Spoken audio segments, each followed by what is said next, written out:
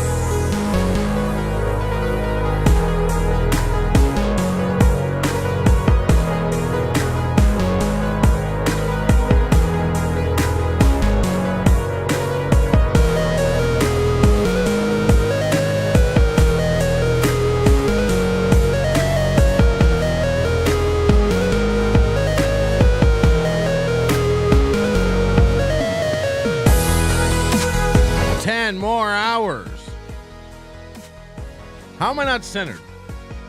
Anyway, welcome to the show. How is he doing more? How is he doing more? I don't know. I didn't have a chance to update this. We had so many yesterday. Thank you very much. So in addition to the list you're seeing on the screen today, and again, gold folds, I will fix this to be gold fold. I know that's an error. We'll get it fixed. I always thought it was gold folds. You live, you learn. Dan G, Anonymous, Tim Bullinger, Clifford, DK, Jenna Lynn, JR Fishing, and Dill Dog. In the super cool bonus club, we have Dan G, Anonymous, and Dill Dog. Dill Dog with $2,000, well, depending on if you believe he's anonymous yesterday, $2,000 super tips yesterday, right at the end of the 10-hour stream. See, Chad, if you don't go 10 hours, you never know when the thousands will roll in. You got to. And plus, you know, Chad's like, if you do 10 hours, we did a Chad snipe stream right before this, just in case you missed it. Chad was like, 10 hours screams poor. I am poor. I just found out I have to buy a house to stick it to my wife, to stick it to her. Eva did a great job yesterday, 10 hours. She was the EP. Today's EP, Dimpled Balls. I think that's a first. I think it's a first EP for Dimpled Balls. We got a lot of little straggler topics to talk about today. Dimpled Balls, you're in on it. We'd love to see you here watching. So I hope you're watching, Dimpled Balls. Dimpled Balls. We hope you're here. Thank you to Dabble Rat for gifting 5 memberships before the show started. What a cool, cool man. What a cool, cool man. King of Cali, member for 29 months. This is the greatest show. I don't know about that. It really is just low effort grifting. Shh. Shh. Shh. Don't tell anybody. Bill Moo. Was my cop cam video a bust? I sent it to your email where the cops say NLO. I haven't gotten that. Believe me, I would have played that immediately. I never got it. Patrick at nobodylikesonions.com. I have not received that. I've seen you teasing it on Twitter and stuff. I have not, just a straight up 100% real. We would love that. We would love that. Send it in. We'll play it this show. But But no, I being 100% honest, I have not received it. And believe me, I would love to. I would love to. Nothing would make me happier than to have a cop cam video. What did I say I would give people? I said I would pay your ticket, right? I said if you get a cop to say nobody likes onions, I'll pay your ticket. I think. Right? So I think I have to pay your ticket as well. Let me know. Let me know. If you get the cop to say nobody likes onions, I'll pay your ticket. That's an ongoing offer. And by the way, you can't shoot up a school and then get the cop to say nobody likes onions in order to surrender. That's not gonna fly. I'm talking about a speeding ticket. They let me go with a warning, so it's all free. Oh, what a gentleman. What a deal for me. Scouse Ghost. Merry Christmas, Patrick and family. Merry Christmas to you. Happy Christmas to you and yours, as it were, if you will. John O'Reilly, DabbleNews. Shitweigher meets shit eater. 100%. And Riles always gets it. Griff Melton, you're not good. I can't win. If I do 2 shows a week, people go like, Melton's lazy and does 2 shows a week. If I do a 10-hour show, they're like, what the fuck's wrong with Melton? You can't win. It goes to show you that it's not about the actual complaint. They're just mad at Melton. Whatever I do is wrong. Too much, too little, too much, too little. What's the exact number of hours I'm supposed to do every week? Somebody let me know. Thank you to Drunky Genital. Oh, real quick, first you got to hit the like button.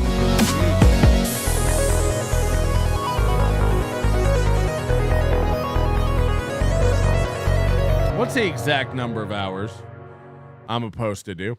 Drunky's Genital Warts, gross. Member for 23 months. If I get the DMV to say it, will you pay my new registration in Nevada? No, because I know that's based on the value of the car. And you said new registration. That leads me to believe you have a new car. I'm gonna be out $1,500. No. Plus, it's easier to get the DMV to say it. You're not in a high pressure situation where you have to remember it.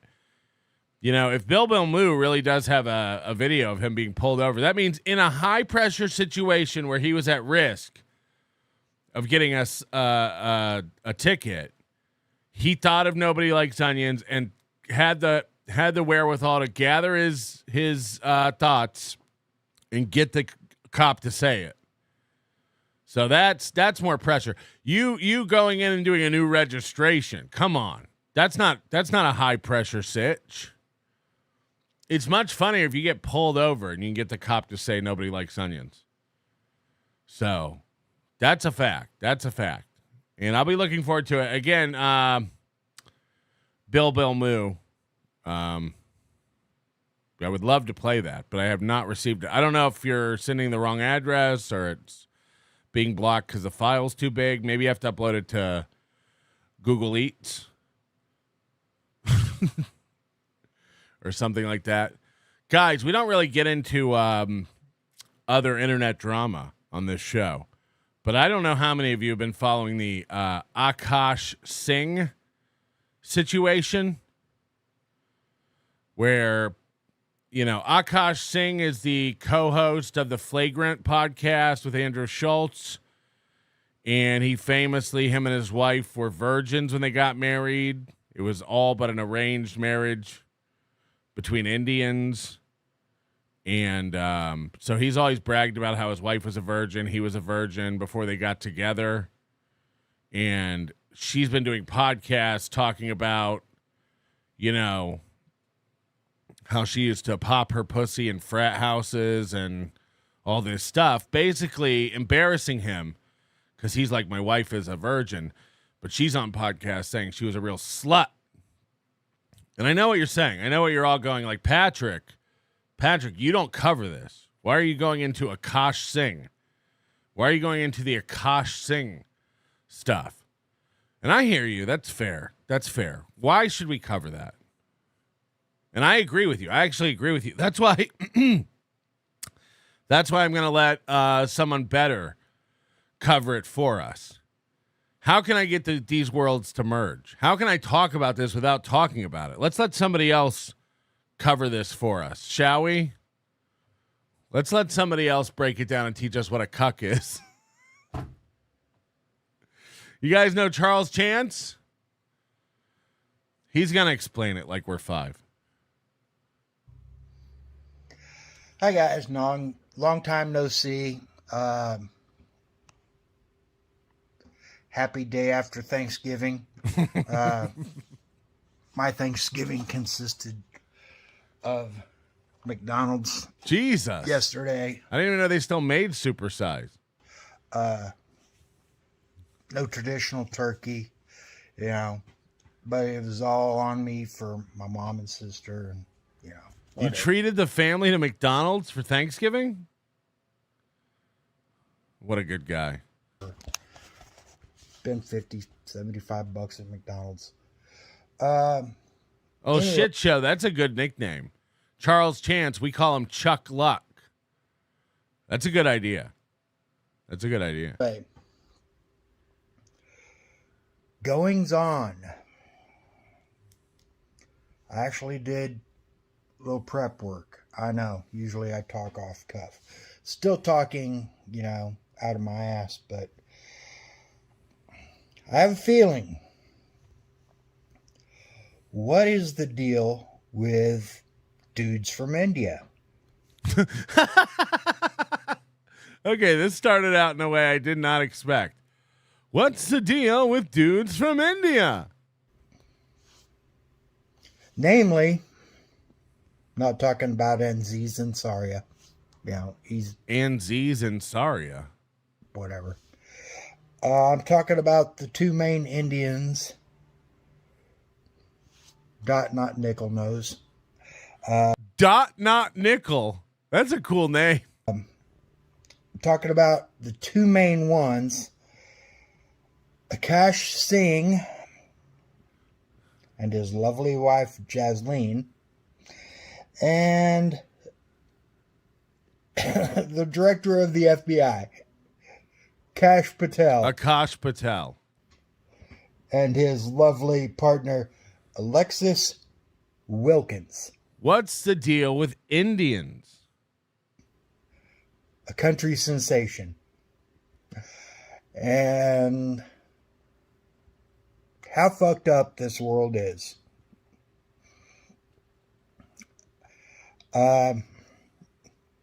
First of all,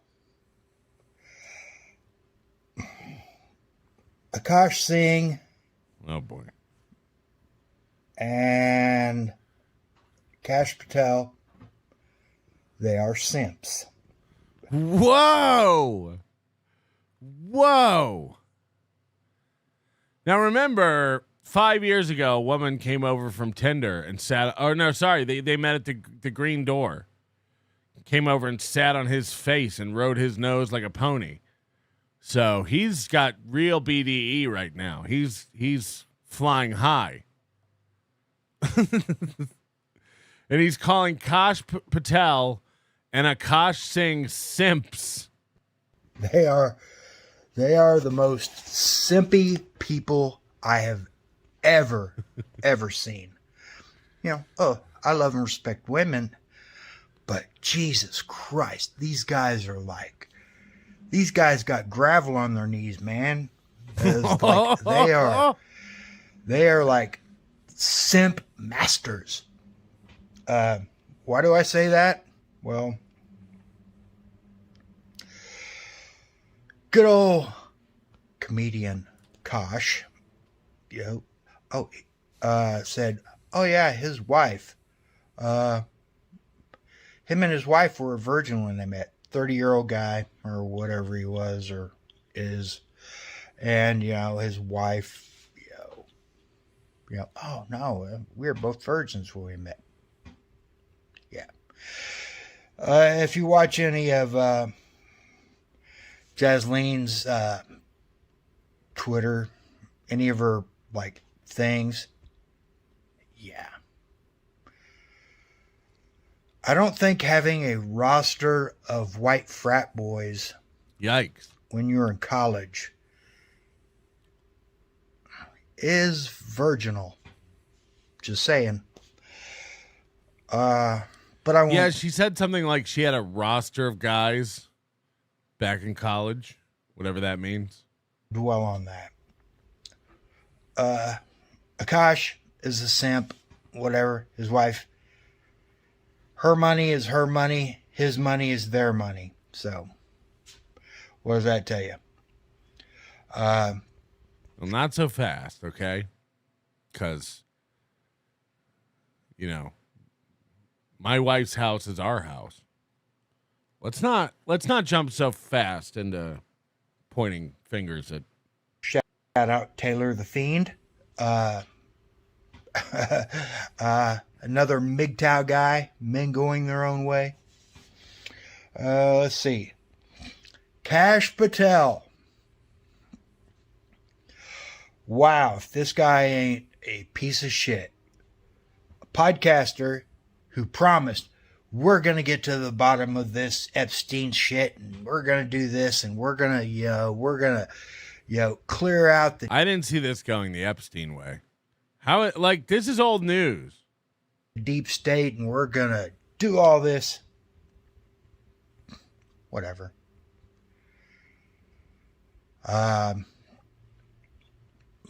I don't care your politics, left, right, whatever, but you got to be at least, able to call out, even if your side or their, no matter whose side is fucking up, which,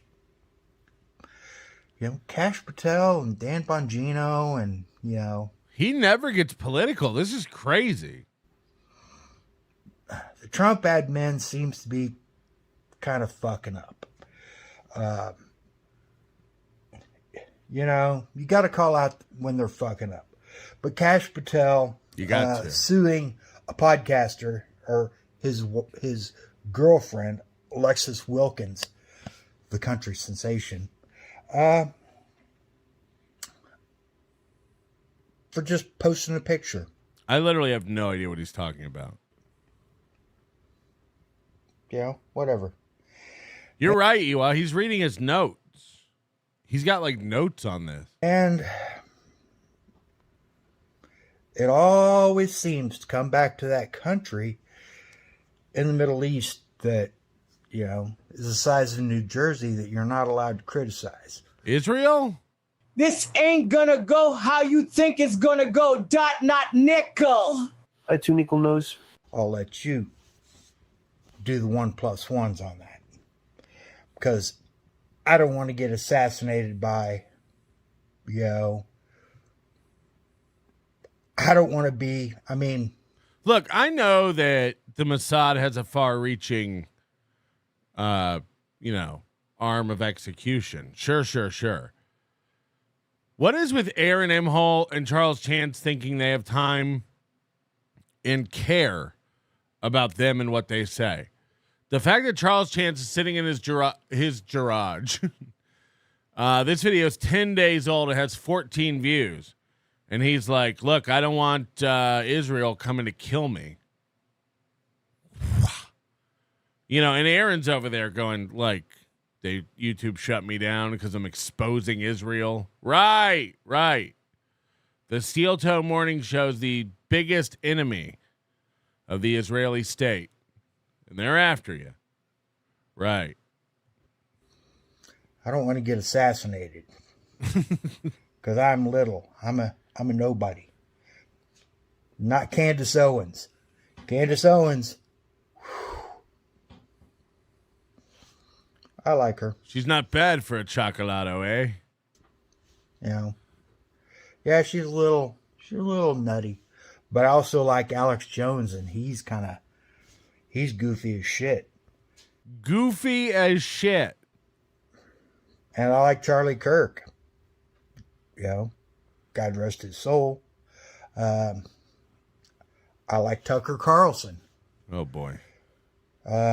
It's Fox News 24/7 in this garage, huh? They're really fishing for a pickle over here. I like Mark Dice. Okay. Yeah, you guys think I'm bent right. I'm not. I'm actually bent a little left. No. And I'll prove it at Hackamania. Shit Show says, don't forget all the garage stuff lives in there too. The garage stuff lives? Is like, I'm not.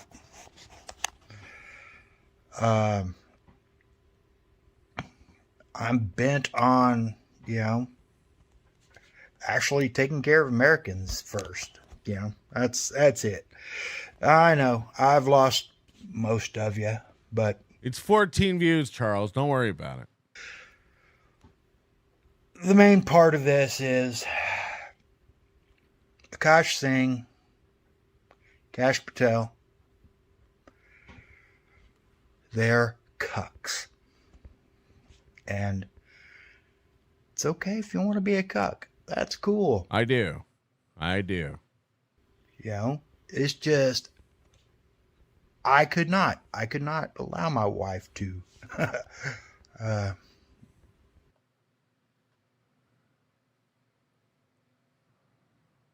You got a wife stashed away in that garage?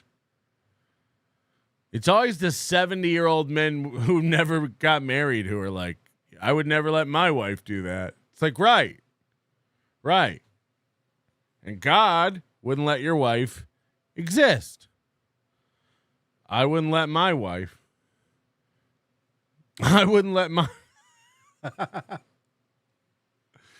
Oh, boy. THC. Copcam link sent to your Patrick and Nobody email. I do have it. We will watch it right after this. Believe you me. Captain Kickass. Charles looks like a winter warlock post-evil. And Krautcat gifting a membership. So dependable. Deadfool coming in with $100. Merry Griftmas, Melton. Merry Griftmas, Patrick. Merry Griftmad, Patty. Merry Griftmas, Melton. Merry Griftmas to all, and to all a good flight to Vegas for Hackamania. Ho, ho, hoes. Yes, if you got your ticket to Hackamania, hackamania.com, use promo code NLO to save 10% on your tickets. We'll see you out here in Vegas, April 10th through 12th, 2026. Anything can happen. Anything. Oh, my God. It's so good to know that Deadpool is around at Christmas time because we all know Deadpool at Christmas is going to give us, what did he give us last year? April? 500? Yeah. Last year he gave us 500, so this year he'll probably give us like 800. Of course, I'm reenacting the famous 2023 Griftmas conversation between April and Aaron that made Deadpool leave them forever. They were fantasizing about what they were going to get from Deadpool for Christmas. Oh, Deadpool. He's so rich. He's so rich and he's so good to us. What do you think he's going to give us this year, April? What do you think he's going to give us? Plus, it's our birthday. Don't forget that. So he'll probably give us like 1,700. They were so excited. Oh, what do you think he's going to give us, April? What do you think he's going to give us? What do you think he's going to give us? 20 memberships from Bentley. Now, Bentley, this isn't what we discussed.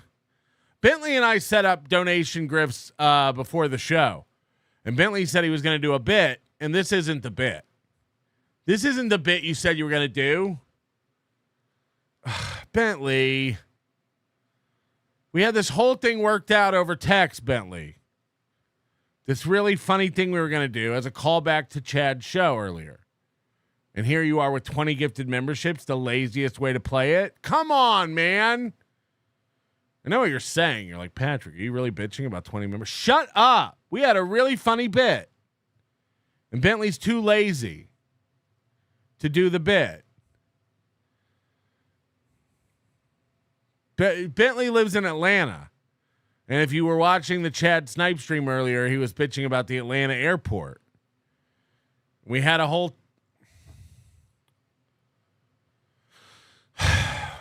thing, man. It was going to be really, really funny.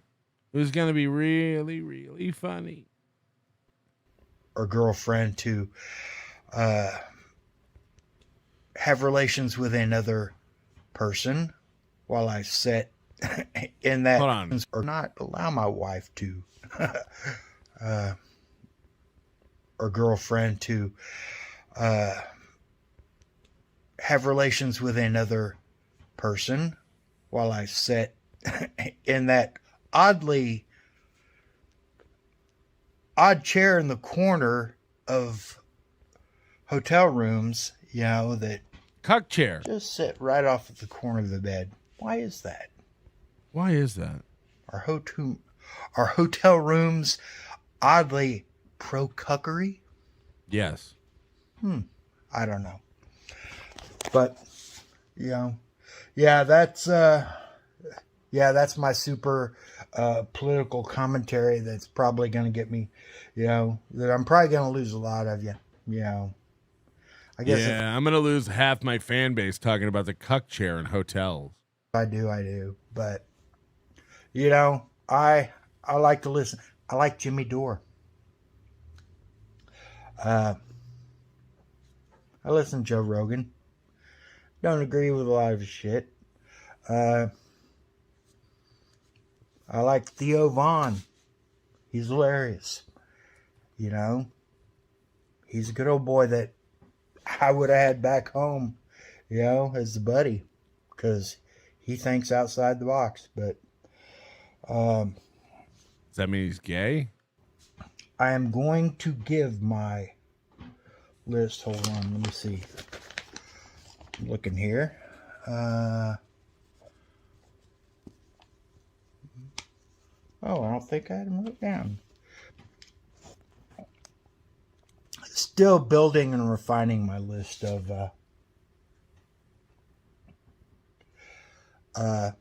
funny comedians.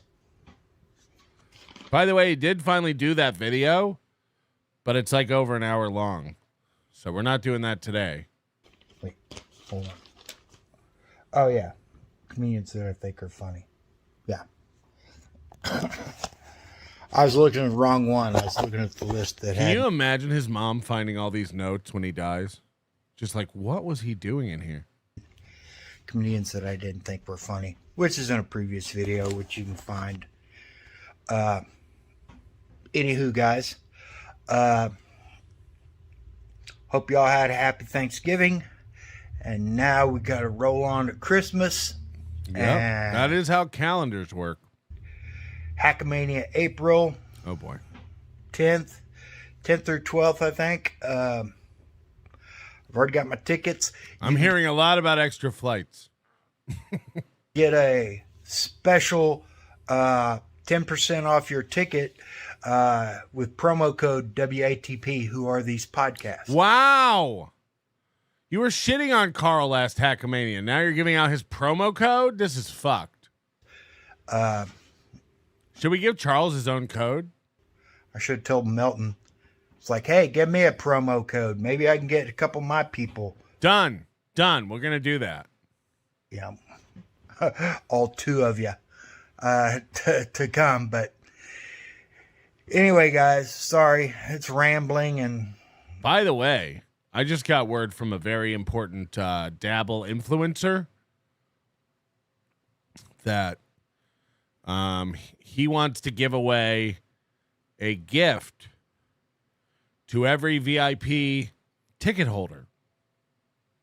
So we always joke about gift bags. And I don't want to, there's not going to be a gift bag. It's not like we have a lot of stuff to give away. But a very beloved Dabble influencer, Dabble Sphere influencer, has gifted something to every VIP ticket holder. So be handing those out with your badges at Hackamania. And if there's any other big Dabble influencers who want to give things away. No, not stickers. Stickers are free for everybody. But I don't know. Enjoy your gift. Enjoy your gift. I think it's like a $20 value or something. So big. No, everyone gets a lanyard. Shut up. I only have a thin outline of my rants. Tiff's gonna give away a shiny apple for everybody. Let's not pretend Tiff's coming. I'm not even gonna get my hopes up this year. You know, the past year she bought a ticket and didn't come. She's not even buying a ticket this year. She knows. She's gonna stiff the entire Dabbleverse again. What's it gonna take, Tiff? What do we have to do to put you into a Hackamania today? If I'm lucky. Otherwise, it's just off the cuff and goes everywhere. As I usually say, peace out. Boy Scout. Peace out, Boy Scout. Now I'm depressed because Tiff's not going to be there. Joseph Amas, can we get Patrick? Can we watch Patrick Eats a Pie to get into Christmas? No, that's a Thanksgiving video. That's a Thanksgiving video. Oh my God, what's it going to take, Tiff? You know, how much do we have to? Whatever. All right, I got a video of Bill being pulled over and the cop saying, "Nobody likes onions." Apparently, thank God this is a Vimeo video. So thank God we're on a delay here. In case this is a trick, I will be dropping the stream. Not a lot of Dabbleverse people can do this. But the reason we can play unvetted videos here is because we are on a delay, and I will drop the stream. If there's any impropriety, as Karmic would say. Let's go. Cop cam video, October 31st, 2025, Halloween, 10:07 a.m. And this is an Axon body cam, so you know it's the good stuff.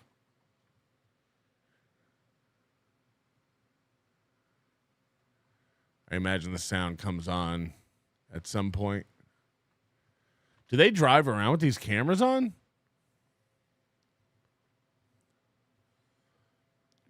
He says it's at 3 minutes, so who knows how much we have to. 95 southbound, exit 89, 89 on the right. It's going to be Delaware registration, X-ray, Quebec, 6934. Doxed! A black Buick Regal. A black Buick Regal. Get him, boys. It's falling too closely. And also didn't move out of the lane next to a tractor trailer that was pulled over. Trying to get into the shoulder here. You didn't move over for a tractor trailer that was stopped on the shoulder? You monster. You monster. What are the rules? If you're in the right lane and there's a tractor trailer on the shoulder, you have to get over into the left lane. But if you're in the left lane and you're not passing, you can also get pulled over. What are the rules? That's safe.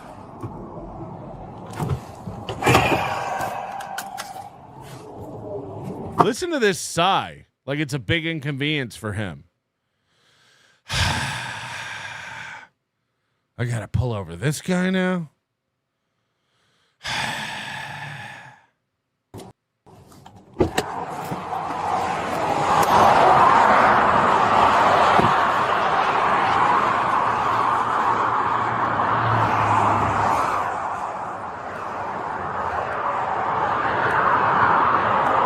How you doing today, sir? I'm Sergeant Guarnacho with the Maryland Transportation Authority Police. Just so you know, the stop's visually and audibly recorded. A couple reasons why I stopped you today. Your phone. Just so you know, the stop is visually and audio recorded. On the tractor trailer, when you change lanes on the bridge, a little too close to the rear of him. Okay, you got to give people more space. Even roll that window up. I can't hear you at all.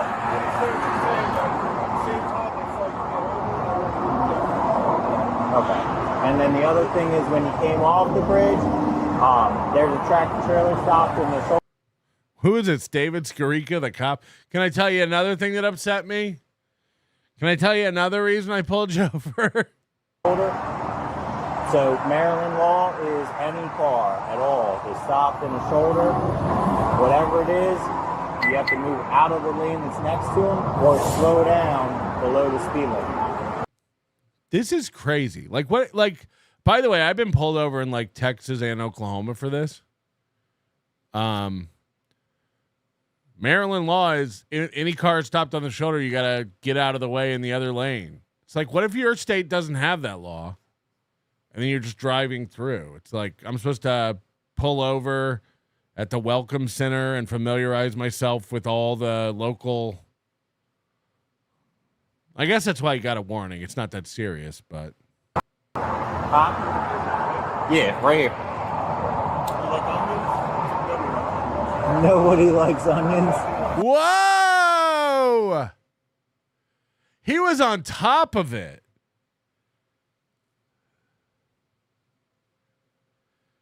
He said, "Can I see your stuff?" He's like, "Do you like onions?" Nobody likes onions. Oh. I just love how fast. Nobody likes onions. Where are we going with this? Where are we going with this? You see how much nicer this is than Kevin Brennan? He's not saying, "Are you MAGA? Are you a tough guy?" He goes, "Nobody likes onions. Where are we going with this? What are we doing here?" Yeah, right here. Nobody likes onions. Where are we going with this? What are we doing here, guy?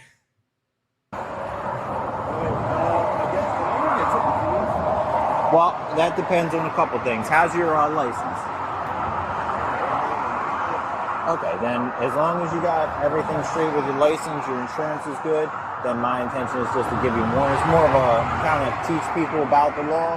I understand that a lot of people don't know about it, so it's more just, hey, this is something you should be aware of. This will drive Kevin Brennan nuts because it's like, look what happens when you're just nice and respectful to a cop. He's even doing some silliness here. He's even being a little silly, and the cop's like, "Look, man, my intention's just to inform you of the law. As long as all your paperwork's squared away, we'll get you out of here, back on your way." Kevin Brennan's got to be like, "No, aren't you MAGA? Aren't you a tough guy? Meet me after work without your gun." It's like, what the fuck? What the fuck are we doing? What are we even doing? Moody said it's not a bad tagline for the show. Nobody likes onions. Where are we going with this? Oh, I love it. Out of the lane that's next to him or slow down below the speed limit. Huh? Yeah, right here. Nobody likes onions. Where are we going with this? Well, that depends on a couple things. How's your license? Okay, then as long as you got everything straight with your license, your insurance is good, then my intention is just to give you more. It's more of a... Oh, Bill says, "I'm also the guy that recorded Geno and gave it to Sean." Look at that. Josh from Jersey says, "Promo code comply." Kind of teach people about the law. I understand that a lot of people don't know about it, so it's more just, hey, this is something you should be aware of. Okay? What a fair take. I understand this is a law that a lot of people don't know about, so we're just trying to let people know this is what you got to do. It used to be, and that's why this is more of a learning experience than a ticket, okay? Because that is what you're absolutely correct. It used to be just belief. And then Tase him! about a year and a half ago, they expanded it to any car. Are you still living on Midland? Are you still? Oh shit, Cox. You do or you don't? Oh, I'm sorry. It's just with the traffic sometimes it made it hard to hear you.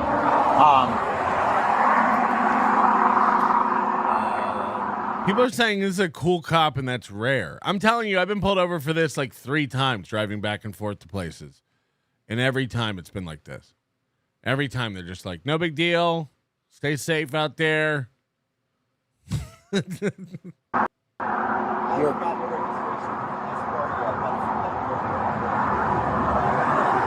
says it's good until next year, till January. I know. Oh, okay. It's for when I get the original plates. That's what they give you until. Okay. And your insurance is good, so I'm going to hand it back to you. So all I'm going to do is just give you a warning, and I'll get you out of here. Where are you headed to today? Why do they always want to know where you're headed? None of your business, pig. Honestly, every time I would tell a cop I'm a comedian, I'm on the way to a gig, they'd just be like, tell me a joke and I'll let you go. It's like, okay. I'll dance like a monkey. Oh,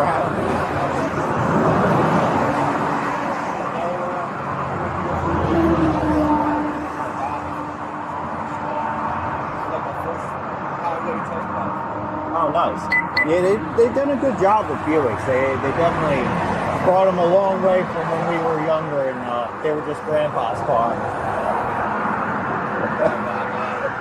That's fair, but I mean now they're shooting the shit about Buicks. Nowadays.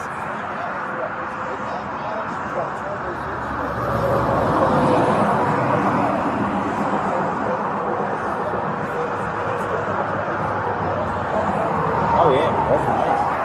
Yeah, nice. That is really good. Like I said, just give me a couple minutes. I'll come back up. I'll get you, and then we're gonna get you out of here. Okay?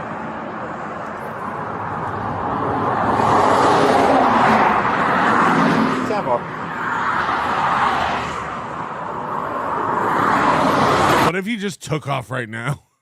He told you he was letting you go. He has your license and you just bail.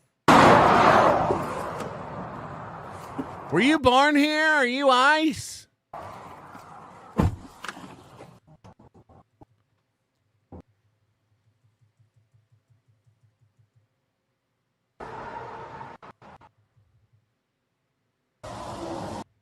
Is that an open container? That okay? You actually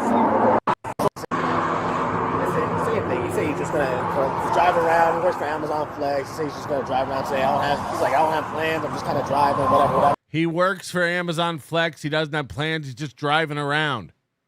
Bring him in, Moxie. Bring him in, Moxie.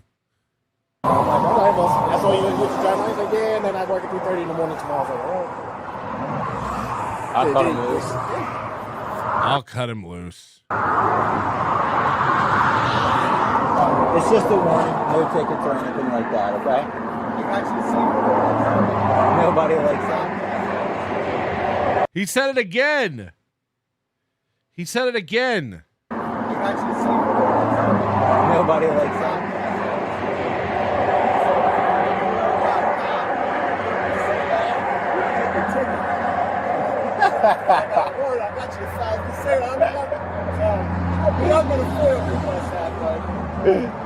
He's explaining to him that the podcast he listens to, Nobody Likes Onions, says they'll pay his ticket if he gets the cop to say Nobody Likes Onions, and the cop's laughing. This is great. This is fucking great. It's just a warning. No tickets or anything like that, okay?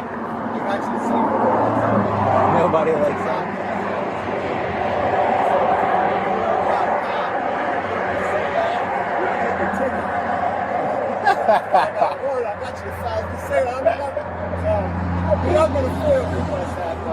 I got a FOIA request that. Well, feel free. I will tell you, I like cooked onions. No, I get it. I was curious where you're. Nobody likes onions. And when you said it, I was like, I'm cha-ching, I'm not going to pay nothing. And then there was a warning, I said, I'm wasting it. I'm wasting my That was a good one, though. I like it. What's the name of the podcast? Oh, I have to look it up. Be careful. Be careful. This is amazing. What's the name of the podcast? Nobody Likes Onions. All right, I'll have to look it up. Hello, officers. The tags and everything came back? Yeah, everything was it. I thought so too.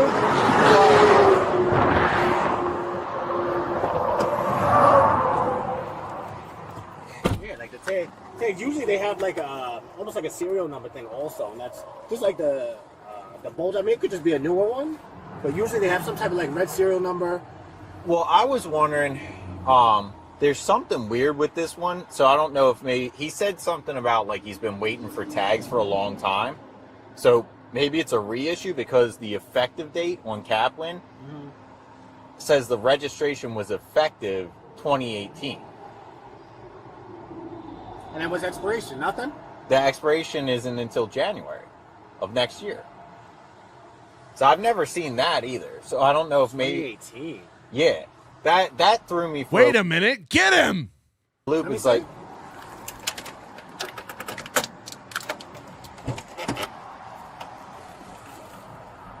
effective 2018, expiration 2026. His name Mount William? Yeah.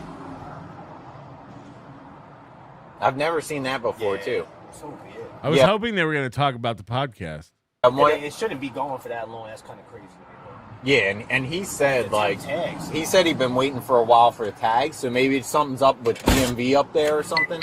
Yeah, but I mean, he should still have a hard tag by. I mean, he said he just got the car though. Yeah. So weird. H2 dispatch, I'll be clear. Wow. You pussies are fucking up. If I were you, I'd be out speeding all day trying to get a ticket and get me to pay for it. You guys are pussies. You guys are absolute pussies. Colin Madden, I bet there's body cam footage of cops farting in their cars when they think they're alone. 100%. There has to be, right?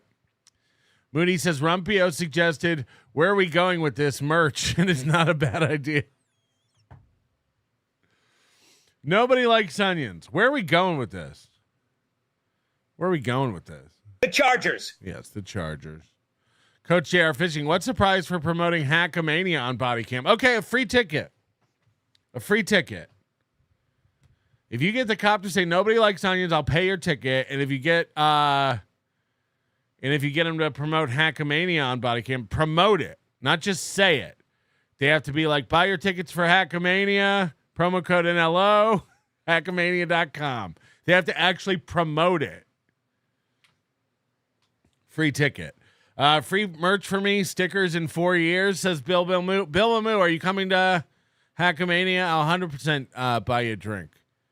But yes, I would love to send you out a hat or a shirt or something, since there was no ticket to pay. I'll reply to this email and give you a code to our store. Let me know if you want a hat or a shirt, and we'll make it happen. Seize the day. NLO backs the blue. Mr. Police, come to Hackamania 3. Free hotel. I think we would let that cop come for free. What a nice man. What a nice man. Now imagine we get contacted by the cop. Hey, that was me. I'm Officer Stipley. Or whatever the fuck his name is. You know? That'd be great. All right, should we get into Geno and Chad stuff? Oh my God. Oh, this one's a doom. What's this one? Stalin.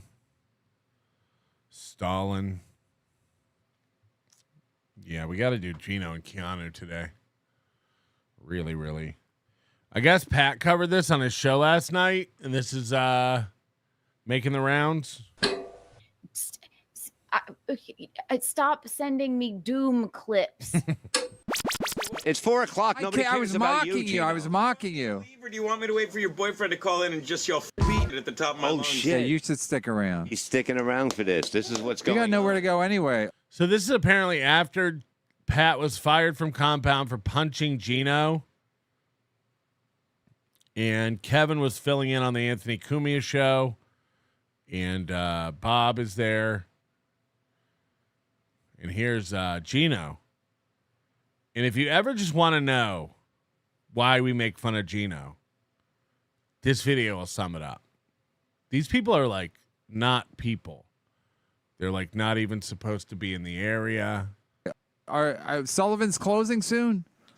Get it? They're open another 12 hours.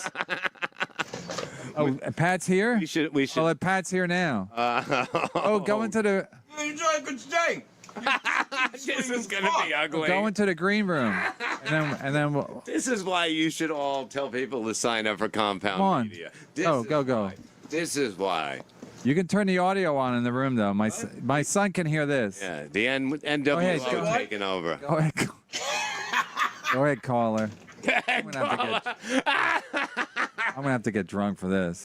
Tall boy Budweiser and a Gatorade. The juice dreams are made of. Imagine drinking orange Gatorade and beer together. Ugh. It's like a blue moon. It's gonna be fucking. He's gonna fucking lose his mind. This is fucking the greatest thing. This is why you're a genius. This is why you're above because you're beneath everybody. All right, get his cock off your uvula, Bob. Just ask my wife. Yeah, my wife got into a fight the other night. She goes. Everyone knows your MO: burning bridges, Brennan. But she goes, I lose my temper. Go ahead, caller. Oh, here we go. This guy gets it. Pat Dixon. Yeah, I'm in. You hear Geno screaming in the background. You hear Geno chimping out in the background. Compound. My desk. My friend. Oh my God, I'm screaming. This is my network. Come to the studio and get what's left of your life. Come get I'm your everywhere. shirt, I'm not just in your head now, Geno. I'm everywhere. Everyone was gonna ruin us on Reddit. Look at how red your face. This is like there. Look, man. There are just classes of people. Okay. And Geno is bottom tier. There are people who cannot keep their composure. There are people who cannot rein in their emotions. And there are people who just act like insane monkeys. And Geno's one of them. This is unhinged, insane behavior. And it gets crazier. Geno, Pat's the one who lost his job. Now, again, Pat caused that. But Pat's in good spirits. Pat's having a good time. And just because they're having Pat on the show, Geno's losing his mind. Faces. Oh, Pat, it's about me. Pat. And here's Stevie Lou, the guy everybody hires for security, doing nothing, of course. Just standing there. I don't know. Should I? I don't know. This is the guy Kevin Brennan calls to walk him down to the casino. He's afraid to literally walk out of his room, down a hallway, get on an elevator, and come down to the casino alone. I don't think it's about physical security. I think it's about insecurity. I think it's about the fact that Kevin doesn't want to be. Kevin knows that everybody in Atlantic City is just having a good time and kind of goofing on everybody. And Kevin doesn't want to be alone. Kevin needs a crew to run with, or else he'll look silly. Stevie, come walk with me so I'm not alone. Okay. Look at you. Look at how pathetic you look, Pat Dixon. Oh, I thought I would just Skype in from a cave like the piece of shit red-faced pussy I am. Now watch this, Pat. And then Keanu saw this and said, I'm going to marry that guy. Say something. Geno.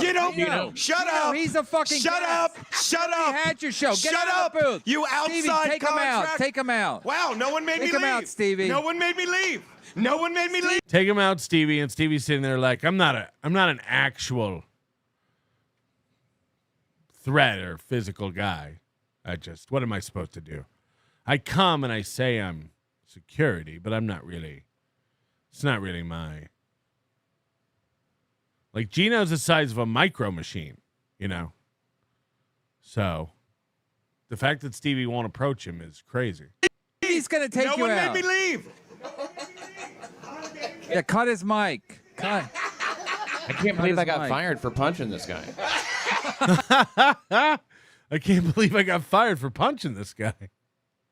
And it's probably true. The sentiment of everyone in there is like, everybody's wanted to punch Geno at some point, right? Pat Dixon comes in with a Pat, you go. with a beauty. Pat, I can do this for another hour. Can't believe Pat Dixon punched this guy. He's so easy to get along with. I can't hear you. Like, Now remember, this is the energy Geno has because Geno's on Compound Media behind a paywall and can't see his own numbers. So Geno thinks he's got like a big following, that people love him. Geno's in this moment. Geno is like, I'm a star. So that's the energy he's got. anyone thinks I'm funny? You red-faced Adderall. Come on, Geno. Geno. What? Look at me. I'm all hyped up on drugs. Pat's been on for 2 minutes. Yeah, Pat's on that. Pat, you better be careful. Pat's all jacked up. Look at him. Kevin, Pat's been on for 2 minutes. Pat's drinking Red Bull and calm like a baby. Geno is jumping up and down in a booth, screaming. These are my shorts. This is why, like, anytime you ever have to face anybody like Butch Bradley or Geno or any of these people, like, let them hang themselves. Felicia, these people will like just hang themselves. All you have to do is sit back and not be crazy. All you have to do to look normal and win against Geno is not react like a Geno. Ricky Bev says Geno thinks loud is funny. Exactly. Chad's a mimic. Geno must know he's about to go into credit card debt. Give a big hand to your headliner, Andrew Dice Karmic. Pooh chick. You know Felicia Gillespie. I fucked her. Jack and Jill went up the hill, both with $1.25. Jill came down with, oh, fuck it, I don't know. I didn't graduate 8th grade, don't you know, but I digress. Yeah, he's pretty much Amish. Karmic.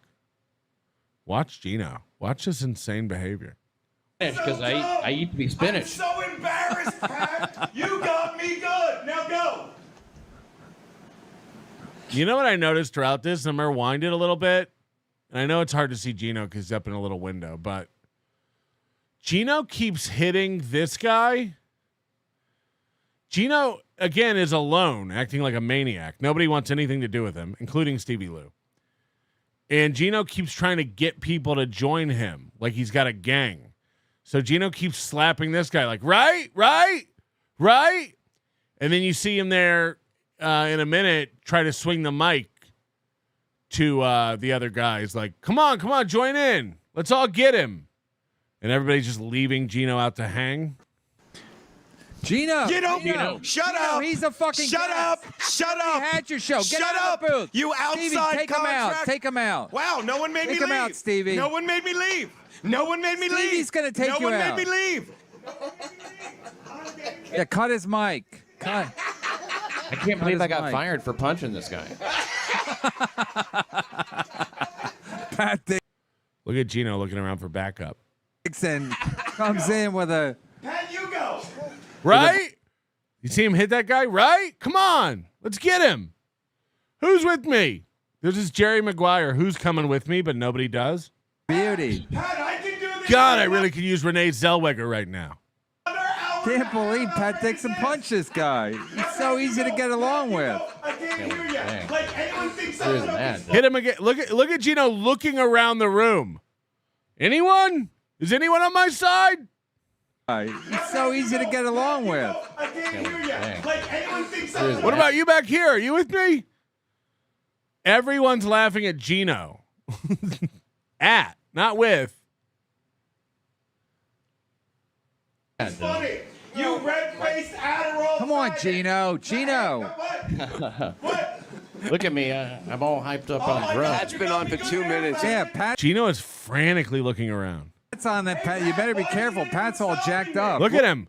Look at him touching that guy again. Huh? This guy's with me, right? And the guy's leaning away from him. Look at the body language. Look at the body language. Geno's like, right? You agree with me? The guy's turned and leaning away. This is Garrett and or Steve. I don't know which one actually, but what in the fuck? It's so desperate. It's so insane. Look at him. Kevin. Pat's been on for 2 minutes in my shorts. Watch it. Now, he's yelling at the producer guy. Like he's not. He wants someone to join in so bad. I'm strong to the finish because I eat to be spinach. So embarrassed. Swinging the mic now. Come on, anybody? Anybody? Anybody? You got me good. Now go. Holy shit. Holy shit.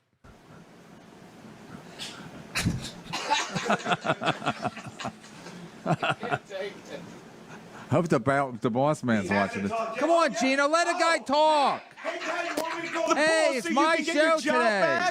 Pat, hey, you want me to call? Shut up, Pat. You want me to call the boss? Now, if this was MLC today, Pat would have been taken off the screen. I'll fucking punch you right now. Pat, you want me to call the boss so you can get your job? Look, he hit him again. Huh? Anybody? Back. Go to the boss? Pat, you want me to call the boss? Right, Stevie? Right? You guys are all in this with me, right? So you can get your job back? What is Mike? I don't know what he's saying. You have no control. You have no control. Geno just yelled at Pat, you have no control. Like, look, say whatever you want to say about Pat hitting Geno. Pat got on a subway, walked blocks, walked into the bar calmly, punched Geno, and calmly walked out. Now, you could argue Pat can't control his emotions because he hit Geno. I would argue Pat heavily weighed the consequences and thought it through more than Geno's thought through anything in his life. I would argue Pat Dixon mulled over the decision and what he was going to do, made the decision, and then executed it. It was very controlled. It wasn't an in the moment. This was a premeditated punch. And Geno's yelling, Pat, you can't control yourself, as he jumps up around, hits people, and tries to get back up in this situation. This is nuts. This is crazy. So again, was it a good decision? Is that how we behave in a society? No, Pat. No. But Pat was very controlled. Pat didn't lose his temper and just jump out of his skin and make a spur of the moment decision. This was a very controlled punch. Of course I have no control. 2 words. AA. Actually, 2 letters. That show will come back before Crime Report. You get it? Because one guy's out of rehab. Pat, go. Oh, is someone getting FRUSTRATED frustrated? Oh my God. Yeah, somebody's getting frustrated. What? Somebody's getting frustrated. Geno just said, is Pat getting frustrated? I mean, Pat's not screaming at the top of his lungs. Pat, go. Pat, whenever you want. Hey, this is your big break. You're back on Compound Media. Talk. You are one of the most high-functioning Italians I've ever seen. Jesus. God, this has got to be pissing somebody off. Come on, Geno. Geno, respect. Wow, now he just hit Garrett. Come on. Come on. Did you see that? Watch this. This has got to be pissing somebody off. Come on, Geno. Geno. Right, Garrett? These guys are just like, stop dragging me into this. Respect. I wish I could just Geno, respect. Come on. He cannot stop looking around for backup. This is so cringe. Again, it'd be one thing if Geno was just standing there facing him and owning it, but he's looking around. He needs help so badly. And now he's covering his torso. This is body language that screams vulnerability. He's a guest. Respect. Fuck him, he's a guest. He's a piece of shit. He's got no control of his life. No control. Look at you. Now, knowing what we know now about Geno, he has no control of his life. He just said it. He has no control of his life. You don't have control of your show. You don't have control of your finances. You don't have control of your cognitive function. Who has no control of their life? You just emptied a bottle of whiskey and it's only Thursday. I am behind schedule. Hey, Pat! Hey, Pat! Look, I'm not going to work yet. Clean your mic because you got nothing to say. Why aren't you in New York? Well, because I think you're going to try. You have no control of your life. Say something cool. Get a new He's breaking the microphone. He's such a spaz. suit, you fucking old Hey, my son's in the other room. Watch the language. We got Mario Bosco coming in. Mario Bosco's coming in. Look at Geno. Wow, that one was bad. That one was bad. Watch Geno look around like, I can't believe you guys aren't backing me up. Watch this. Watch this. Geno gets frustrated here. He's like, what the fuck, fellas? Mario Bosco coming in. Mario Bosco's coming in. Mario Bosco's coming in. You cannot talk like that in front of Mario Bosco. Is he? Kevin's Why waving you to in the booth? You can hear me? I like that you pointed the mic at me, too. Yeah, he's watching the Pirates game. Oh. So, Pat, are you a Met fan? You know, not really. Hit the follow button. Hit the like button. Ooh. That's insane. That's insane. This is insane behavior. This is insane behavior. Yes. Jacob Shed, please talk more about Butch Bradley. He seems as much of a loser as Geno. We should look into Butch Bradley again. He's probably really confident in posting nonsense on social media. We should take a look and see what Butch Bradley is up to. Maybe if they didn't pay for Geno's unfunny zero viewer compound show, they could have fixed that green screen glow and bought something better than a 480p camera. Apologize, Kumia. Apologize. Again, every day. This should be part of your daily affirmations. I will make restitution to the earth for inflating Geno Bisconte like I did.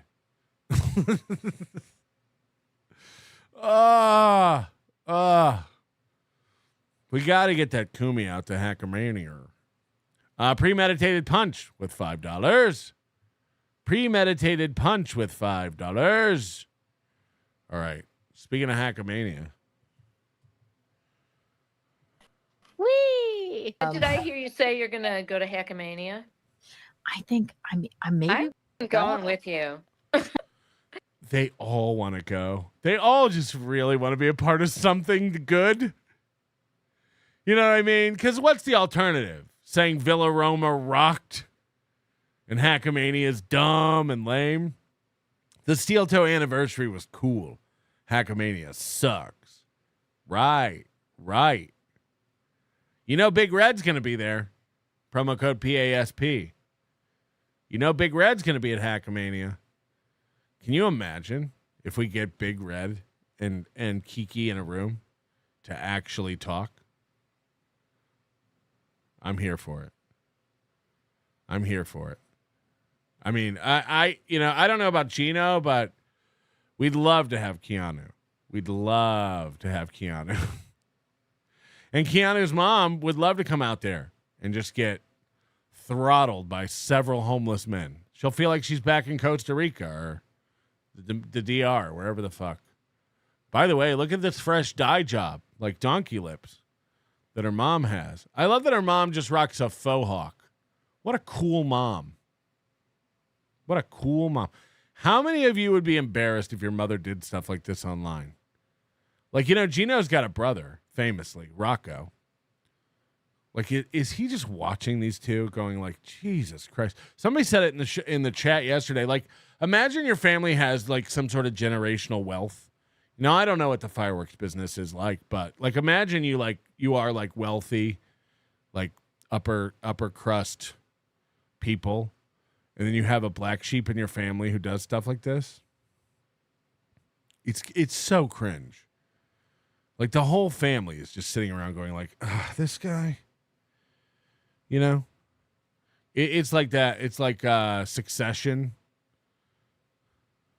Who's the guy in Succession that like doesn't give a fuck? Who's the brother? I haven't watched that show in so long. But it's like there's always one who's like not going to conform to the lifestyle of the family. Like, so just imagine you're watching this. This is your mom. She's constantly going on the internet, making an absolute clown out of herself. Like, Jesus Christ. Roman. Yeah, Roman. Romulus. Oh my goodness. These people are so... And again, it'd be one thing if they were, like, raking in money doing this. It'd be one thing if you were the Vanderpumps. You know what I mean? Like, yeah, it's embarrassing, but look at it. Cha-ching. What Can go there too. Shall we disguise ourselves or should we just go? Yeah, disguise yourselves. What a fucking idiot. She thinks we care if Keanu's at Hackamania. Should we wear disguises? What are you going to dress up as? Attractive women? Should we disguise ourselves? Yes. Should we disguise ourselves? What the fuck? I think we should just go. Yeah, maybe and we'll be go. our nice selves. That'd be nice. That'd be lovely. Now, don't forget, when Aaron and Geno fantasized about coming to the first Hackamania, they looked up flights and were like, hey, I don't know about that. I don't want to even I just want to go and observe. I just want to report and observe. You're welcome. You are welcome to come, Keanu. Matter of fact, free ticket for Keanu and her mom. Free ticket to Hackamania for Keanu and her mom. Not planes and hotels, but I will comp you tickets. You let me know. You send me an email. I'll get you on the list. It'll be worth it. It'll be worth it. You guys do not have to pay anything to get in. Come on. Come on down. Now that's nice. That's a nice gesture. You guys, the cop, and Bill Moo. It's on me. Yeah. And be our nice selves. Whoever wants to talk to us. Lady Slug said you give everyone tickets. I've given no one a ticket. I've literally given nobody a ticket. Great. I am kind of terrified of them. I'm terrified of them. There it is. I'm terrified of them. What?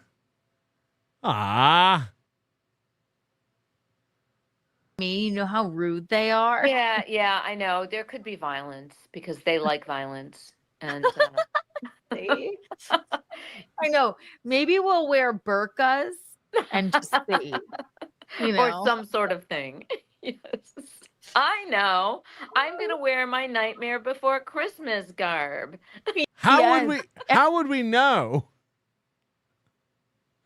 If I swear to God, if you dressed up like some sort of Tim Burton creation, we'd all just be like, oh, look, Kiki's mom. Because guess what? You already look like one.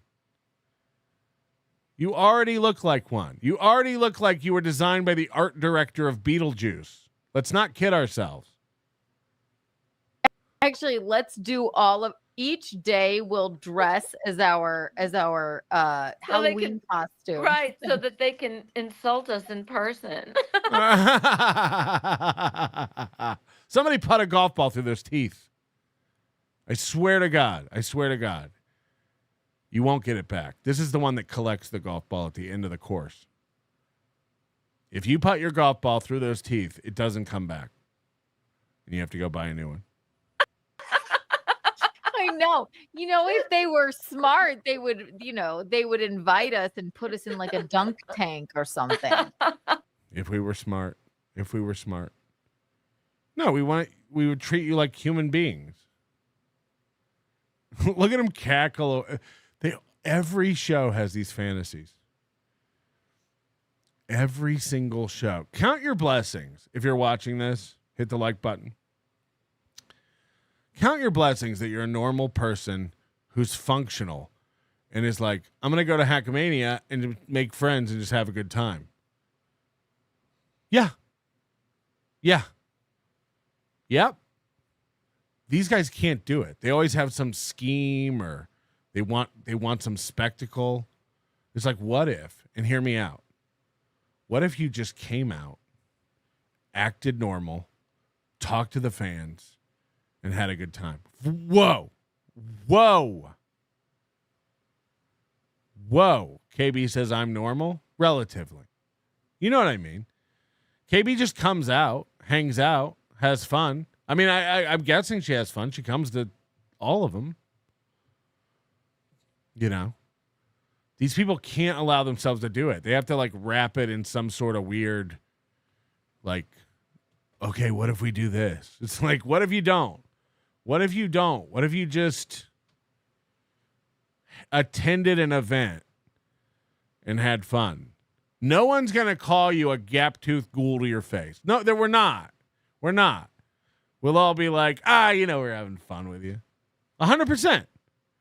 100%. All of us act like civilians, like civilized civilians. I think that's where the name comes from. In person, Because again, and you guys are the ones who scream it the hardest, these shows aren't real life. Real life is hanging out and being normal. But you guys are the ones who can't. I'm scared. I'm terrified. I'm uncomfortable. Should we wear a disguise? What if we're in a dunk tank? What if we do this? What if we do that? What if you don't? What if you, hear me out. What if you take a flight, get off the plane, check into a hotel, come down and say hi to everybody? Literally, let me tell you what would happen, you idiots. Let me tell you what would happen. Everybody would go, holy shit, Keanu and her mom are here. And then we would like make friends with you on some level, even if it's not, everlasting love. But everyone would just treat you like a normal person. They can't even wrap their heads around that concept. You know why I'm not uncomfortable with you coming? Because I don't think I've said anything that's not true. I think you're retarded. I think you lie through your teeth, and I think you're not a good, loyal friend. Do you know why you're uncomfortable coming? Because you talk a lot of shit and you say a lot of inappropriate stuff. You accuse people of things that they're not. You're uncomfortable because you screamed to everybody, I'm a pedophile. That's why you're uncomfortable.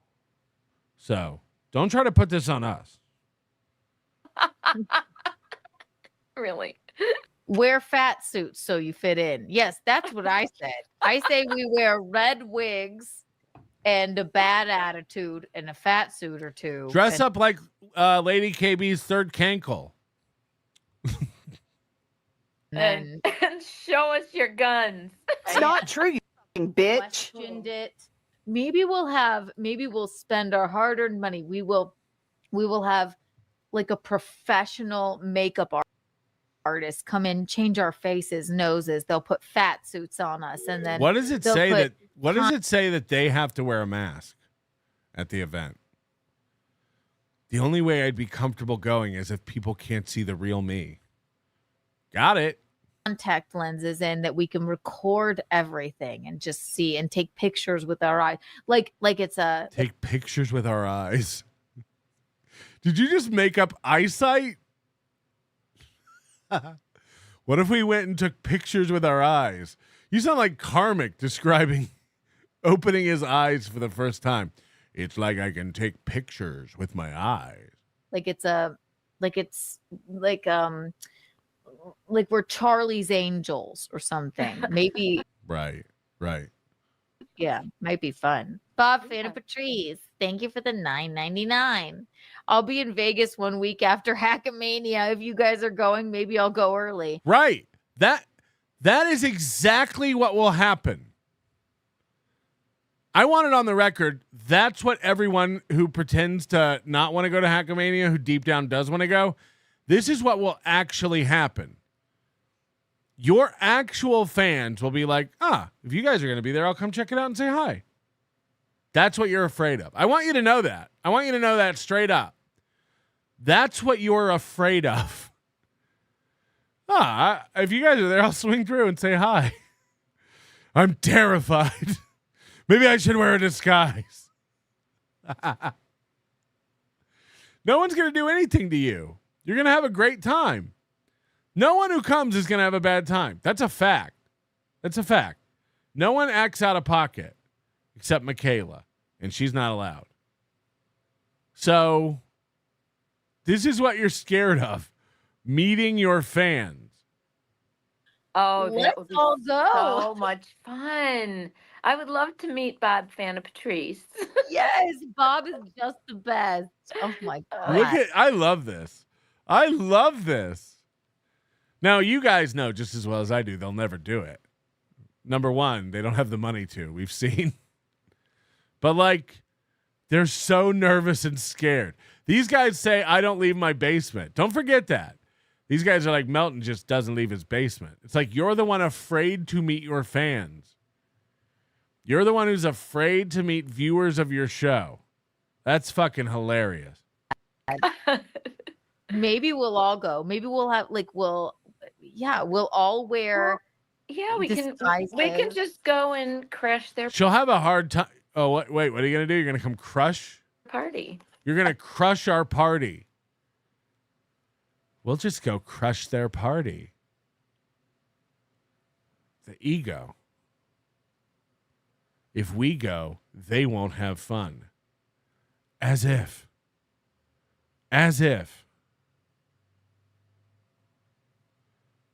Is that what's going to happen, everybody? If these two come, will it ruin your day? Fuck, what an idiot. There's safety in numbers. I know. Yes, and we should go crash their party. Why not? Yes, that might be fun. Come crash it. Come crash it. I triple dog dare you.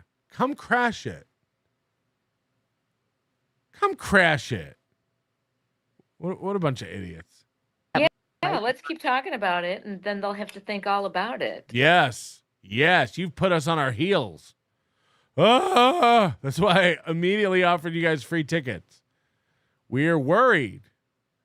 People are already emailing me asking for refunds if you attend. We'll keep talking about it, and that way they'll have to deal with it. I'm dealing. Come out. Don't wait. Everyone's invited. You are welcome. Come out. You can make up a whole nother conversation you had with Carl again and run back to KB and tell him. They're going to be like, they're going to come here and record us.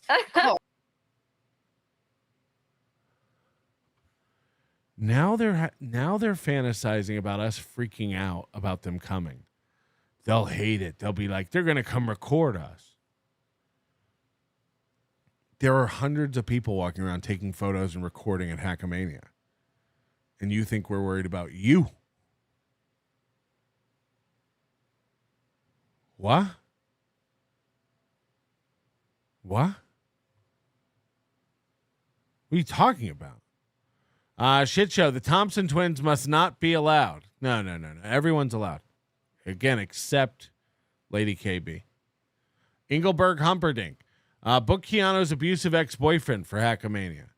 Why would I give money to an abuser? I don't support that. I've never supported it, and she knows that. KB, better start putting some respect on my name, PM. Ooh, what are you going to do about it? Carl and his snaggle teeth will be so uncomfortable. Carl and his snaggle teeth will be so uncomfortable. So this is stage 1 of Hackamania is we should go, but I'm scared, so we'll disguise ourselves. Stage 2 is we'll go and be ourselves, and they'll be uncomfortable. Stage 3 is we don't want to go anyway. Fuck them. Fuck that loser event. Right? Everybody knows this. We've watched this for 3 years in a row. We're the only ones who recognize patterns. They don't even recognize their behavior is in a loop. Keanu, we've seen this movie before.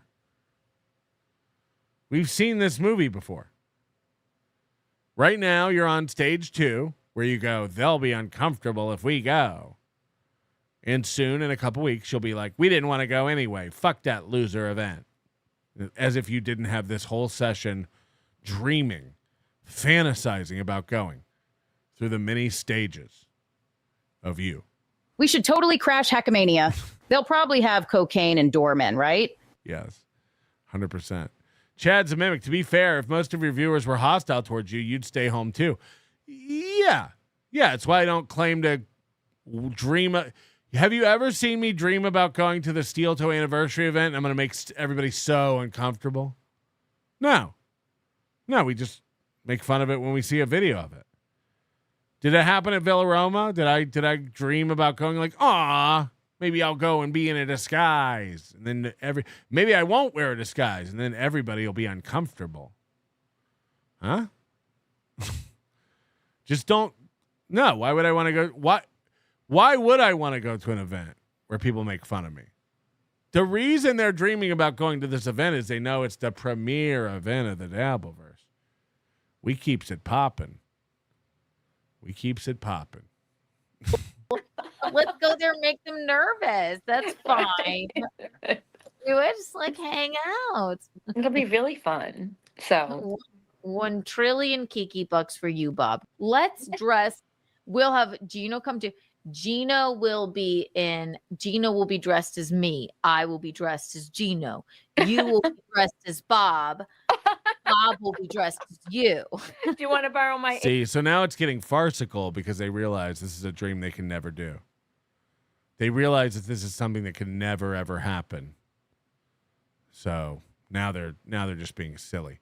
Brian Landon says, "I'll pay $1,000 for a Michelin strip show at Hackamania 3. Hey girl, if Kiki's there, $750." Yes, Brian Landon will pay $2,000 for Kiki to wear clothes the entire weekend. 80s shirt, or it'll be a party. We all just dress as the fat onion. We have to put lesions on our face. Or if you have any club feet around, you can dress as Carl. We're getting into stage 3. We're moving into stage 3. Why would we want to go hang out with these losers? We all dress as characters. We could be the Virgin with a unibrow. Put a unibrow on, and you're what's his name? Moody. The missing link, Moody. Yes, Moody. Yes. No, Michaeline, you do a little unibrow on you, and you just act like a virgin. You are Moody. Yes. What do you mean act? I heard it grows back every 3 days, and then you're re-virginized. 3 days? Yeah. So there's virgins everywhere. They're all gonna laugh at you. I could see you. That's Big Red. She's Carrie's mom. It took me a while, but she is. I'm not pissed, Keanu. I've been having a great day. This has been very interesting.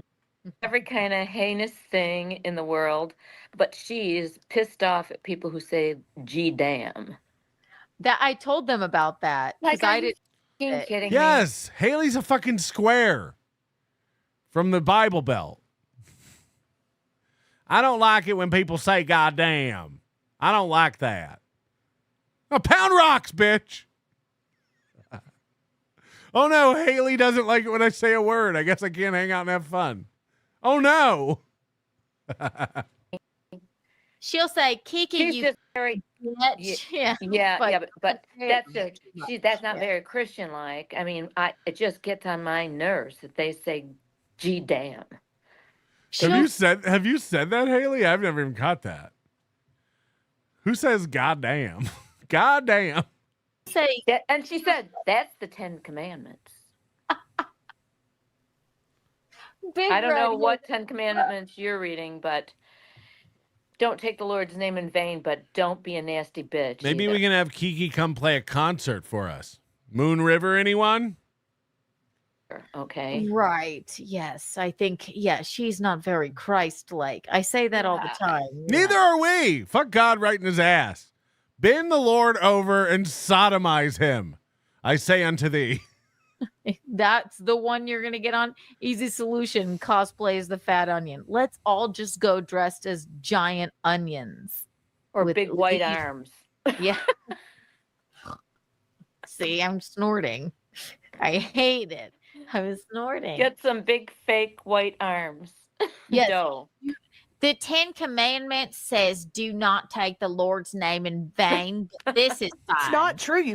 Yes, all sixes in the chat. 666. 666. I'm not reading any super tips the rest of the day unless they're 666. 666. Ah! That's why I wore my red hat today. I'm the devil. I'm the devil. Bitch. Questioned it. Okay. She's so ridiculous. It's just ridiculous to watch. Let me say this, Big Red. God damn. You just need a moment. Bing, bing, bing. Bing, bing, bing, bing. Bing, bing, bing, bing, bing, bing, bing. The Biscontis better start walking if they're going to Hackers Mania. They're so poor, they eat cereal out of old tuna cans. Promo code Starfish. Yeah, maybe if they stick a thumb out now, they can get here by April. Seems like Kiki and her mom are getting prepared for the Hackamania costume contest. Get your tickets at hackamania.com. Yes. Promo code Joey. That's a good C point. Sucks. Now, first of all, American Cupcake, can you swing by and pick them up? Can you give them a ride? Second of all, don't forget there is a Hackamania Dabbleverse costume contest. So be thinking if you're coming out, who can I dress like? Who can I look like in the Dabbleverse? We're going to have some really good costumes. I know people are really going to put creative effort into this. You have 5 months, 4 months, whatever it is, 4.5. So really start thinking about your Hackamania Dabbleverse costume contest. I'm going to be Mersh, and Mersh is going to be me. Christopher Martin, I'll call Keanu a cunt, but she has neither the warmth nor the depth. I'd like to kill her with kindness, but all I have is a hammer. Be nice. Moody, everyone pray to Satan tonight that Haley will give out and she finally embraces the Lord of Darkness. All I think about is Putty in Seinfeld when he was watching The Devils. Jacob Shedd, Kiki pretends she's a conservative, yet makes fun of religion. Explain this, Patrick. I don't know. Religion is the root of all evil. That's a fact. Every religion is a cult. That's a fact, Jack. Keanu and Geno were driving into the stream. Send Kevin the link. He's drunk. He's drunk. What are you doing? I'm getting by the way, I'm getting a noisemaker and stealing his bit. I know. We're going Hackamania with a noisemaker. The only thing funnier than the noisemaker is the fact it's green. This will be for months. They'll just talk about Hackamania for months. Who's it eating away at? I'll be there. Who's it bothering? Every one of these guys who's like not a part of it is losing their mind about it. So when he spins it, you can't see it. Guys, the guy's playing 4D chess. I love him. I would love it. Araya, please send. If Araya, send us a dick pic. That would be the best.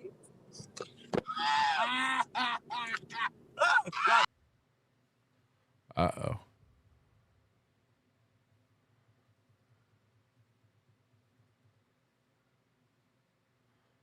Look at this floorboard. Is that a tape measure?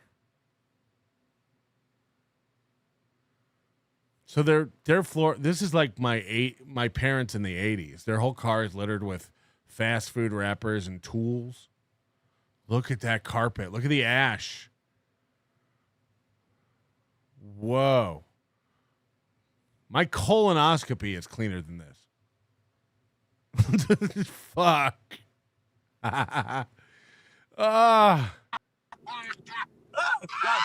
Tell them we're fine. Don't scare them. Oh my God. It's called pulling a Felicia, God forbid. Oh my God. It's called getting gilly.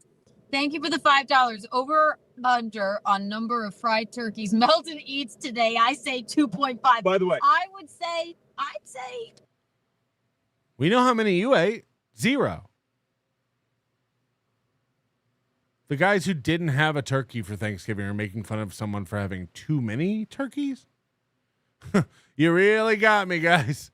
You really got me. Keanu actually looks nice here. I can admit that. Except for the smile lines. Keanu actually looks like, I feel like this is a good color of lipstick on her.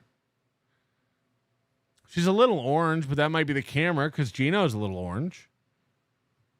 I'm just so jealous of Melton because he can afford a turkey and we can't. I'm never going. We have to go to Max. I'm never going to be right because the guy just sits there. He brings nothing to the table. And as a comic, I'm offended that he even thinks he's a comedian. Which is it? Do I bring nothing to the table or do I bring 5 fried turkeys? Uh-oh, her eye's gone wonky again. She's Katy Perrying out on us. Her eye has gone wonk again. He doesn't, but he knows he's not. I will clap for him. He's got all these notes. Hey, we're doing Hackamania in Vegas where the fat lives. He crawls out of his dungeon. You give him more money and attention. She put glasses on because her eyes went wonk. And he does nothing. No, he's gonna eat. He's not even, if he has family over, which I don't know how much, if he has like a lot of family that like him, he's gonna eat all the dark meat. He might need one turkey to himself even. Now what's the insult? Dark meat's the best. He probably eats the dark meat. We know your mom does. We heard about her Dominican escapade.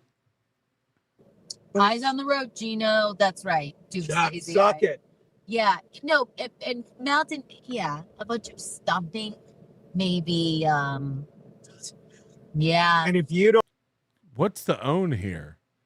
He's probably going to eat turkey and stuffing on Thanksgiving. I did. Sick fucking burn. He probably ate stuffing. Uh-huh. Fuck.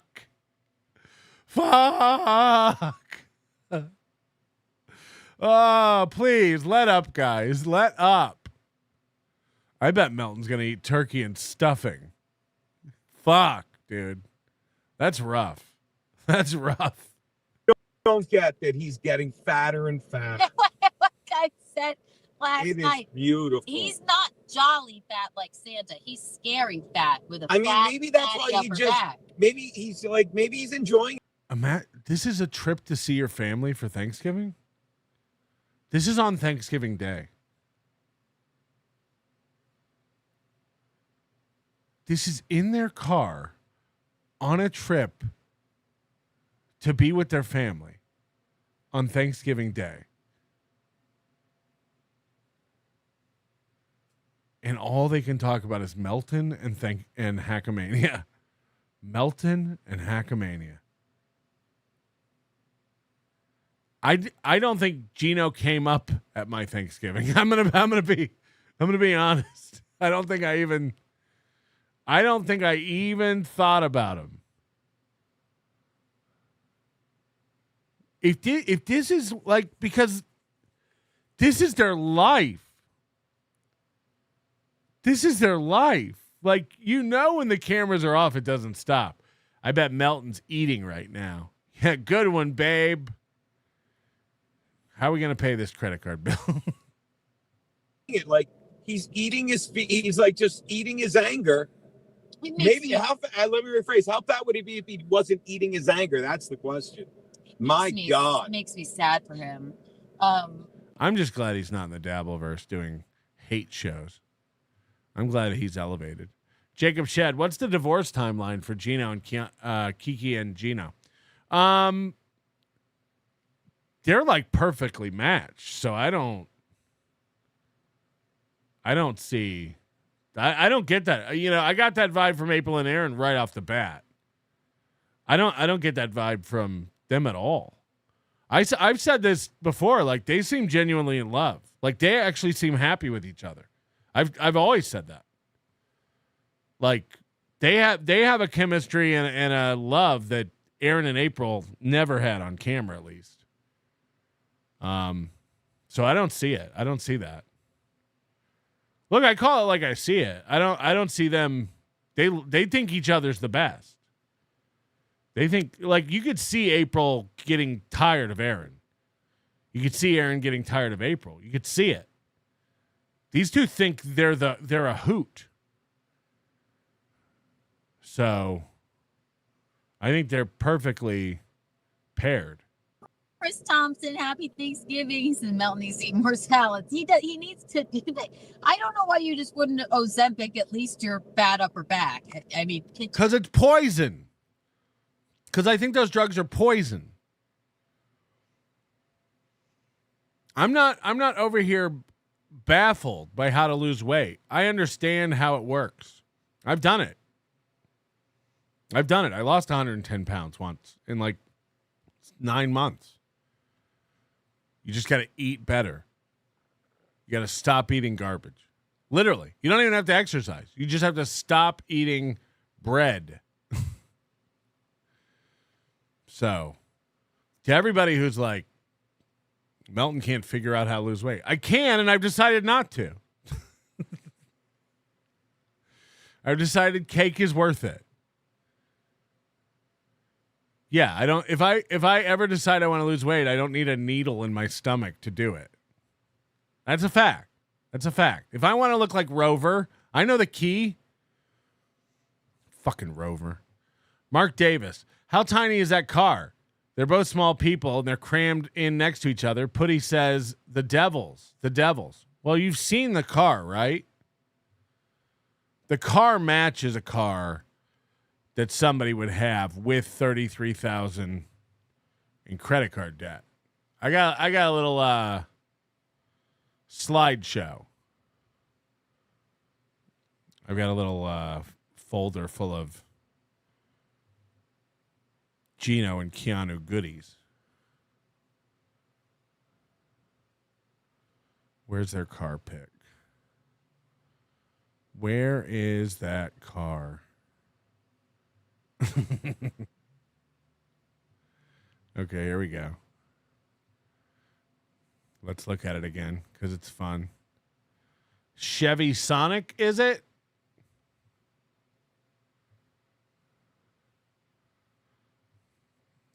Hey, park it in the shade. It's already in the shade. It's covered in bird shit. This was at Villa Roma. Let me get this super chat out of the way. Thing is caked in bird shit. If a bird shits on my Tesla, I have to drive immediately to a car wash. Touchless. Of course. Like, for you know, it's crazy when I look at this car that I never even thought about. It has an antenna sticking out. Like, when was the last time you saw a car with an outward antenna, like a physical antenna that sticks up, like a bumper car? The thing is like caked in bird shit. The handle, all of it. The front seat is in the back seat. The front seat, it's like getting on an airplane. Like, Geno's head will be above your knees if you're in the back seat of this car. I mean, that hasn't been washed in maybe ever. Maybe since it was new.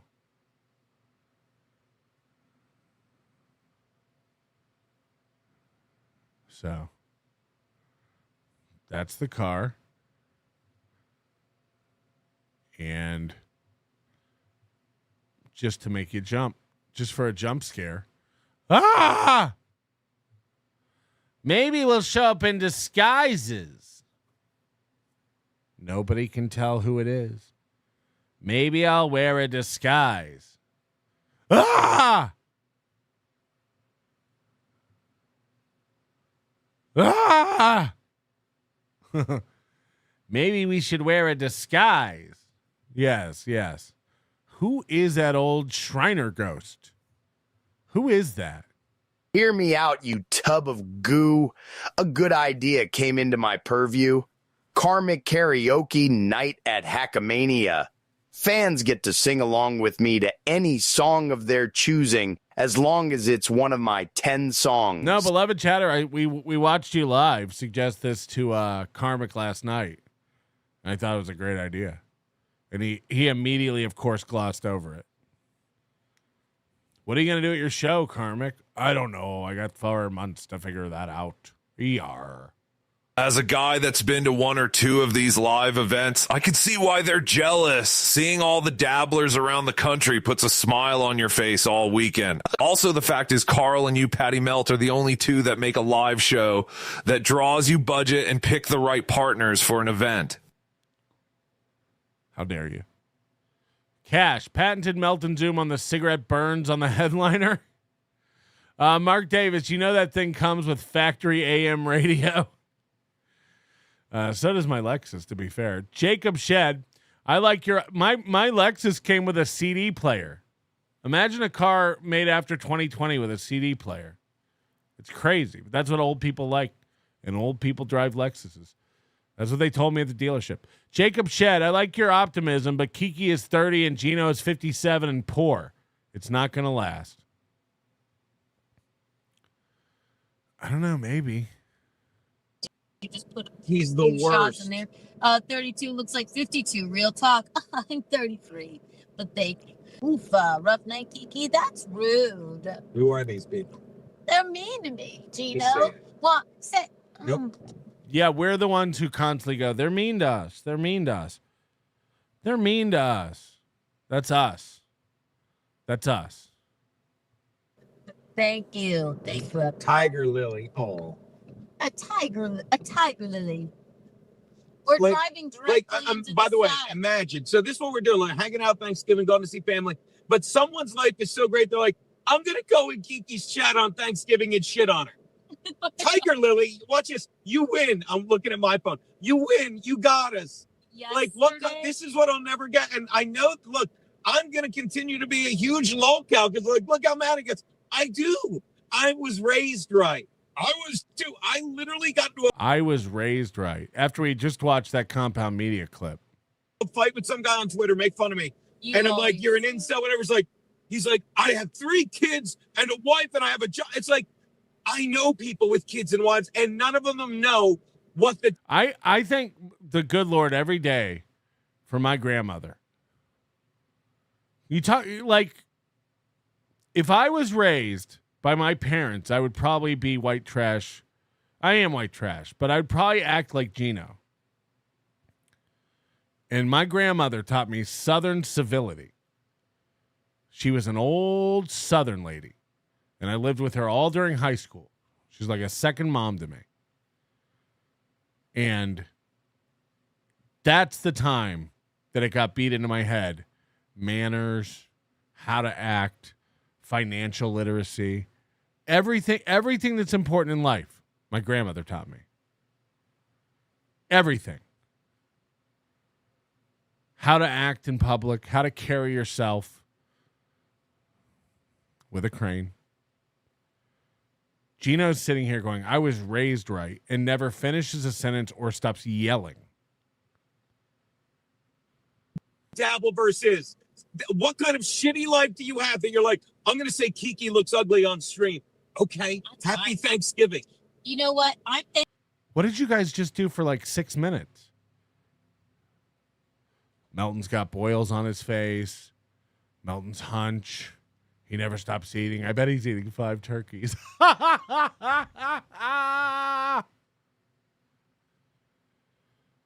Wow, they're going to talk about my wife's physical appearance? What a piece of shit. thankful for the people. Well, I'm just calling you out because you're a loser. I'm sorry, baby. This is why I don't focus care. on the road. Guns and Roses. I'm thankful for the people that are so rude that make Michaeline and I laugh day in and day out. I am thankful for it because they're volatile. It's so insane that it. We're volatile. You can't afford your life.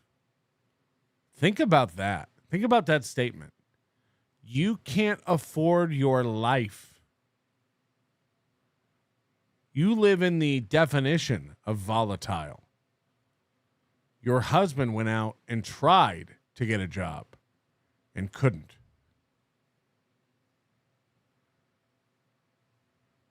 That you have to slap it. All this guy does is talk about the Dabble record. It's true, dude. Yeah. Who said that? Tiger Lily? I don't know. Yeah. What they just did is what they like. This is why they're perfect for each other. They'll constantly just co-sign each other's insane delusions.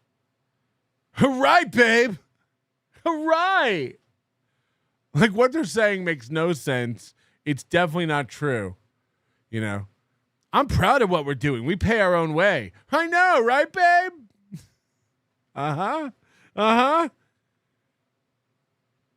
You know, like if I was like severely in debt and had a credit card company suing me for $33,000, my wife wouldn't be helping me strike channels and bury it. My wife would have sat me down a long time ago and said, you need to get a grip. It's part of a good partnership, keeping each other in check. It's what we said about Aaron and April early on. It's like, how long can she sit there while he keeps boasting about their numbers are higher than everyone else's when she sees them and knows it's not true? This is why April is smarter than SP. You know, because Aaron's definitely gone off the delusion rails much farther than he was with April. And she was just like, eventually, I got to get the fuck out of here. This guy's insane. Our life is spiraling into darkness. And he just keeps screaming everything is fine. Adults don't scream everything's fine when they have $33,000 in credit card debt. They panic. This isn't even a slight at Geno. This isn't even a slam. It's normal to when your life is in this much of a decline. And like again, I told you guys about this. I lived off my credit cards when I was in my master's program. It caused me so much stress. It eats away at you, your psyche. You know that it's something you have to rectify. You don't put your fingers in your ears and scream, this is great, everything's fine, we're doing great.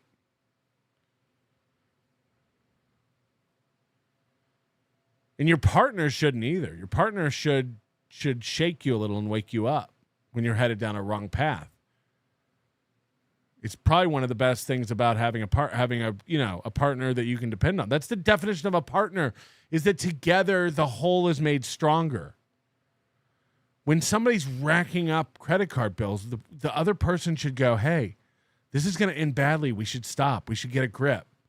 Maybe we shouldn't be taking free vacations to do movies and Jubilee in L.A. Maybe I skipped the second trip to the Dominican Republic this year and get a job. Or you can just keep sitting in your apartment that's on fire. Colin Madden says, I made my wife's whole weaker. I get it. But you know what I'm saying here. Like, this is insane. If your wife doesn't give you shit, if your husband doesn't give you shit, like, what's even the point? If they're just going to sit there and nod and keep quiet about everything, what's even the point? Brian Landon, I like Chad, but the Thanksgiving dig is reminiscent of the Hawaii burn. You had turkey? What a loser. You like Chad? Years. But yeah. Melton is angry because Ricada didn't allow him into his harem. His weight exceeds Kayla's hip limits. Boom roasted. Yeah.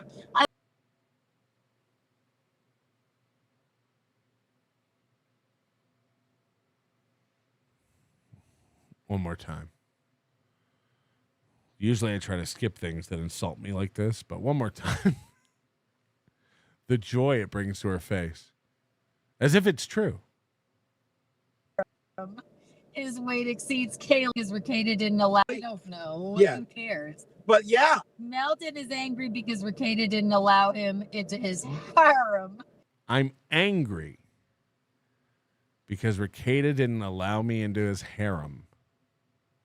His weight exceeds Kayla's hip limits. Boom roasted. Yeah. I love Chris Thompson. I had a marvelous, such a fun time hanging out with all of you fine people last night. Thank you for stopping by the street. And as you know, whenever Geno does it, I see it, babe. We're fine. That's fine. I'm just cruising. I didn't realize how fast it was going. Pick a lane. Whenever Geno does a driving stream, I don't love it, but I'm in control of this. So I get aggravated. I get real uptight when Kiki drives me all over as well. I don't care to learn how to drive a stick shift. I know. That's why you get driven all over, Your Majesty. When I'm rich, I'll have another. That's why. Again, and I've talked about this before. Geno is saying here that he has an automatic, or he has a manual transmission, and if he had an automatic, he would let Kiki drive. I've told you what I think about that. Ain't no man worth his weight in anything letting his wife drive them around. Sorry, that's man stuff. That's man stuff. Sorry, call me sexist. Call me sexist. Men don't let women drive. That's why you see it with this. You see it with like Karmic. Mini Cooper. A Mini Cooper. Oxygen blue. You can't even. Lady Slug says, LOL, what? Did I stutter? Did I stutter?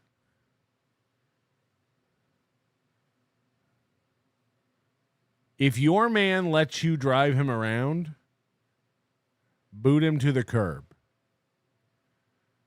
My wife come pick me up at the airport. Get out of the seat. Go around. For the turkey, and when you Patrick, you just flew 20 hours. Aren't you tired? Get in the passenger seat. use canned beans. I got it. No, we didn't use. I know, but that's what Melton said. Literally, you made a comment Okay, about King Louis says I can't drive because of my eyesight. Okay, then you're not. You're out of the. You're out of the thing. Also, my wife doesn't want to drive with me. She says I make her nervous because I just criticize. fresh It doesn't beans, like, matter. And the rest of the thing was like they're using canned beans, and people just sit there like. Hey, Ryle says my girl's an excellent driver. Yeah, but she's not a man. My wife's never gotten in a wreck either. So? It's not what I'm talking about. Men don't let women drive. That's not what he said. Atomic Dogman says, I'm blind. Should I be driving? If there's a woman in the car, yeah. Yeah. I'd rather flip the coin, honestly. Geno? I don't care. Then. He said. Forget. I don't care. He said, actually, this is the time you should use canned beans. Exactly. No. He's a pig. He is a pig. He's a, you know what my mother used to call people like him? A trip. He's a trip. He's sallow. Keanu is a great cook. It doesn't have kids. Big Red is proud she can't cook, and her husband has to do all the cooking. She's a mother, not very motherly. It's not good for your children. No, I don't want children, but I can cook. And I'm thankful. Speaking of Big Red, I'm thankful that I'm not as hateful as she is. I'm thankful that I have a sense of humor, unlike her. I'm thankful that I'm a drip. I just checked my credit card balance. It says 0. I'm a drip. I don't get. Actually, our Costco card has $56 on it because she just got gas. Fucking whore. Take the Lord's name in vain, but then I'll go, Keanu, you bitch. I don't do that. I am who I am. But we do wish her well, and I'm hoping she's having a marvelous Thanksgiving. Whatever that means to her. She's probably going to send small pox blankets to our house. Oh. Thanks. No one gets small. It's because they got rid of it with the blankets. Yes. You're more of a woman than a Look how the mood has changed in this car. They went from mocking and laughing to now it's really kind of solemn. Watch the mood shift. Exactly. No. He's a pig. He is a pig. He's a, you know what my mother used to call people like him? A trip. He's a trip. He's sallow. Keanu is a great cook. It doesn't have kids. Big Red is proud she can't cook, and her husband has to do all the cooking. She's a mother, not very motherly. It's not good for your children. No, I don't want children, but I can cook. And I'm thankful. Speaking of Big Red, I'm thankful that I'm not as hateful as she is. It's like, did you guys see the first 5 minutes of this stream? You sound pretty hateful. You sound pretty hateful. The difference is when I make fun of you, I'm actually smiling and laughing. It's not forced. Look at that eye. Look at that eye. This is like these kind of eyes are reserved for porn. This is like holy.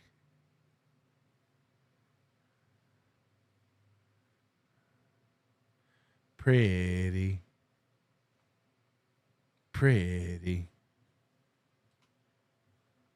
I swear to God, if I zoom in like this, Ice Dancer thinks it's Mersh.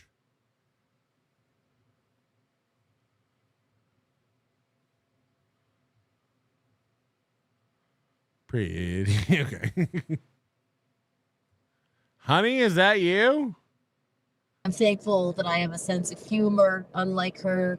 I'm thankful that I don't take the Lord's name in vain, but then I'll go, Keanu, you bitch. I don't do that. I am who I am. But we do wish her well, and I'm hoping she's having a marvelous Thanksgiving. Whatever that means to her. She's probably going to send small pox blankets to our house. Oh. Thanks. No one gets small. It's because they got rid of it with the blankets. Yes. You're more of a woman than her son's children. No, I don't need kids. Do you? Imagine having this conversation live in the car. So people are bashing them now for not having kids. And they're like, I don't want kids. And now they're about to have a real conversation. This is cringe. This is actually, I don't want kids. Do you? Are you okay with not? Don't do this. Don't do this on the stream. We convince ourselves all the time that we're fine with it. Rid of it with the blankets. Yes. You're more of a woman than her son's children. No, I don't need kids. Do you need kids? No. What's wrong with her womb? What's wrong with her womb? Did you wash your hands? We have a cat. The cat loves me. Wrong. Can you imagine if we had a kid? You'd bring it over while I was streaming, and then it would bite me. It would bite your booby. Ew. It would No. unfed. No. We'd have to get several more credit cards to have a kid. No. If I had a child, I couldn't do it. I could not do it. I couldn't. I love that women do it. I just can't imagine. My mom gave us cold formula. Really? My mom gave us cold formula. She didn't even mix it with water. It's apparently way better. It is. Well, why wouldn't it be? It's human. It's your human body.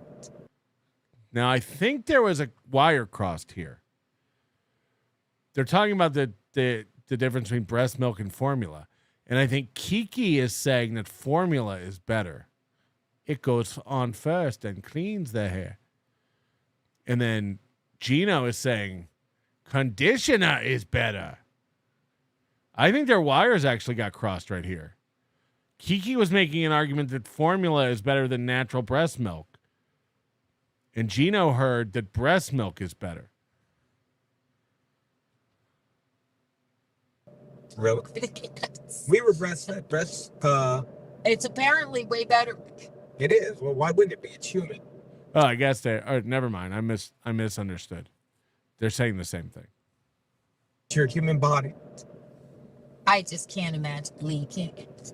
I think the real problem is I like kids. I'd be a sassy mother, right? Right. Like your mom. Right. And then your daughter would be a giant whore.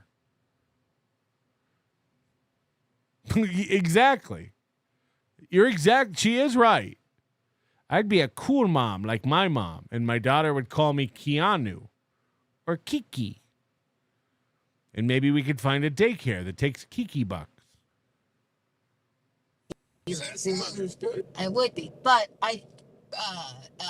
pregnancy terrifies me. I have a reoccurring dream that my life is over. It's because I'm having a kid, and that terrifies me. Plus, I just like hanging out with you. And what a boy! She's also 30. You know, women change their mind about this around 35. I'm thankful for our life together. I am too. Say that.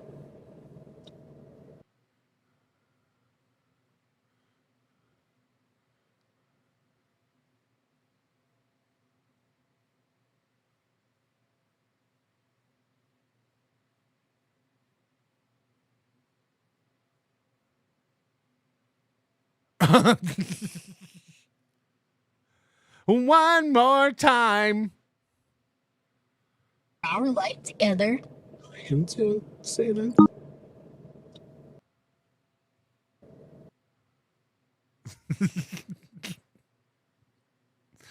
Oh boy. Hello. Yeah, can I interrupt really quick for just 2 minutes, please? Of course. Okay, mark my words. This idiot is going to have a kid within the next 2 years. Yeah, and let me tell you why real quick. Let me tell you why. Her husband's 185 years old. He's got maybe 5 to 8 years left in him, and she needs a friend. She's such a terrible human being. Nobody wants to be with her except that troll of a mother, and she's not going to be around forever. She's going to need a friend just like Michaeline did. Mark my words. Right now, rack me. Anybody wants to bet me, I'll put money down on it right now. They are going to have a kid. She's going to have a kid just to prove that she can accomplish something in her life. Do you think because she's a failure at everything else. Do you think it'll be with Geno or a door guy? No.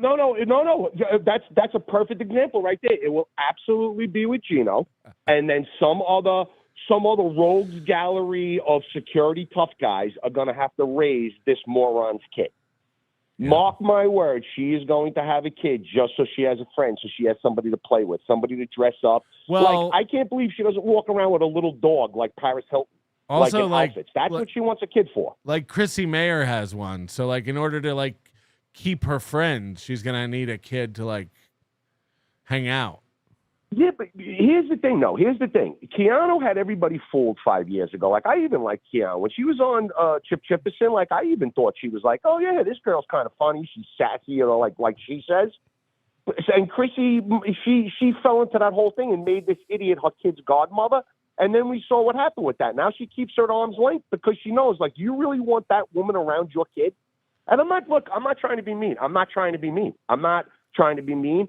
We've seen this woman over the last year and the things that she's done. This woman has no feminine instincts whatsoever. Yeah, any stranger on the street sees a kid crying. Any woman on the street would run up, oh, my God, try to scoop him up and ask him, what's wrong? Why are you crying? She does not have that gene in her body. Well, I don't know if you should be going around on streets scooping up people's kids. No, you know what? Bro, you did this to me yesterday. Why are you breaking my balls all of a sudden? I run upstairs. I'm doing my laundry. I'm getting text. Here, Melton wants you. Better get up there. You got to call. I call you back. You stop breaking my balls as soon as I call up. the matter with you? It's what we do here. Where's this going? All right. Well, listen, that's it. Thank you very much for letting me just get that out. Talk to you later. Bye. Thank you. James Baumert, everybody. Forward, saver. Can you be the one, the lifesaver? Ooh, yeah. Time slipping, dangers rising. Always gotta bring a horizon.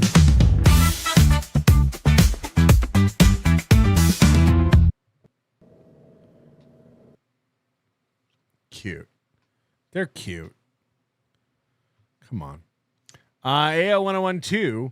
If you take multiple vacations to cheap Caribbean island in a year, you better be able to cash flow at least one of them. Who says she doesn't? Who says she doesn't go down there and really earn money? If you know what I mean. Has Moody ever driven you around? Yes. In New Zealand. But that doesn't count because we're both males. At least on paper. Hello? Hey, I'm not trying to be mean over here. I'm just saying the last call was pretty good. That's all I'm saying. All right, punching out. Thank you. I have a feeling that was Tommy Jordan. I can't even have a kid with her, Manny. Her womb is so polluted, I can't even have a fucking little baby with her. Jesus Christ. Did you wash your womb? Brian Landon, if Slow Wife ever dumps Melton, lice dancer lurkin. Lice dancer. Oh, ice dance. Sorry. We're calling her lice dancer now? I don't know. Connor Swim, if I see a woman driving a man, I assume he has a DWI. That's a fact. Even then, I'd risk it, I think. Droopy Drawers, would you get on a plane with a woman pilot? I have and I would. Like, look, if I had to pick, of course not. Of course not. What you want in your pilot is basically a 55-year-old white male named Chuck who used to be in the military. That's what you want for your pilot. Let's be honest. You want Sully. Okay? You don't want Denzel.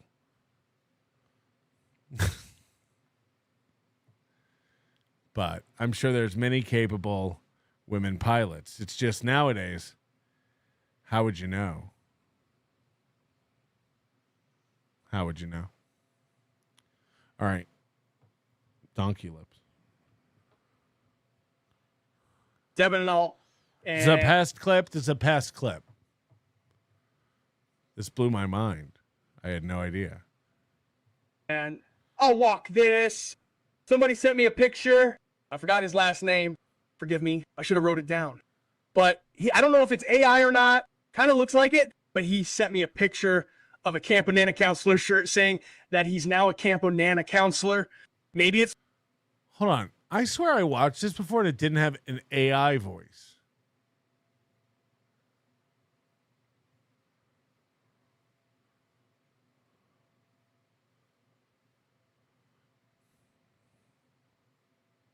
It says auto dubbed.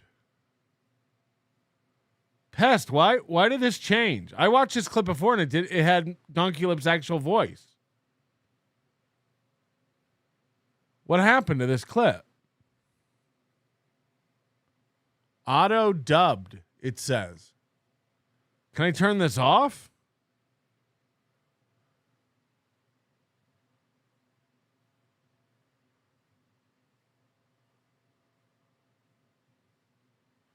What the fuck? Switch the auto dub? Where? How do I switch auto dub off? What in the fuck? How this was made. Audio tracks for some languages were automatically generated. Yeah. Audio track. What the fuck? Oh. I've noticed this actually. Donkey Lips videos get uploaded in as English Spanish. So maybe by default it just switched it to an auto dub English. That's crazy. I've never heard that before. All right. Devin, y'all. And Whoa. I just wanted to share this. Somebody sent me a picture. I forgot his last name. Forgive me, I should have wrote it down. But Why do you need his last name? Why not just give out his first name? Why not just give out his first name? I think Leo Gorcey is trying to be mean. No, I don't even get that reference. Goldfold, you're too old school Hollywood for this show. Just Jewel, Keanu's womb is more of a toxic wasteland than Michael Raybauer's mom's acid womb. Hashtag miracle baby Bisconte. I don't know if it's AI or not. Kind of looks like it, but he sent me a picture of a Camp Anawanna counselor shirt. It's either AI or this is Fag Dad. Old school people who listen to this show know. That looks just like Fag Dad. By the way, is that guy still around? Fag Dad? This looks just like Fag Dad, dude.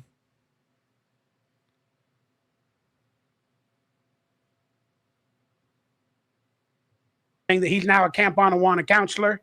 Maybe it's legit, kind of looks AI. I don't know. But either way, thank you for sending me the picture. If anybody wants to send me pictures to maybe be on a future Mikey's World or, featured on an episode of anything I do, please. Yeah, Brian Lanning, the Daily Bumps. I'm going to go look at their channel after this. I wonder if that guy's still around. Send your pictures in email or social media down below, and we can get to that. Now, I'm just going to quickly go across this. All right, listen to this. Listen to this, because this is crazy. And I will start to check out some super chats and whatever questions in a couple of minutes. Somebody in the Dabbleverse may need to be on the lookout. Now, I heard that, and my ears peaked up, because everyone's coming for your boy. Okay. Maybe they're not in the Dabbleverse. I do not know. But recently, a couple months ago, 3-4 months ago, after I did a podcast where a lot of maybe Dabbleverse people were involved, I had some really bad emails of some really bad photographs. What?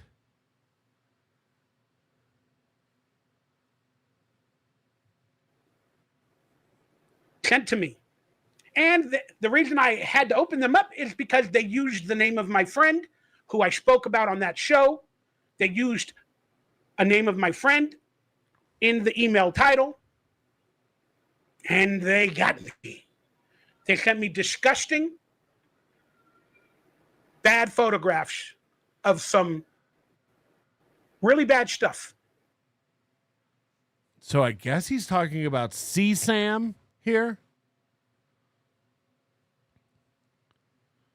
I don't who are the people who play these games? First of all, you have to believe Bauer. And I do, because who would lie about this? But who are these people who think it's like a fun gimmick to email around child materials? Like, you're playing with, like, as Chad says, you're playing with fire. Like, what are you doing? This is crazy. And I believe him. I do believe him. For underage people. Now, I immediately freaked the heck out. Yeah. Wanted to turn it off, delete it, whatever. But then I realized, you know what? So I broke my computer. That's why I can't stream again. Copy the email address. Send it to those websites, those that hopefully look out for these people, for those type of crimes. And I also sent it to some higher ups, maybe a 3-letter agency. Then I got more emails the next day. But like, exactly. He sent it to a 3-letter, like, yeah. This ain't even going to be like the police. This is going to be, you're looking at federal fuck me in the ass prison. So someone pranked Donkey Lips, by sending child pornography. That's what he's hinting at here. This is nuts. Or later that night, or however it worked. And yeah, Moody said don't forward the emails. Yeah, I would agree. I would just get in touch with the authorities. Who's doing this? Again, like, we have a lot of people in the Dabbleverse who fuck with people, but this is like copied and sent everything to these agencies and these people. Right. And the other day, I got a letter. It is now being investigated. Of course. And if they need any more information from me pertaining to those emails, not only like does the government take this thing kind of stuff seriously? There's like a million nonprofit like organizations that will dedicate the time and resources necessary to fuck you up if you're involved in this stuff. And events, they will contact me. But I got a certified letter saying it is now being investigated. So, again, whoever sent it, and there may be a 3-letter agency in the future contacting you. People are saying Quadfather in the chat. There's a very real chance we will find out who. G-Rob says expose them. I think they, like he said, they did it from a fake email address with the name of his friend or something. But like this kind of stuff gets solved. This kind of stuff gets found out. They don't fuck around with this kind of stuff. So if this is true, and if it was somebody in our Dabbleverse world, this will probably come to light. This will probably get found out. Play stupid games, win stupid prizes. I don't know if the Dabbleverse can handle another real pedophile. Like, I know everyone gets called a pedophile, but like, if we wake up one day and we find out Husey is gone, you know, like, whoa.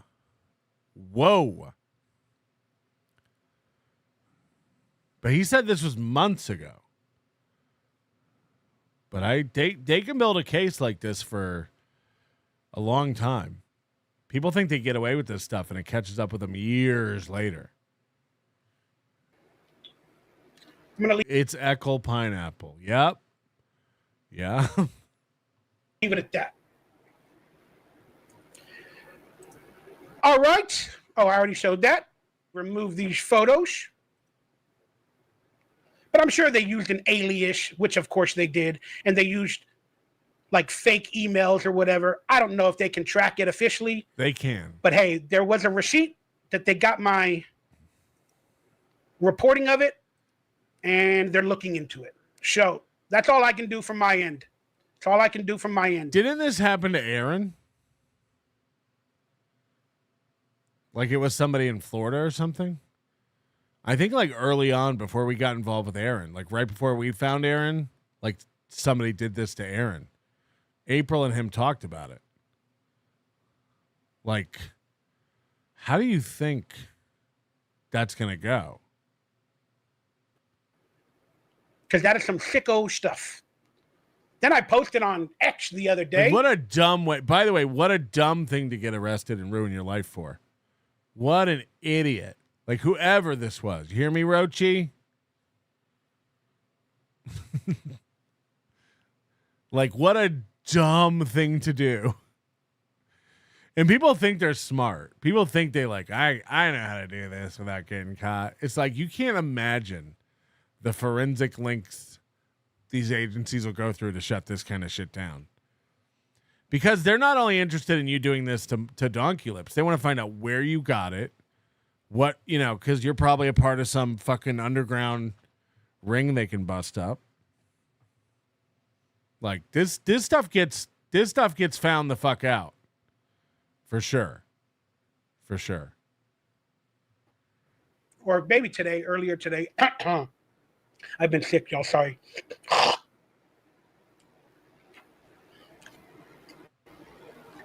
Yeah, Moody says, do not forward this material to anyone. If you get sent it, contact the police and follow their instructions.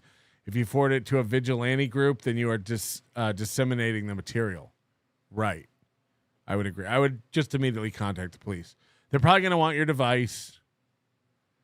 You know, you'll get it back. Like, this is crazy. This is fucking nuts. I saw this pest clip and I was like, what? Tell me, like, what? Do I swallow it? I guess I did. That's disgusting. I posted that, like, one of my favorite Thanksgiving meals was my dad's deviled eggs and my mom's stuffing. And, of course, one of these Dabbleverse idiots has to make a joke about stuffing a mom or whatever. Just low-hanging fruit, ridiculous stuff. Sicko humor. There's too many sycophants that are following one dude or two dudes or three dudes. There's a certain little group that is just really sycophants in the. So Michael Raybauer thinks sycophant means sickos. So that's a funny way to button that up. You're a real sicko, which is short for sycophant.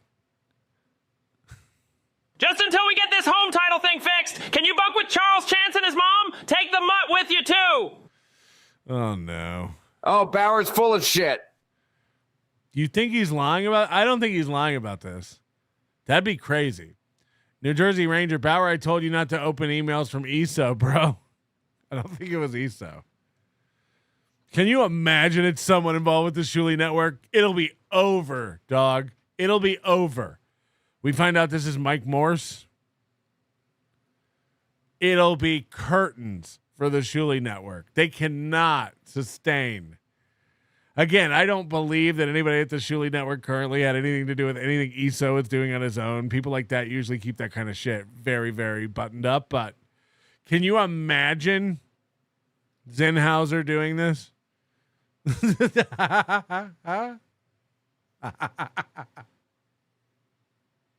Hey, buddy. Hey, buddy. Why'd you have to do that, buddy? Oh, my God. All right, hold on. I got to look up the Daily Bumps now. I got to know if Fag Dad's still around. The Daily Bumps. People won't even know what these people are. Oh, yeah, they are still kicking. From the Daily Bumps. The Daily Bumps. I only want ones with the dad.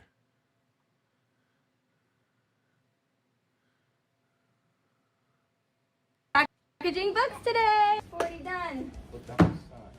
Oh, he's got a beard now. And that's when All it took was a ring and that soft sunset.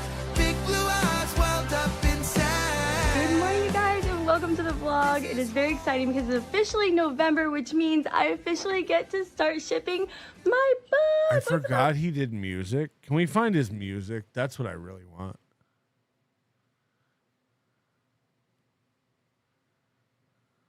He's got to have a playlist, right? Brian Lanning. Does he have his own channel for his music?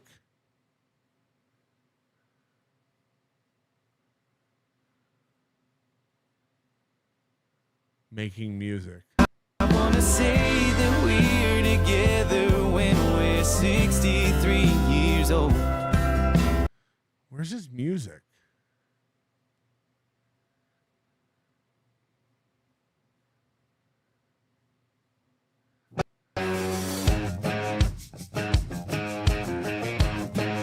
Hey!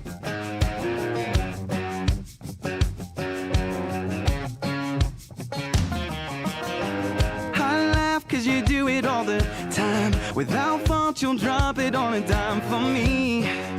Right when you see those gold. That's low effort.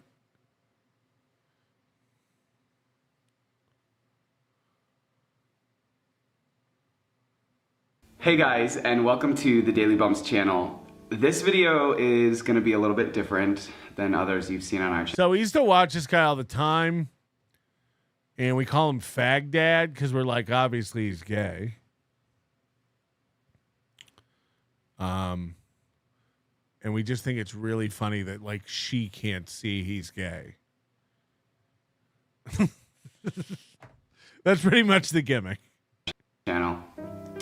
But the truth is, we used to do this a lot. We kind of used to sit down and just express our thoughts to you guys, tell you how we were doing, and some of you guys may have even noticed that we've stopped doing that, or maybe you've noticed that there's a piece of our channel that is missing. And the truth is, there is something missing from our channel. And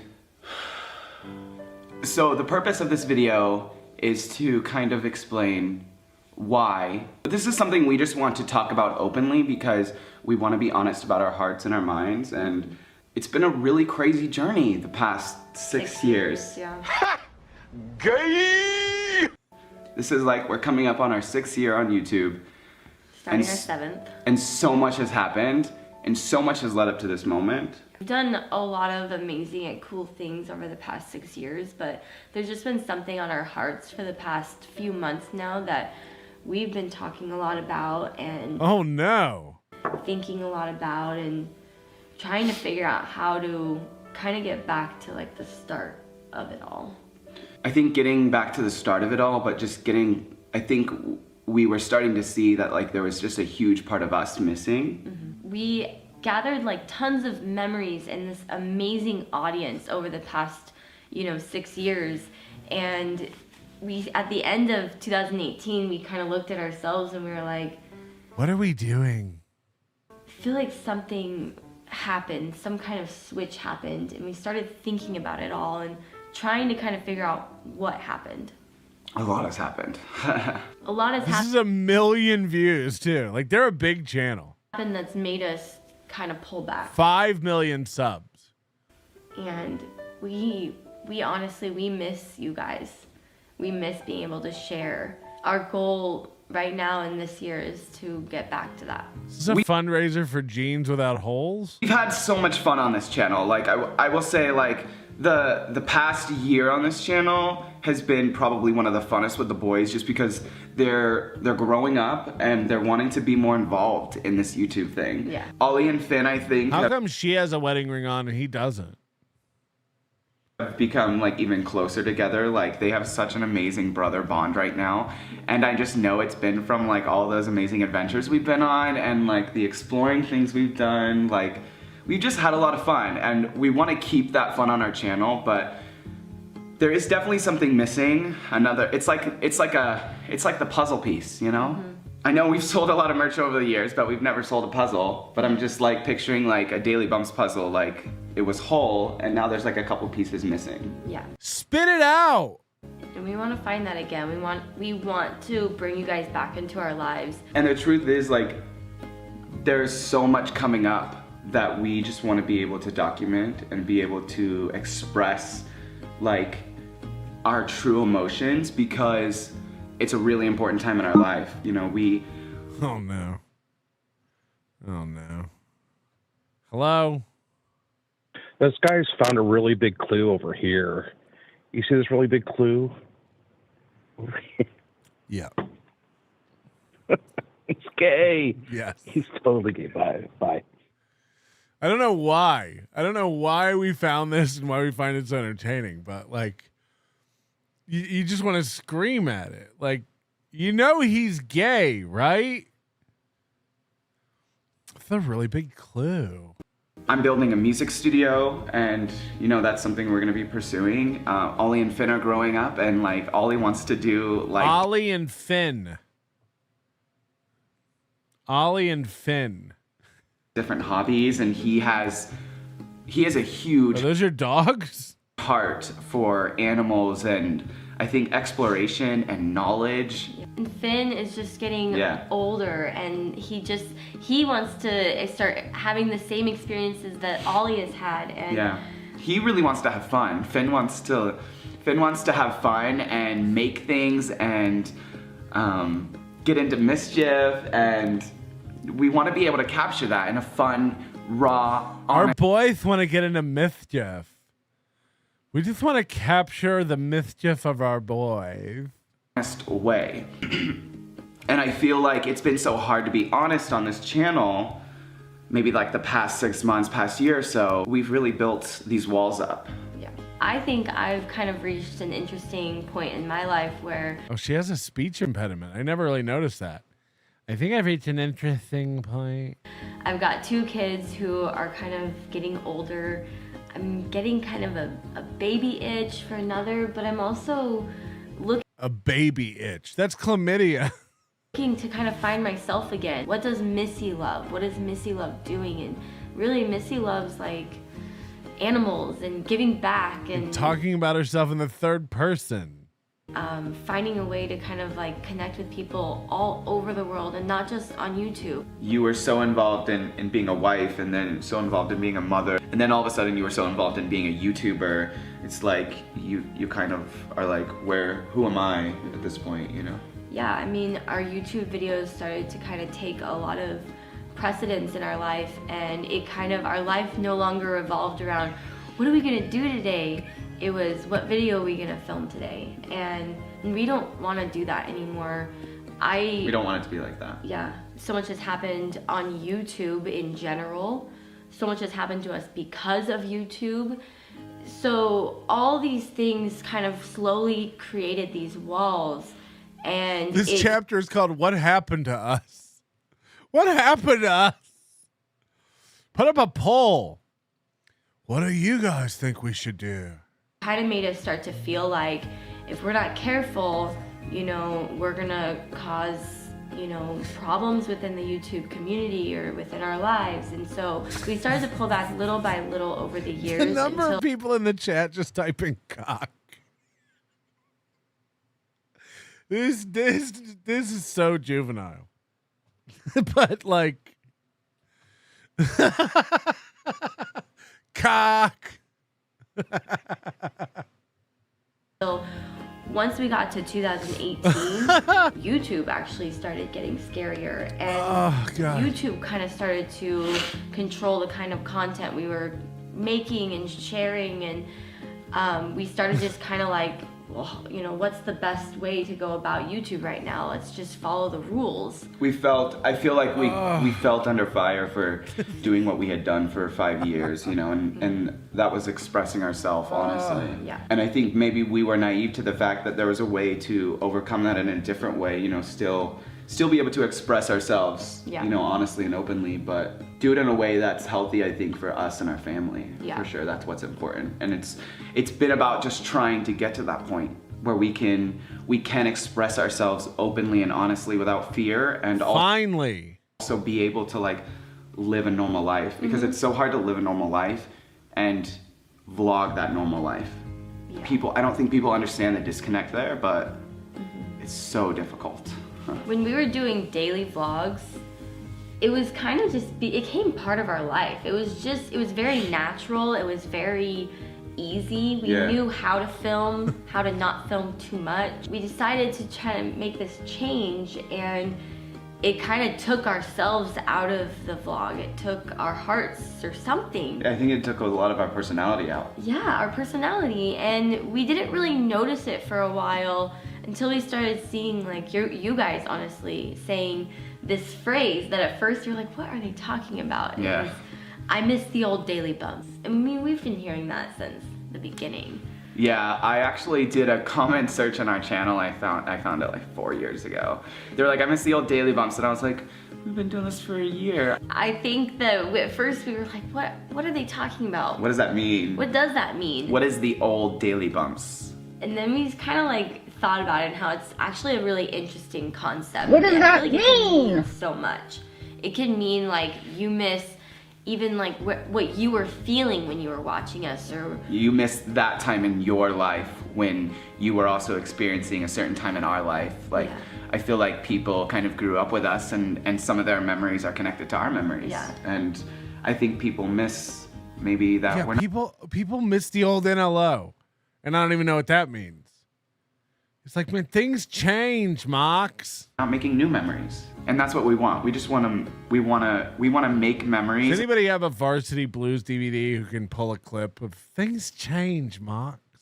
And move forward in a new way that's healthy for us as a family and our channel. I think in the end, a lot of people mean by saying I miss the old Daily Bumps, they miss that connection. We've always had such an amazing connection with our audience, and I think that we slowly started to kind of see what they were missing, and because of that relationship that we have with you guys, it made us kind of take a step back and say, like, what are we missing? I think too, we've been so fortunate and blessed to like have so many new subscribers on this channel in the last year. I think it's like something like over 1.3 million new subscribers in the last year.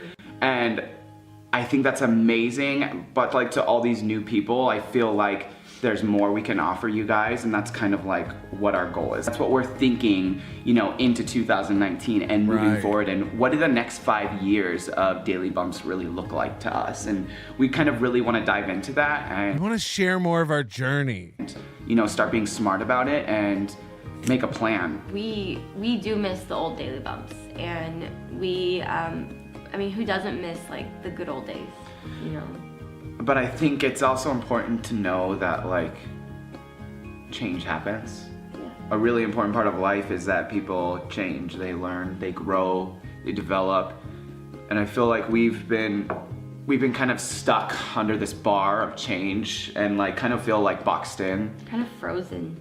Yeah, kind of like our hands are tied. What is going on? And we kind of like want to let that all go. Daily Bumps, I think, is more than just a kids channel. It's more than just a family channel. It's more than an adventure channel. There's also cock. Than a fun family challenge channel. Daily Bumps is a frame of mind. It's how you see the world. It's the idea that we're going through life's ups and downs, and that's normal. And we want to go back to that and just go back to it in a way, again, that's healthy for our family and healthy for YouTube and the community moving forward. I think it's important to know that we have had an amazing journey on YouTube, and over the year, we have still continued to try and connect with you guys in ways, and we still tried to share with you guys as much as we could. We found a lot of that on social media. I feel like other social media, like we felt like we were telling another story. Like if people are following us on Twitter or Instagram, then necessarily with YouTube, you know, that it's just a divide that started to happen. Yeah. Spit it out! And our channel has flourished and it's done amazing, but again, like we said, we started to feel like something was missing, and this is us kind of taking that step and kind of taking a stand for what we don't want anymore. And we want to connect with you guys again. We want to talk to you guys. We want to show you what real life is about in our life. And our days are crazy, and they're up and down, and they're hard and they're fun, and we want to share that again with you guys. And I think in order to get to that place, we have to be honest with ourselves and talk about what happened. I think all of this to say, to be what happened? Be on the lookout for something new and something different. Yeah, I think we're this is how they announced they're going to Rumble and starting White Power Hour. We're really excited because we're like finally taking that step that can get us to that next level and really be able to show people an honest, raw, inside look of our family, because there's so much going on right now in our family, so much fun stuff, and we don't want to miss it, and we just want to share that again with the world because I think it's important to inspire other people and other families on how to live a happy, full life. It's important. And I mean, that's something that I didn't have growing up, and something that like we kind of had to like build and make ourselves. And I think we're really proud of the life that You've always, this guy makes Caddy Z sound like Mr. Kill Everything. It's insane. And another thing that hurt me. Goldfeld, do you think your demo is millennials? Hashtag boomers feel. Huh? Who said anything about millennials? This guy been on the business end of a few dicks. I think we need a fag dad voice. Moody! Yeah, that could be something. New Jersey Ranger, sir, a second diddler has hit the Shuli network. Mark Davis, they're going to introduce their friends, the Regatas. Just do it. Just do it already. Holy hell. I've never seen people ramble without saying something so much. Oh my God. You heard of this guy? Well, you're not on the website. You're not on the website that I'm looking at. It doesn't show your name. It just shows your wife's name. Melton's like, well, I was there signing everything. So that's why. So, and again, Goldfold is like, I guess, a fan of Melton's. So when I thought, okay, this is a fan of Melton saying, you're not on the fucking deed, or you're not on the website that I'm looking at, as showing you as one of the owners. So that's when I was like, got a little suspicious.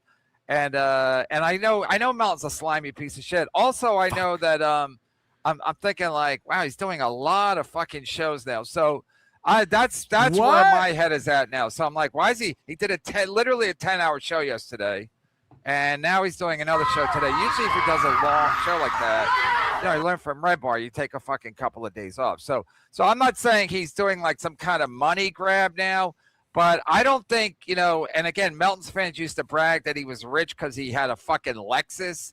And then he would go after you because he didn't like your car or he didn't like your refrigerator magnets. It was also fucking laughable that I was like, fuck this fat fuck. So I'm guessing he has no money. He married this ugly fucking hideous woman who had some money. And she's like, let's go buy a house. And he's like, I don't have any money. She goes, I'll pay for it. You just be on the deed. Because like I said, again, I'm not in real estate. Blah blah blah. But I just know the banks usually, if they have their druthers, they'd rather have both married people on the deed, even if one person is paying for it. Correct? Or do you not know about that? Here's my theory on it: is that number one, they were not married at the time, right? And that's a whole nother thing, because Melton would tell everyone he was married for a while, and then that even makes more sense. That even makes more sense. We got detectives on the case. That she would buy it, and when they weren't married, yeah, because that makes it all even like a more gray area. Here's where I think it gets really gray: is that in 2019. He had to make a $30,000 settlement with the IRS because he had not paid back taxes on his small business. That didn't happen, by the way. That's bullshit. So they bought the house in 2020.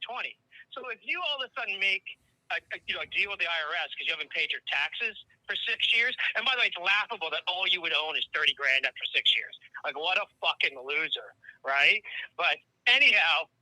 And these are all you're finding all these on like public domains? Yeah, this is all public domain, and he had another kind of weird court case or something go against him in 2014 for $14,000. This is all on these public domain things. I'm like hiring private investigators or some crap. So anyhow, so I would think that that's 2020. Why can't he connect the phone to his roadcaster? From you having to make a deal with the IRS. I just don't see a bank giving you a loan, especially that was during COVID. A lot of people were out of work. I know the interest rates were low at the time, but I don't think they were just going to be throwing around loans to people. So that's my guys. One's addicted to profits, and Kevin Brennan find out how much money I owe the IRS and why I don't own my house. His show will be good. This makes a lot of sense. It's like, just pay the $30,000, dude. Wait, who's he owed $30,000 to? The IRS. Oh, how is he not paying the $30,000 to the IRS? Don't they make you pay like almost immediately or set up some kind of plan? Yeah, he had a 5-year plan, and I just figured the money he made off logging Aaron and Steel Toe in 2023 and 2024. It would have been due in 2024. He just paid it off, but no, he said he's in a dispute with them. He said that on the show when he was kind of like on Saturday. On Saturday, or whatever it was. Yeah, Saturday. Yeah. Okay, so he's admitting that he still owes the IRS money. Yeah. That's the dispute. He still owes the IRS money. Yeah. He did that on the show. You can see the clip of him. Actually, if you watch John Win by Two's podcast, he, I think, even like has, he's replaying the clip and commenting on Melton talking about that.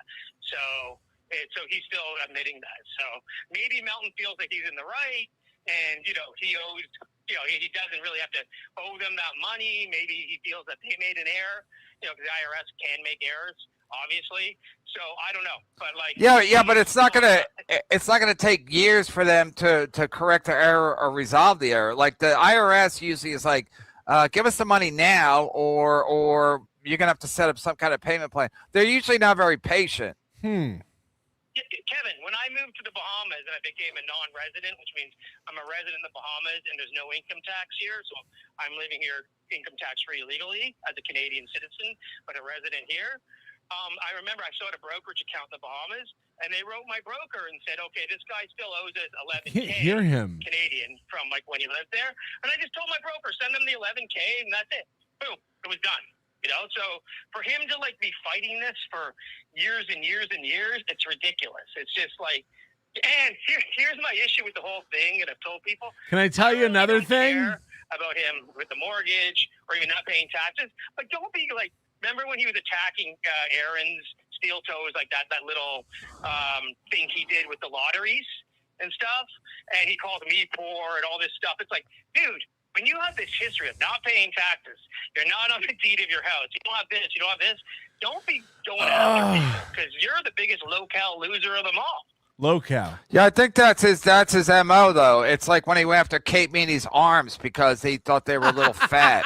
And it's like, dude, you're a fucking. These guys are in 2023. If I hadn't seen it with my own eyes, I wouldn't believe a guy's a hunchback, but he has a hunchback. So I mean, you just watch it. So I guess, his theory is, best defense is a good offense. But the reality is, so when did he buy the house?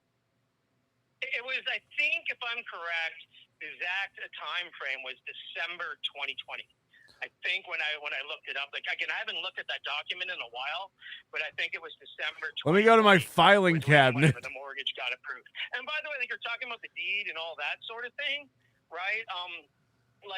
When I bought my house, my father was the guarantor of my mortgage, just in case something happened to me, guarantor accident, maybe I couldn't make any money anymore, right? But he was not on the deed; he was the guarantor of the mortgage. So again, that does not mean that he got it. I personally believe he just didn't. And remember, too, Kevin, that 2020 period, that's when Red Bar ran him off the internet, and he was not making any money. 2016, 2020. That's it. Well, wait. So give a leap year, take a leap year. Then you saw that. How do you connect Melton to buying a house in 2020 if he's not on any of the documents? Because it's in his wife's name. You can if you go look up when you did that, when I did the background search, I did the Pat Melton. Sorry, Pat I have Melton, it cranked all the way up. I'm sorry. Las Vegas, and then I was like, okay, that must be him. And then it also shows the other places he lived. It showed Tampa Bay, which he lived in, LA and New York. These are all the places he lived in. So I go, oh, that's him.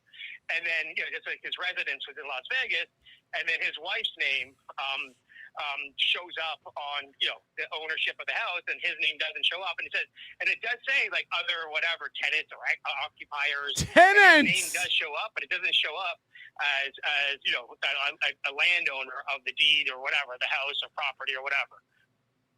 Okay, so she bought the house. I will never financially recover from this. She bought the house, and he lives there. Yeah. And Okay. by the way, I have gone after him for years on Mirror and Chow's show and other places about this, or done little super chats on it saying he doesn't know his house. So for him to be on his show oh my God, really? Oh, I remember signing the papers. Oh, this is all news to me. It's dude, people have been saying this. It's not just me. It's been a couple other people. I thought you were a loon. Let me state again. I don't care that doesn't own it. I care that he'll call me poor. And guess what, Melton? When you were getting, or whatever, your fake wife was getting the mortgage, I was paying mine off. I paid off my mortgage in 2021. So it's just how can you just, like you said, he deflects and it's all projecting and whatever. And what he really is, in my opinion, you'll agree with this, he's just a bully. And he goes after you so hard and so whatever. And with me, when I was a fan of it, when I was this guy's in his late 50s. still a fan or whatever, but when I was super chatting all the time, I was at the time like, fuck this is not worth it anymore, right? So I just drop out, and he thinks that's some kind of W or something. It's like, and what he does too is when Ray Barr was going after him, to me that was fair game because they're both whatever in that universe and podcasters. He goes after people that really can't defend themselves. They don't want to defend themselves. It's like totally cowardly. No, I know. I mean, listen, I already know the guy, but when he went after Kate Meany, who's basically just trying to mind her own business because she's saying they're both very mad about different things, and neither one of them cares about the other one's thing. So they keep just redirecting it back to the thing they're upset about. So she's not attractive enough. I mean, and when he said my cabinets aren't paid for, they are. I know. And then when Kate Meany, reason I know you had an axe to grind with the Hunchback, so that's why I was like, I didn't really get involved. But when I saw what was happening on Saturday, again, I don't know what triggered it. So when I was watching the show, and I know Goldfold, he don't like me, so that's why I was like, oh, it's interesting that Goldfold, but he kept sending Melton super chats or super tips and pointing out that he's not on the lease. I mean, he's not on the deed. He's not on anything. On the website that Goldfoot was on, Melton's not showing up. And Melton was like, I could have sworn I signed all the documents.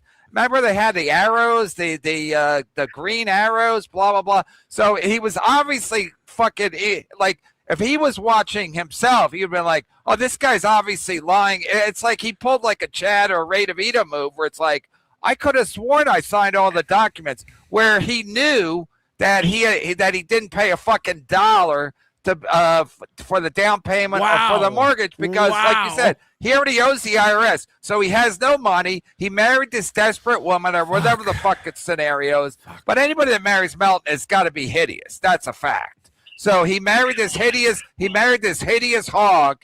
And then she's dealing with he doesn't, he's got a hunchback and no money.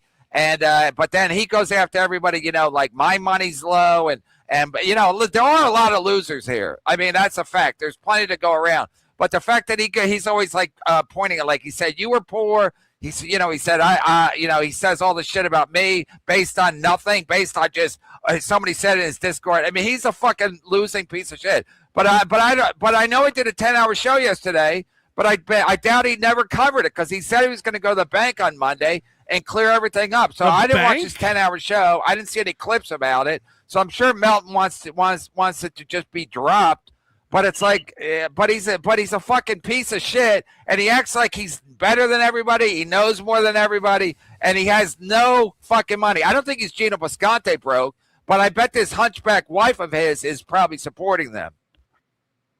Well, like another thing I'd like to say about the whole like hypocrisy or another thing that he does that really annoys me is that. And another thing that he does that really annoys me, he just said. There's literally a 3-minute clip of him. Yeah, but it doesn't matter because we already have a pedo. So that's what I say. I always said that to Stevie Lou.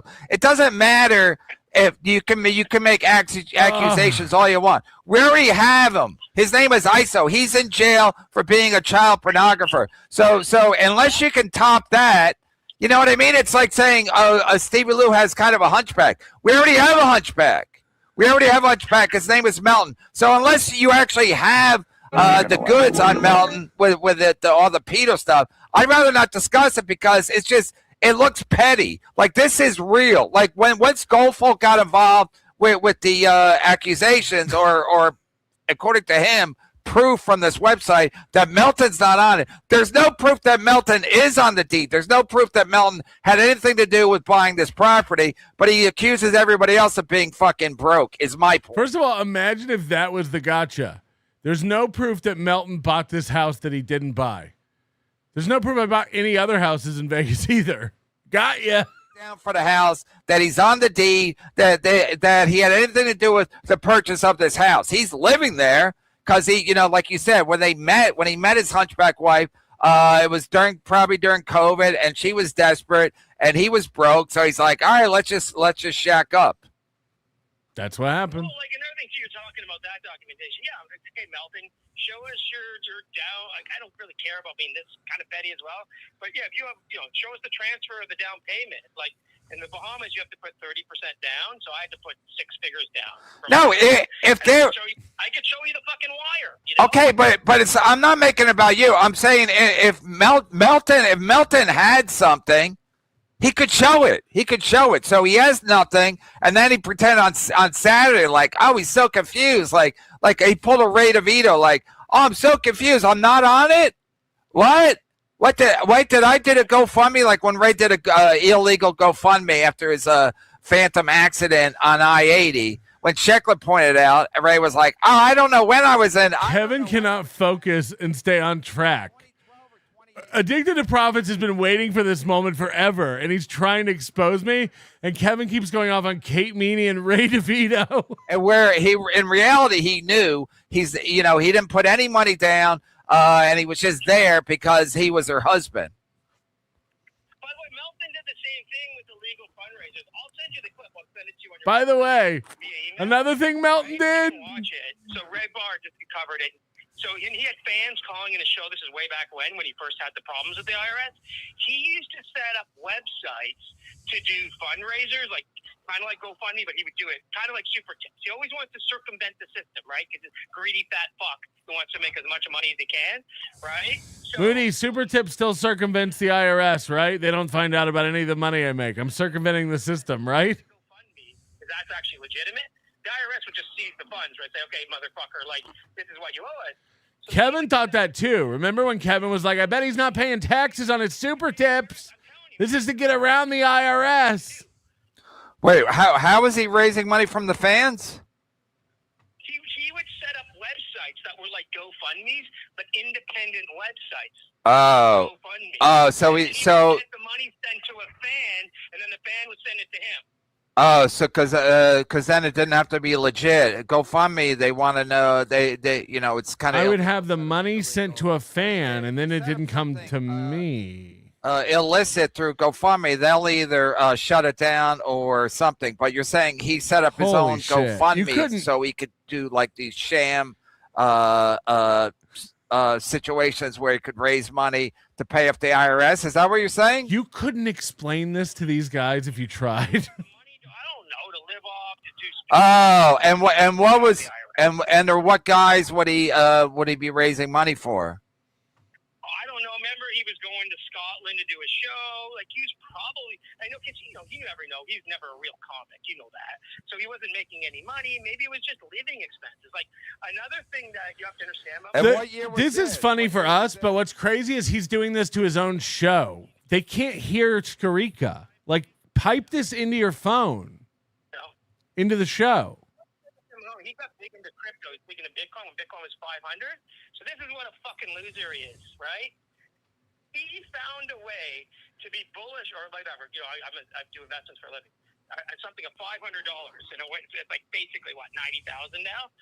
And he really didn't make any money off it because Red Bar said at the time, he said Melton is not investing in Bitcoin. He's doing a Bitcoin podcast. He was doing a Bitcoin podcast on top of the comedy podcast. And he's just cashing it out and spending it because that's what he's like. And yeah, he did because if you were buying something at 500 and 10 years later it went to 90,000, you'd be pretty rich, and he ain't rich, So like this is anyhow whatever. He's just a loser, low-cal. It's funny. One of the comments one of the guys made on the show on Saturday about me, one of the guys was like, "Oh, well, Dick and Profits won this one, but you're winning 52-1." I'm like, what? 52-1, like he has an ugly wife, he has a hunchback, he has no money, he owes the IRS money. How does this guy? He has no W's. Yeah, no, I mean, no, he goes to his Discord and they're like, "Oh, Melton, you're the greatest. You invented super tips. You must be doing great. Melton's Discord hunchback. You're doing great, Melton. You're a leader. You're our hero." And Melton's like, yeah. Holy shit, he's been reading the Discord, everybody. Leader, they follow me. I mean, it's fucking pathetic.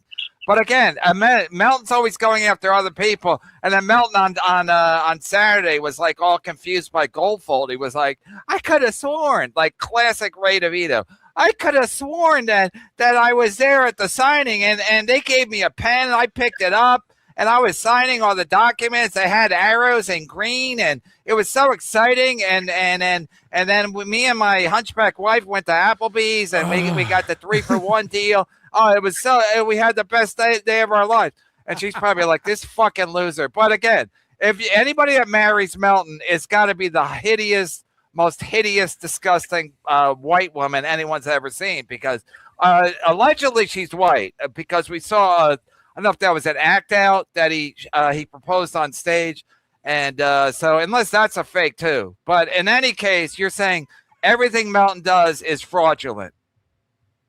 Well, I don't know everything. I just think that, like, should I contact the IRS about him? How do I find out if Melton knows the IRS, and should I tell them about the super tips? Because I'm sure he's not paying taxes on the super tips. Fuck. Moody? That's why he set up. That's why he set up the super tips, because Moody? I have to pay taxes on super chats because they go through YouTube.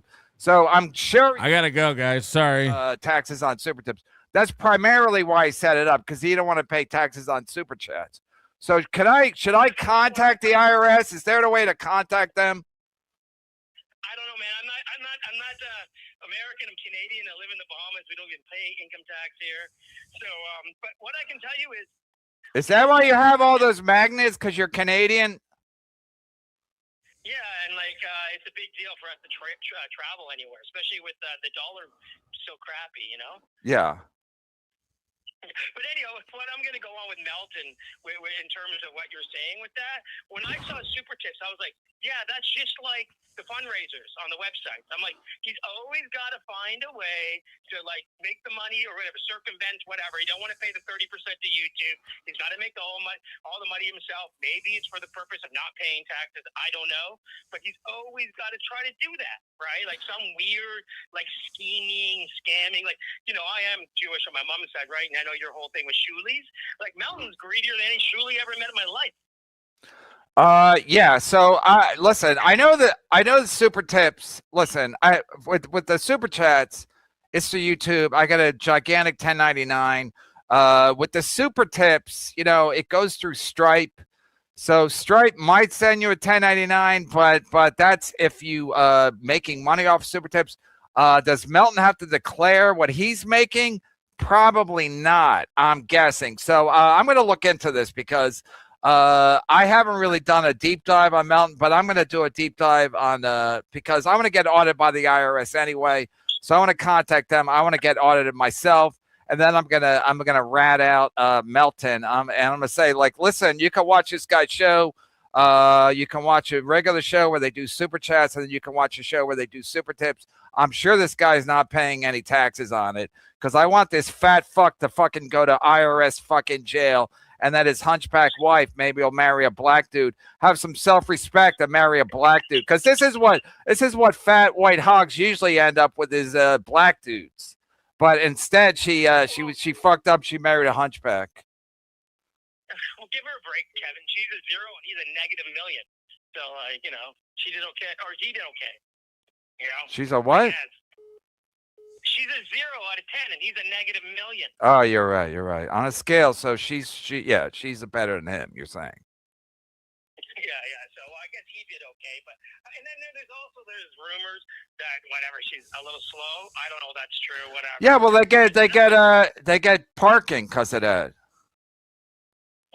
Another thing too is, why do you like? I know, like, you know, I know there's an old show where your wife was on it years ago. Obviously, holy shit! You would never have her on again. But like, it's like I've seen pictures of you and your wife together and stuff. It's like with Melton and her too. It's like, okay, like this whole thing with the mortgage. You think if it, like she could just be talking in the background, she doesn't have to be on the show and say, "Oh no, he owns part of the house." Why do you never hear that? Yeah, why? Like I said, why didn't she call in? I understand why she doesn't want to be on the show, because she's probably hideous and she doesn't want to get drawn into it. But why didn't she call into the show on Saturday to explain what happened with the mortgage and at the bank signing? Because I was good question. Has a hotline to call into, and people were calling in. So why didn't his wife call in? Even if she's at work, can't she take a fucking hunchback break and call in and go, here's what happened?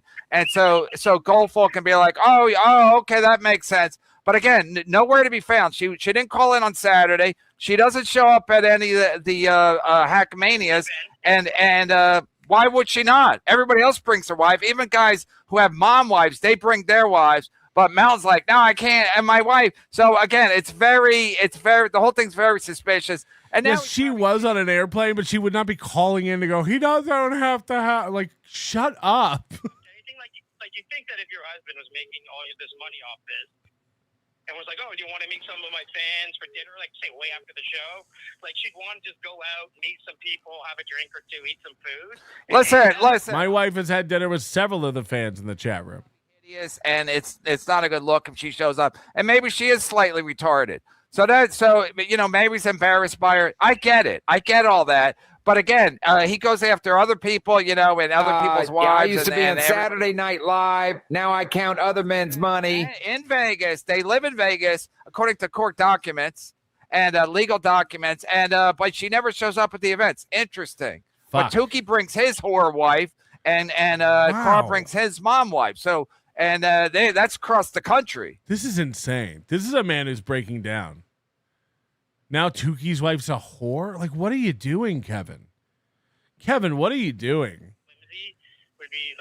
Okay, you don't have to give her an alibi. I mean, why does Carl's wife go? I mean, it's the same people Carl's wife's going to meet. So why would she go all the way across the country?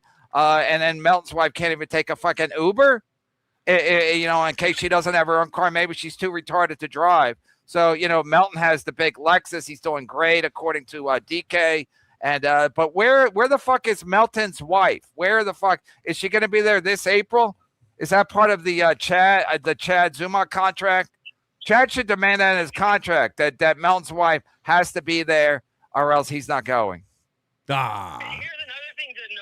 Here's another thing. Like, imagine this happened to Steel Toe. Steel Toe don't own his house. Oh, Steel Toe didn't pay the IRS for 5 years. Those retards, like, clubfoot car. Hold on, now I didn't pay the IRS for 5 years? Or Before this was like a 2014 thing. Now I didn't pay for 5 years. Now I'm broke. Uncle's house in Cleveland. It's like, okay. What the fuck, dude? But we have proof about Melton not being on the mortgage and not having any money. Probably cheating the IRS. And Mel's like, no. Chad went to my uncle's house in Cleveland. He's like, oh, okay. Oh, where does your uncle live? And how did Chad know? And et cetera, et cetera, et cetera. So it's all fucking clown town. That the one ghoul lives on the same street as the other ghoul. I mean, these fucking losers, they like get in line to out lose each other. It's spectacular. By the way, did you see? I'm segueing a bit here. Did you see Carl drop off the show the other night or the other day? No. He dropped off the Piggy show. That Win by Two guy again covered it because I would never watch that garbage, right? But supposedly because they were kind of just shitting on Carl for like 2-3 hours, and Carl actually said, "Guys, I'm kind of thin-skinned. I'm out here. I'm not putting up with this after 4 hours, guys." Like, Carl dropped off the show after 4 hours. It announced he was thin-skinned and couldn't take it, and left. As if, again, these guys like Tukey's not on the show anymore, and Carl left the show early, as if that doesn't happen all the time. Right? I'm just stating facts. I've never seen his feet, but people said he has 2 club feet. Here we go. And I've seen his wife, and again, Carl said she's 10 years older, so he has a mom wife. I know that. I don't make up stuff. I just go with what I'm presented with. Yeah, and it's my issue again. Why are you being so thin-skinned? Like, these guys want to go after everyone, but if anyone goes after them, they get all thin-skinned. And another thing, I think the proof is in the pudding too. You're talking about that Saturday show. If this was really just a clerical error, you think of your mouth and you just talk about, it's some screw up. I'll go on Monday and fix it up. You talk about. It was a clerical error, and we did put in motion to fix it yesterday. Again on our paperwork, it's right, and it will be fixed. That I did say that yesterday. So now what? 34 people watching the Ray DeVito show. If you saw the guy hit me, then can you notify me, please? And it's the same thing Melt was saying. Goldfield's like, no, you're not involved with the mortgage. You're not on the deed. You're not on anything. Melt's like, I could have sworn. Yeah, when you sign on the paperwork and have it, you could have sworn. Like, this is the reason I never even looked. Why would I look? I signed the papers. Yeah, man. Okay. The last thing about his wife I'd like to say too was like he was telling, like I said, everyone for years that he was married, right? And then again, on these, I said this too, like 2 years ago. I said, Melton's not married. Again, on these websites, there was no record of their marriage, right? So then basically people actually started calling him out for that. So then they eloped, but they had no, they didn't have a honeymoon. They didn't do nothing. They just went to one of his town hall and eloped because basically he was getting heat from fans saying, hey, dude, you're not really married. Stop calling her your wife. We had a venue booked that took a year and a half out. He's saying we eloped. And we didn't take a honeymoon. I mean, who's going to marry that fucking loser? But, I guess he tricked that ugly, slow lady that he married into it. But, I mean. Mooney, have you seen all the pictures hanging up around my house of our wedding? From our elopement? We have a fabulous section. It was so haphazard and last minute. All right, God bless. I'll send you the link next time. All right, bye.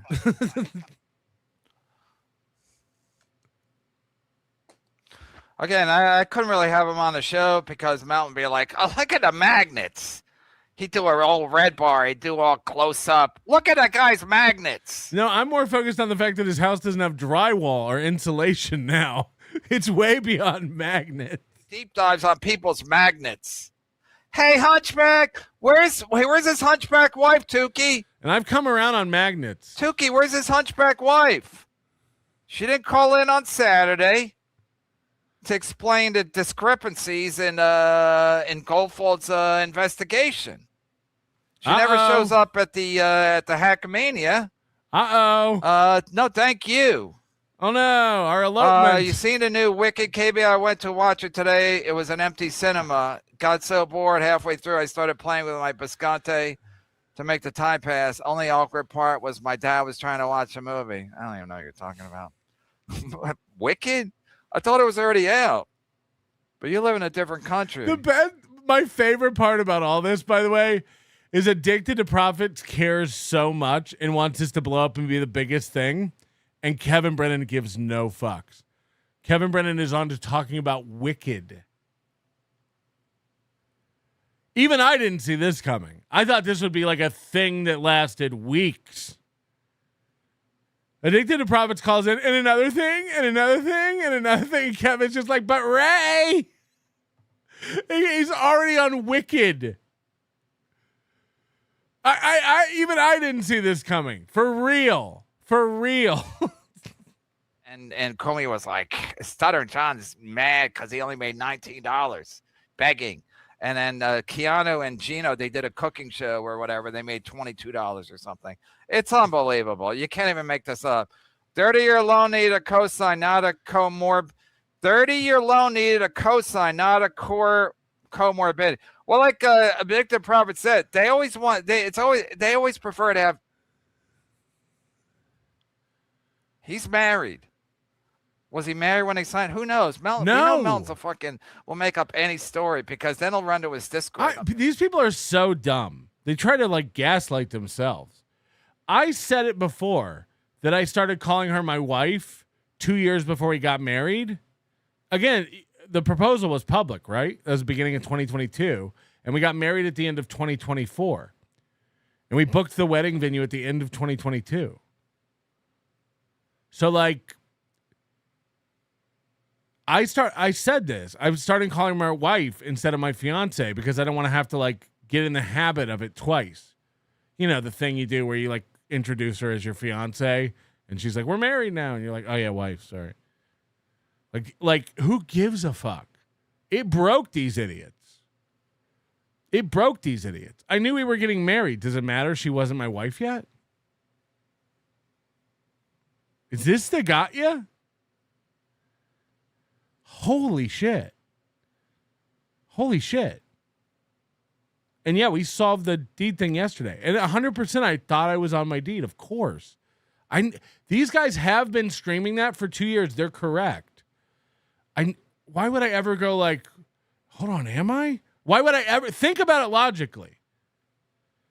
If you bought a house and someone was just screaming on the internet, and by the way, it's David Skarica. just was screaming, his wife bought his house, you would be like, okay. Like, fuck. I found this out Saturday and corrected it yesterday. You don't think I would have corrected this 2 years ago if I wasn't on the thing? What's wrong with everyone? Oh, fuck, I can't. And he's so upset. Look how upset he is. Over what? And they're like, why won't he just pay the $30K? Like, he probably thinks he doesn't owe it. Correct. That's why. Hello. All of this is because you made fun of that man's cabinets and and his steak magnets, and his steak, and it just all of that and the wet steak, all of that blew up your life, Melton. Yeah. It's quite the retribution, man. I made fun of your steak, so you took my house from me? That's fucked up. Melton, you should say you have a kid now. Melton only does one show a month. Melton doesn't even do any shows. Melton is doing too many shows. Melton just did 14 shows in a row. He's literally the thing we said at the beginning of the show. Like, if I do 10 hours, they're like, what's wrong with this guy? He has no life. And if I don't do a show for 3 days, they're like, what's wrong with Melton? Why can't he do shows? Melton's making them feel.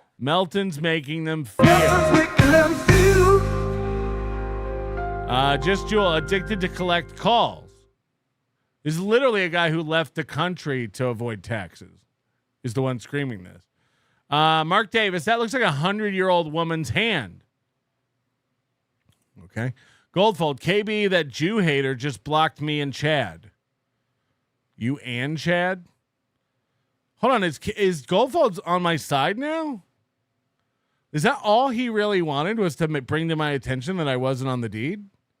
And like, now that we figured it out, we're all cool. We're copacetic. Dan G, I get it. Your name's not on the house. Now ATP is a ladies' man and doesn't need to fly in pussy. Fuck this guy. Do the follow-up show on ATP.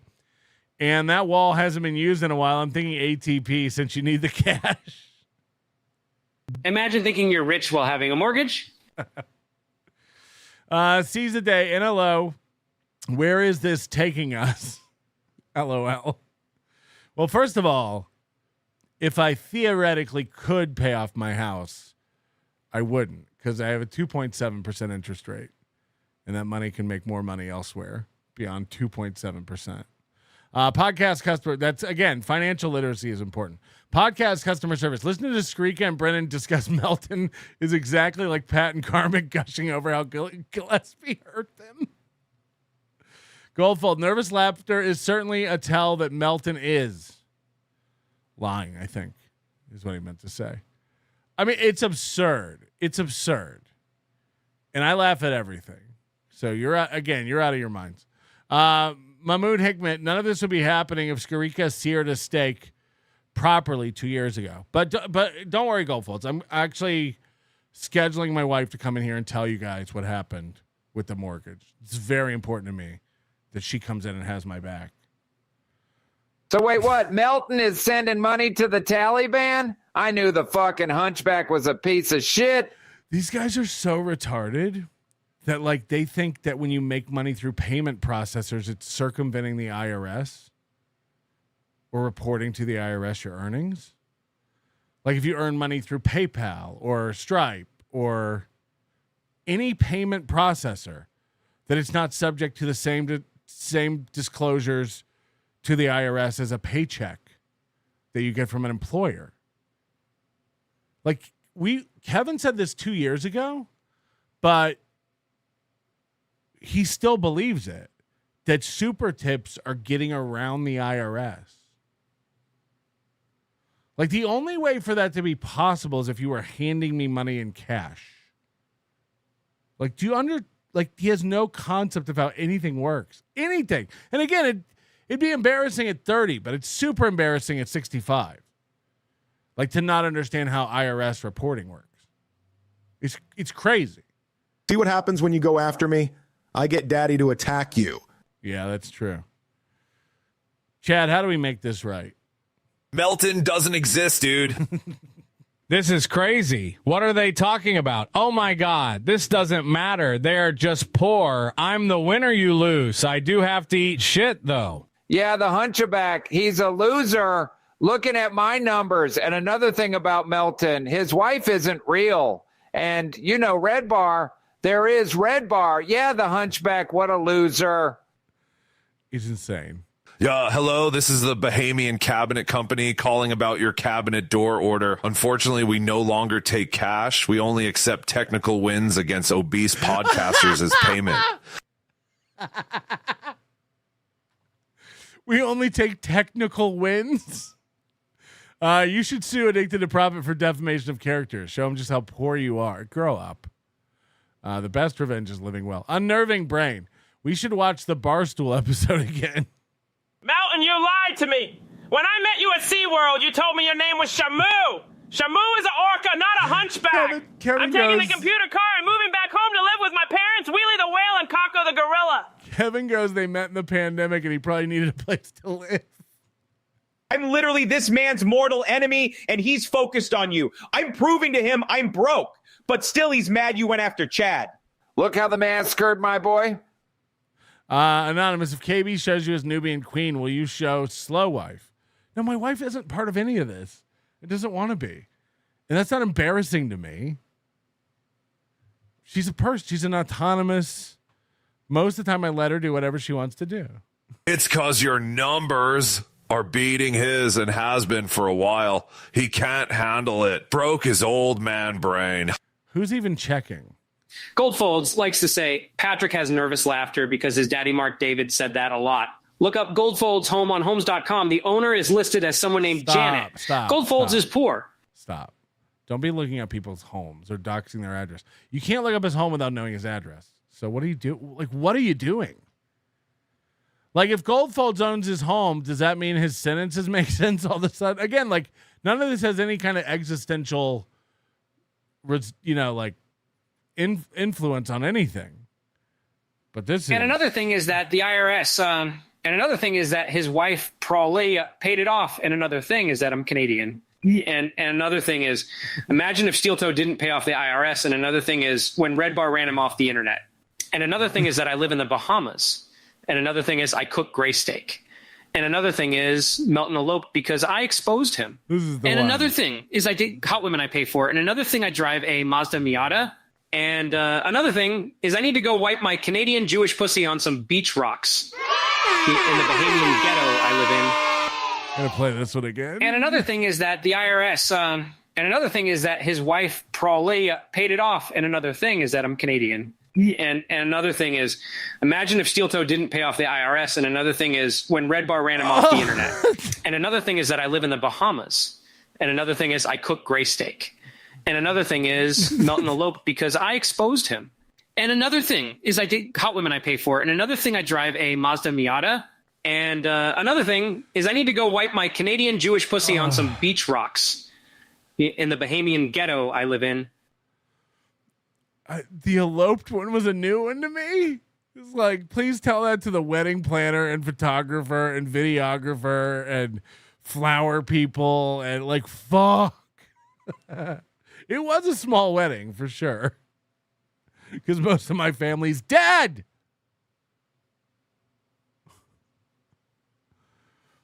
Oh my God. Oh my God. He's making fun of Kumia now. He's already on Kumia. That, again, the funniest part of this is that Addicted to Profits isn't getting his like main event billing for this that he wanted. God, he wanted this to go on and on and on and wreck me. He thought he could run me off the internet like Red Bar did. Remember when I quit the internet? Walt was in Frozen. Thank you for being a member for 13 months. David Stoner says, hit the like button. Hit the like button. And Coach Touched by Tony. Wow. You keep your relationship private. Crazy. Yeah. ATP has multiple Bahama properties. Cope much? No, I had no idea. I've never looked into it. Is that unhealthy of me? The guy who's been after me for 3 years, this is going to blow your mind. I've never looked into it. You know what I looked into? That company he was shilling really hard, Inca Gold. I was like, why is this guy pushing this company so hard? And then I found out that his family's invested in it heavily. That's what I looked into. I looked into a stock he was pushing. Do you think that I think there's no one who owns more property than me? Most of the people in my chat making fun of me right now are richer than me and own more property. My house was $310,000 when I bought it. It's worth $400,000 now. My mortgage is $1,600. Do you think I think I'm rich? Do you think I own more than everyone?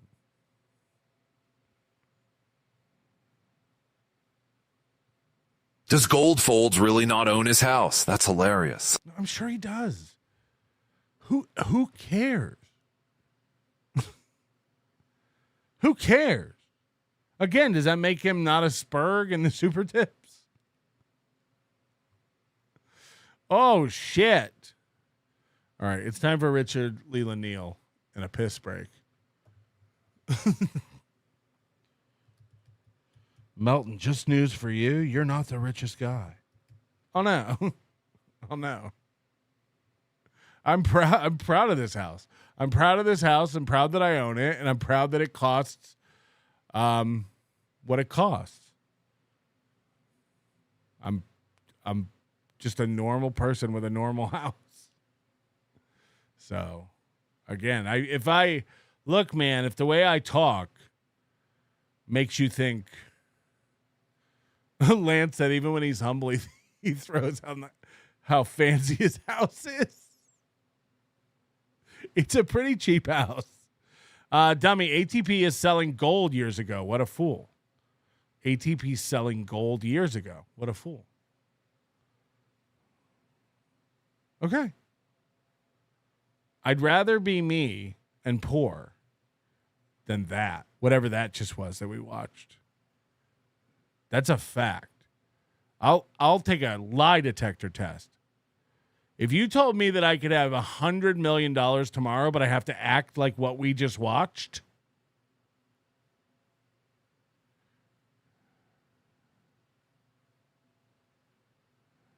again, do you think I think there aren't people rich?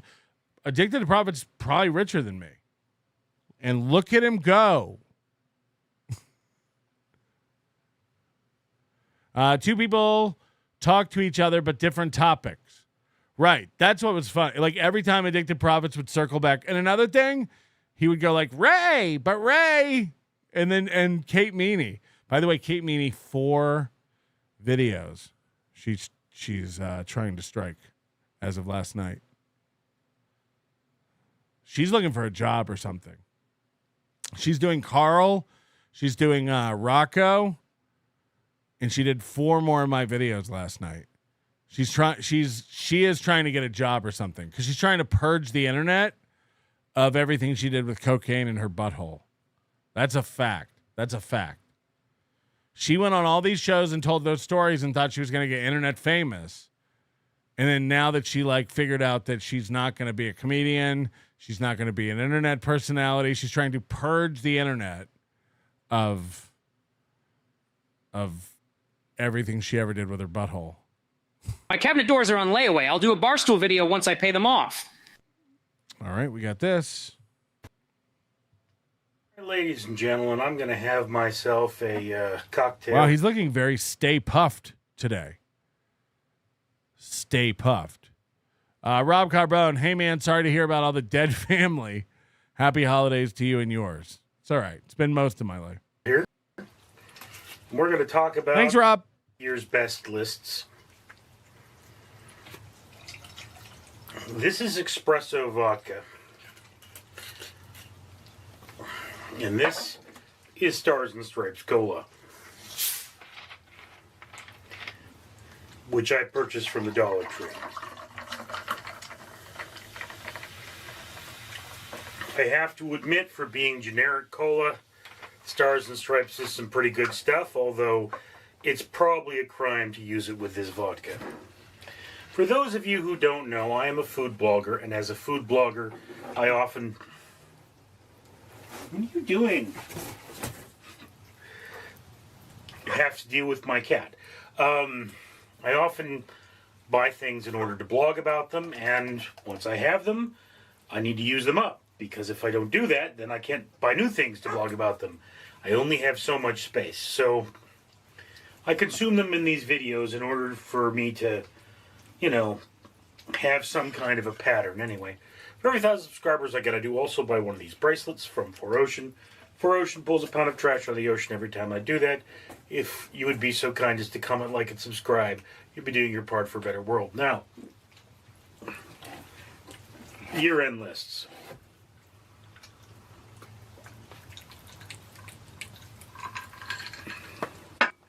So I just saw a year-end list that named Dune Part 2 as the best film of the year. I remember watching Dune Part 2 and thinking it was okay. I mean, you know, to be completely honest with you, that... Jesus, could you hear my dog barking when I was playing with her in the hall? Jesus Christ. Particular type of film being an adaptation of a book, and you know, I'm always going to have a soft spot for the original, so I guess I'm a little jaded on that concept. But they also named The Substance as one of the best films of the year. I thought it was considerably better than Dune, although I'm sure it didn't make as much money. But then The Substance is a film that speaks to me. And it's like, you know, a lot of people consider Citizen Kane to be the greatest movie that was ever made. Okay? Some people Only idiots think that. Only idiots think that. It makes all the lists because it makes people feel smart. Consider The Shawshank Redemption to be the greatest movie that was ever made. My personal pick for the greatest movie ever made is Aliens. I thought you were going to say The Island of Dr. Moreau. And I mean, you know, I've never seen... Wait, which one was The Substance? I feel like I saw it. But I also feel like it was bad. But I can't remember what it was. What was The Substance? What was the premise? God, I think I saw it, but I don't even remember.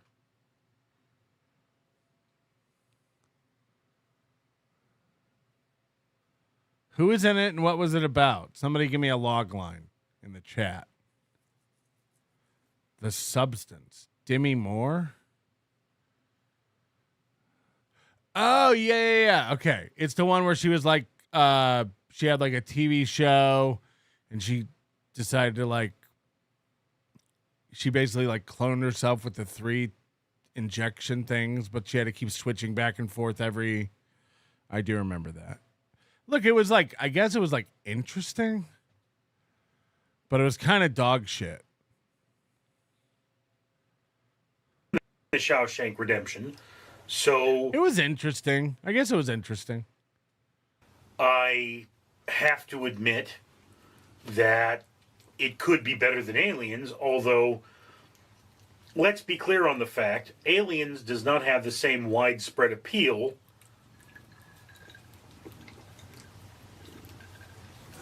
What is Stars and Stripes Cola? Somebody help me out. Clearly it's like a store brand, but where is this from?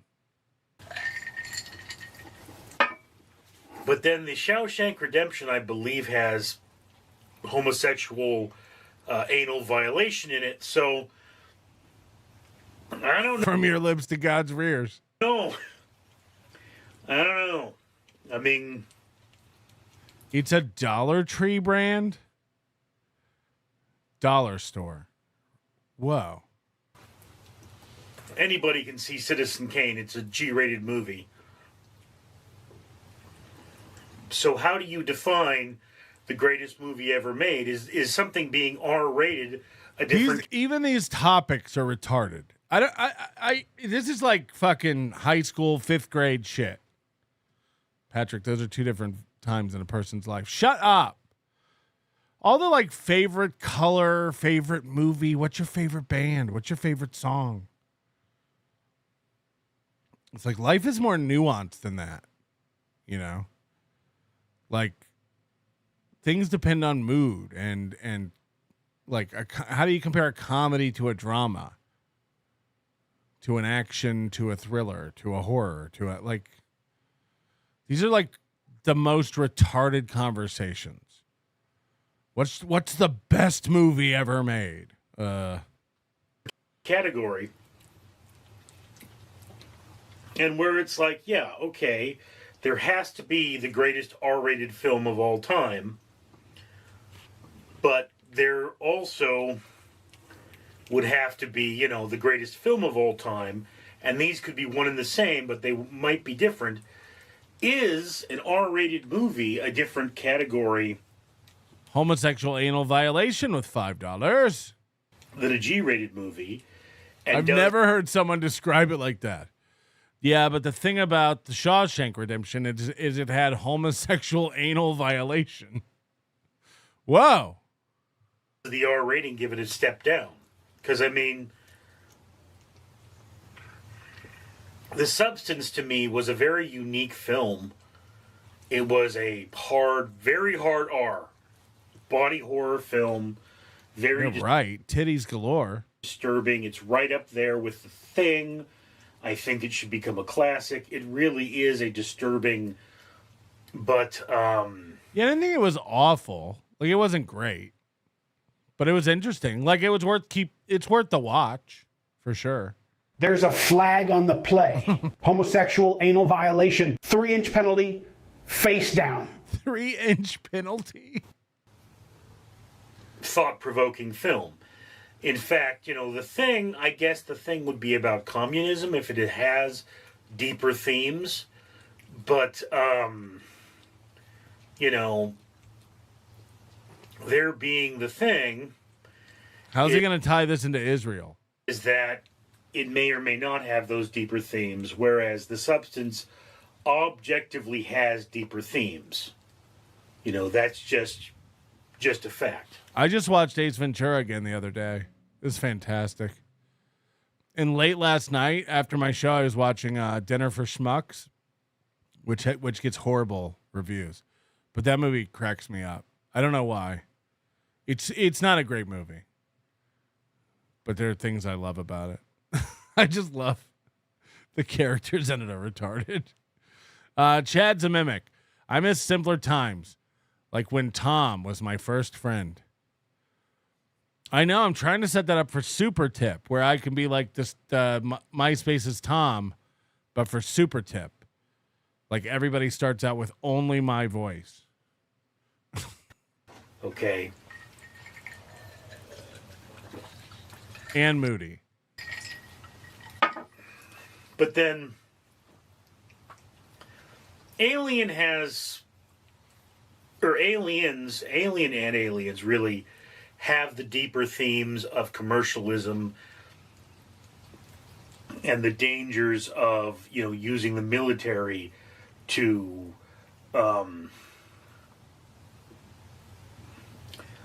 protect assets, you know, as opposed to people. And that's the thing about, you know, that particular film is, yeah, it speaks to me, but I mean, it brings back nostalgia. To me, it's very well paced. I really like the characters.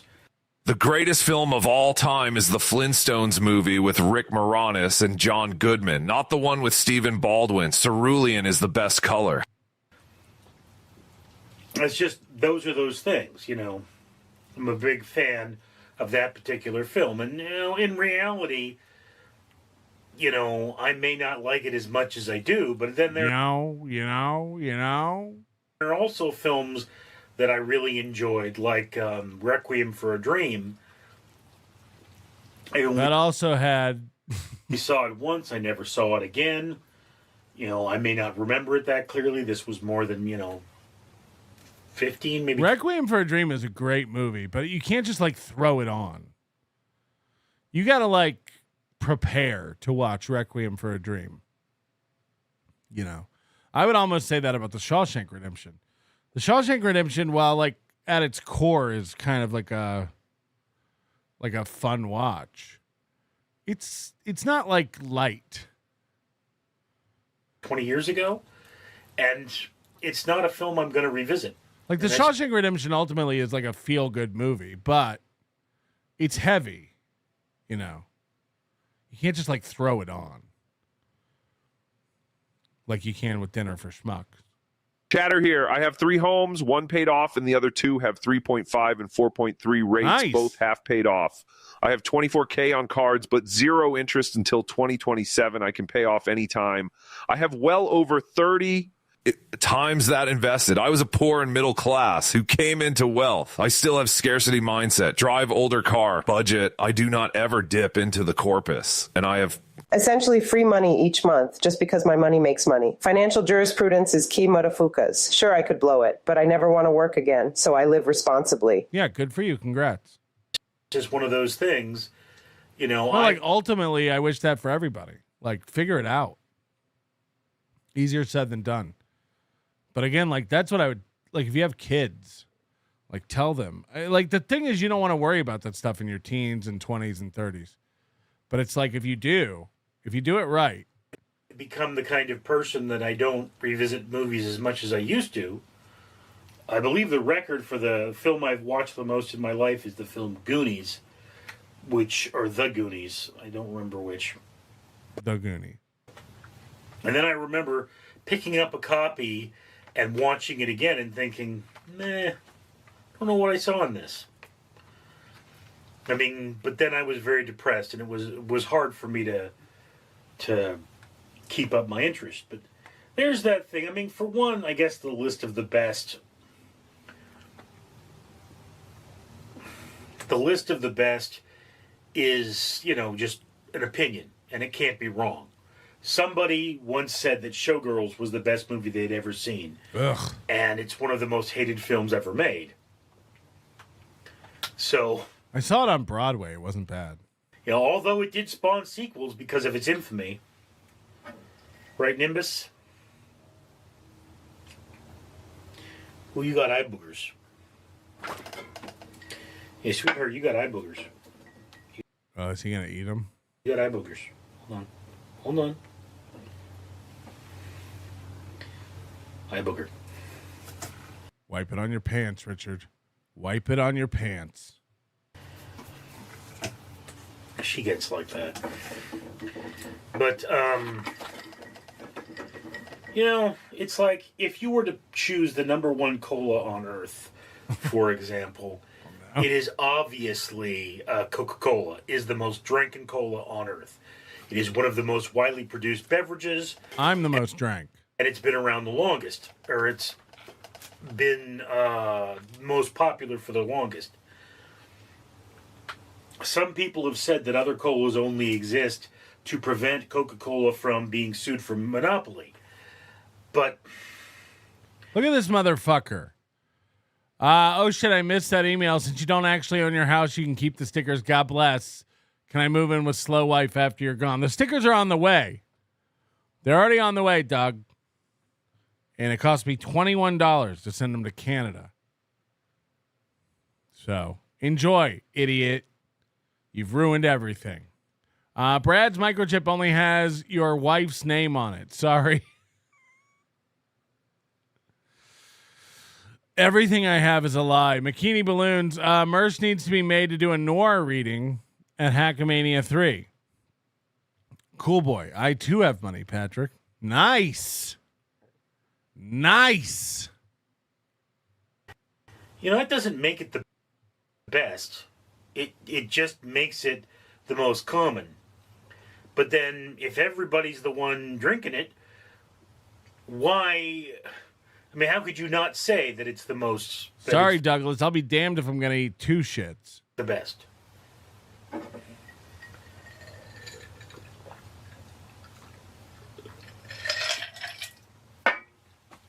that brings up the question. So would the most viewed movie on earth be the best movie? No, because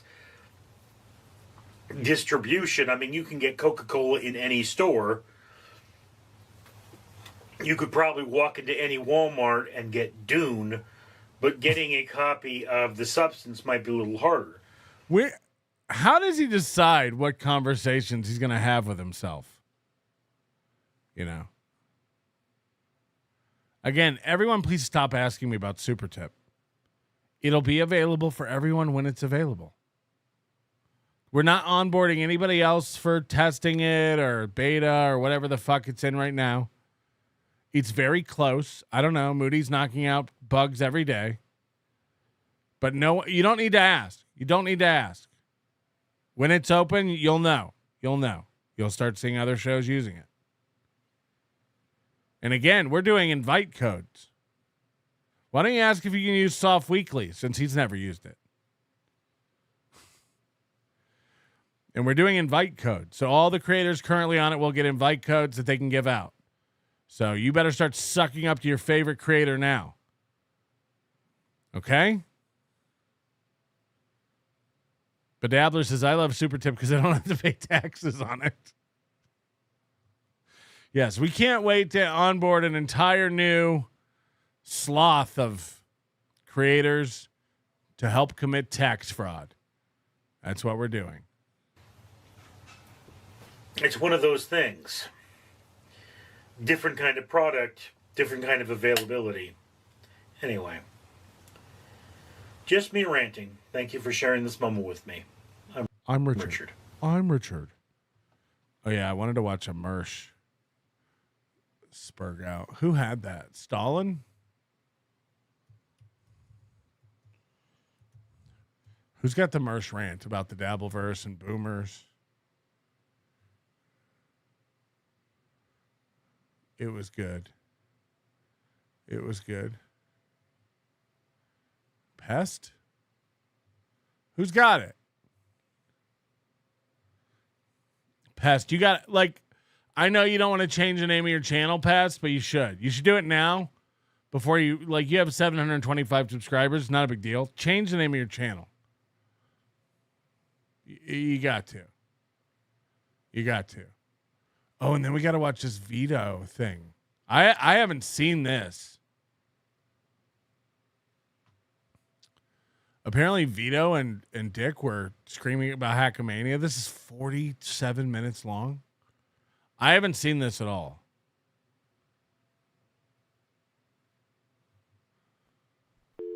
I thought Ralph's meltdown was bad.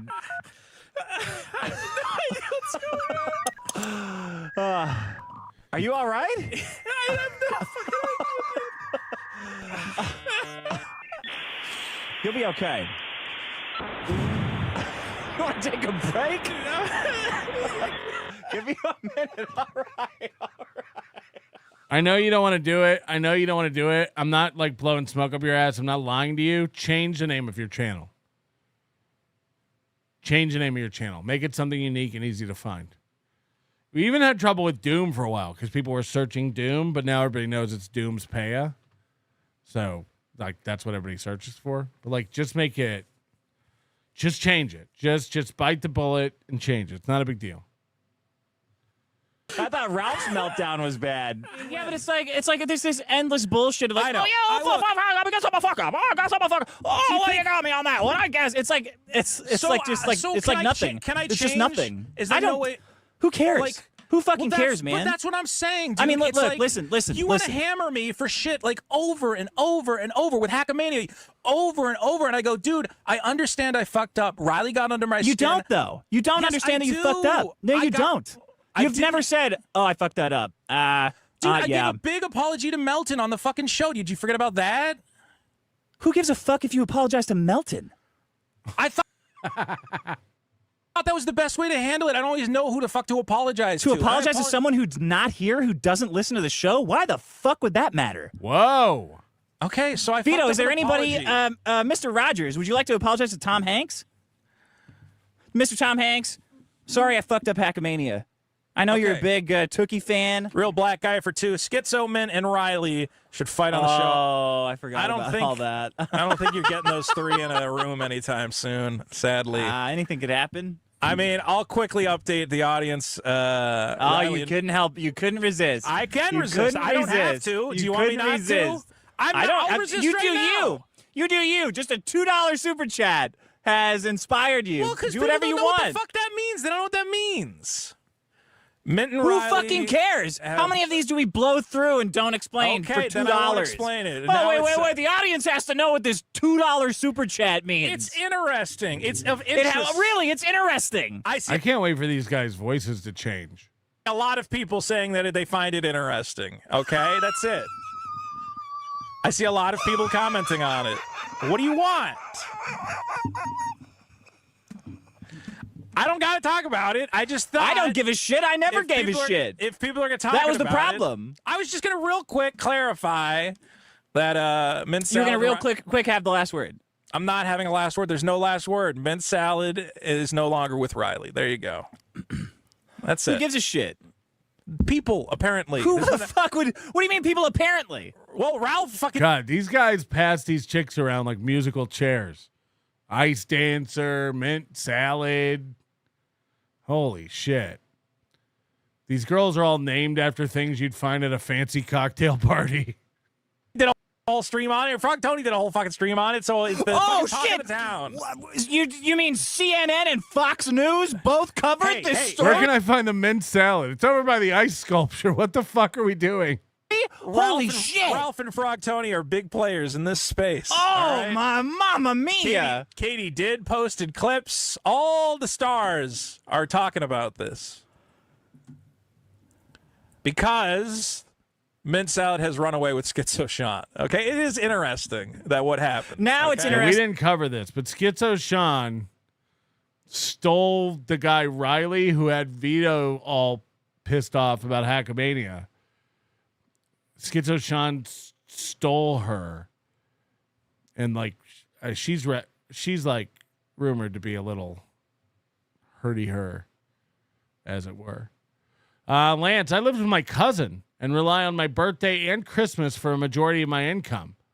I have more freedom than the guy with 3 houses, 100%. I believe that. Plus your aunt's embroidery shop.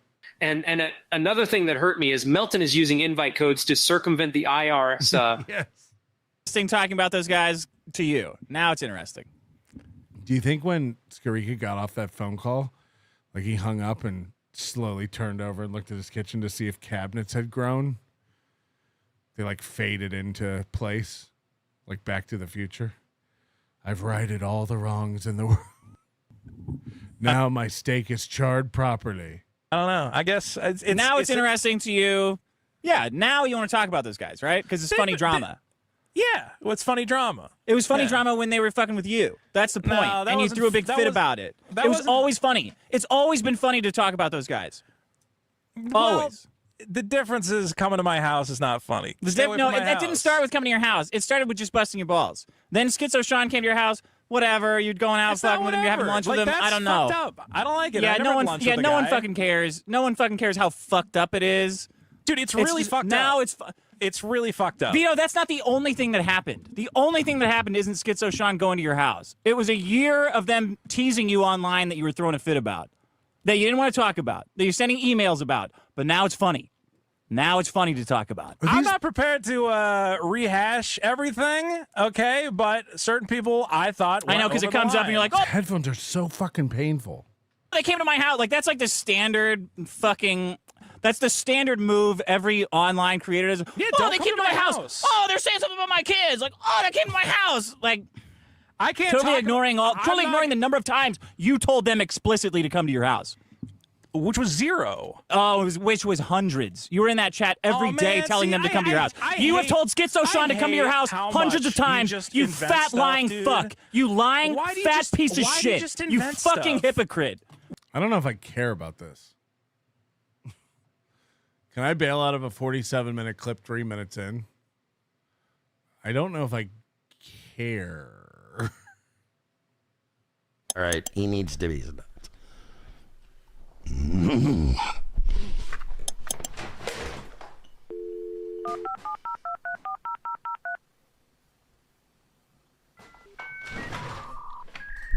That was fucked up. Gun drawn. Female cop, gun drawn. And dog doesn't get it. Flashback. Observing my brilliance, and a lot of you probably gave Johnny $5. I hate when I'm in Mersh's way. Feel like cool, and you're part of the all you Dabbleverse cheap cunts. You give Kevin Brennan enough money, you throw me fucking $2. Go to revengeofthesis.com/Nightwave. Give me $2.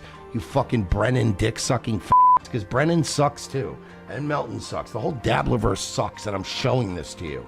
Maybe this needs to be my new campaign. Maybe Brennan's next. Maybe some of these other next. Oh yeah, the bitch. You fucking non-regular people showing up tonight just trying to watch. You fucking loser I'm gonna burn your whole goddamn Dabbleverse. A flashback. Point out, because I'm checking both chats right now, the only people in the history of me shitting on boomers, the only community I've ever seen get ass blasted that I shit on the boomers, shockingly enough, the Dabbleverse people, who are, let's be honest, are mostly Gen X and borderline boomers. They got very offended by that. There's a lot of them like, oh. How old is Mersh? How old is Mersh? You're a fucking piece of shit, Mersh. Oh, counting boomers' money. Oh, yeah. By the way, fucking tell me you're a boomer without saying you're a boomer. Because the only people that get offended by shitting on boomers are fucking boomers. And a few Gen Xers that are on the beginning end of the Gen X. You know? That wasn't you, dude. Basically glorified boomers. There's a lot of insecurity in that world. In that, Mersh is 42. So Mersh is technically a millennial. And I'm 46. And depending on what you look at, I'm right on the edge of Gen X millennial. Which is crazy, because I don't consider myself millennial at all. But if you look it up, I'm right on the edge, which is crazy to me, because millennials feel like another thing. Universe they're in. They feel like they have, oh, that's offensive. Oh, Mersh shitting on the boomers. Oh, Mersh blames the boomers for being poor. No, it's not that. It's that they robbed this fucking country. They raped this country. They raped your future. So if you're not mad about that and you're pro-boomer, that means you're either a boomer or you're boomer adjacent.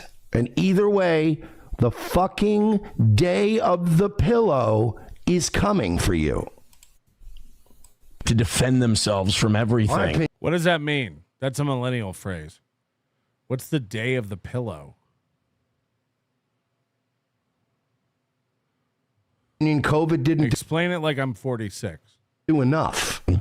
Even if it's not coming at them, you know. Sack Johnny Crutches says, as Sean from Potentially Criminal says, Aaron is blessed with retarded enemies. Self-Cutting Girl says, boomers are paying your bills, buddy. Yeah, I don't think I have one boomer person that's signed up for our local Suffocation, Jesus. I don't have one boomer fan. So try another one. I mean, my money comes from Gen X and millennials and a couple of Zoomers. So try another one. It's kind of true. It's kind of true. By the way, I get no pushback on any of this stuff anymore. I think people have started to realize, like, look, Aaron's kind of about it, but he is right. And it's nice to now be in the catbird seat on shit like that. Dr. Doom says Rocco is the best out of them all. I think he's the most talented out of all of them. I really do. I don't know how many people watch him. Last night he did well because he had that Quadfather thing. He used to be, but now he's spread himself too thin. Rocco's talent's gone to like 7 different puppets, and now it's like, all right, we get it. Unfortunately, I think it's the same 1,000 people all going between shows, which is unfortunate. Carrie C said, however, boomers did have the best cocaine. Yes, they had the best everything. And when they handed everything off to everyone else, it sucked. The money was worth less. The cocaine was more stepped on. Like everything. I bet you if you looked at all of those... But at least we have taco trucks. Shows and their unique viewership, ours is way higher. Like in terms of different individuals coming in and out. Hey, Aaron, that's not a good metric. That's not a good metric.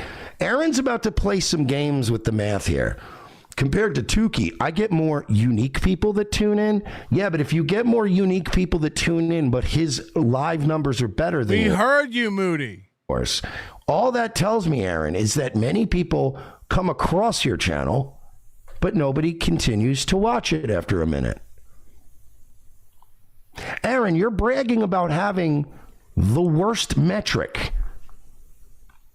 When you say things like, actually, I have the most unique viewers, that means your audience retention rate is dog shit.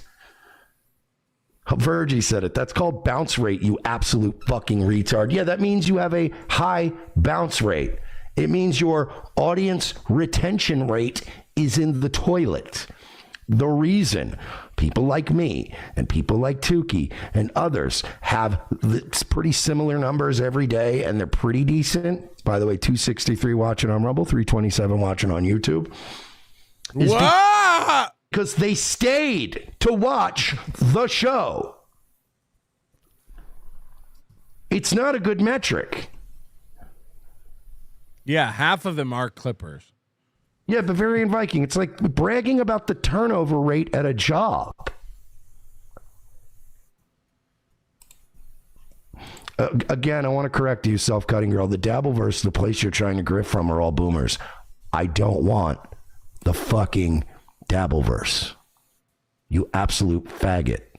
The reason I'm being so hostile to the Dabbleverse is because I am doing something I've done for years. It's called purging the spurgs. The Dabbleverse is content to me. You understand? I don't make a lot of money off the Dabbleverse, and I don't need the views. I didn't come here to be accepted by you people like these faggot-ass JMOs. Jeez. All right? And all these other little mini shows. I'm not Shmuel Buckman. I'm not here to suck your dick so hopefully you'll watch my show. I'm here to make fun of the people you watch. I'm here to make them have fucking domestic violence incidents and fucking crash out and burn their fucking brains and their lives to the ground. I'm doing all this so that I can watch it on my show, and me and the audience that I've had for 7 years can make fun of you people. Get them to buy some tickets then. Any one of you could leave right now and I wouldn't even fucking notice. So no, I'm not trying to grift off you. As a matter of fact, If one of you leaves, I will notice and you will get an email. Just a heads up. You're all equally important to me.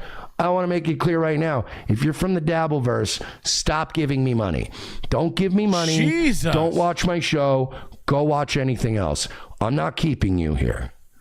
If you find yourself completely entranced by my melodious voice and my beautiful face, and you can't stop watching, that's on you. That's a decision you're making. You caught feelings. If you can't quit Mersh, that's on you. You can change the channel. I don't need your money. I don't need your fucking views. I don't need your watch time. I need your money. And I definitely need your views. I don't know what watch time is or how it works. I'm making fun of you people. I've been doing it from day one. I told you I was here to burn shit down, and I meant it. And I've been doing a very good job of that. Mersh is a pyro? I'm probably going to get some of you boys thrown in goddamn jail over You're not. Stop. Stop. Can we just have a nice dinner? Shit. Yeah, I've done a great job. I'm here to amuse my audience. We're here to pull all your strings and make you guys run around and fucking go crazy so that I have shit to watch throughout the week. When did Mersh turn into Chad? I feel a hype train coming on. Soft Weekly says, Super Tip is a great service for all creators. Not all. Not yet. Don't oversell it. I was never courting you. Now, just because you really badly want to suck my dick doesn't mean I used any mind tricks to make you feel that way. Both Mersh and Nice Podcast Dan have bouncy desk syndrome. Like whatever their setup is, like the mic is bouncing, the camera's bouncing. On the Dan clip I watched, like they both have the same. Whenever they like move around and hit the desk, it's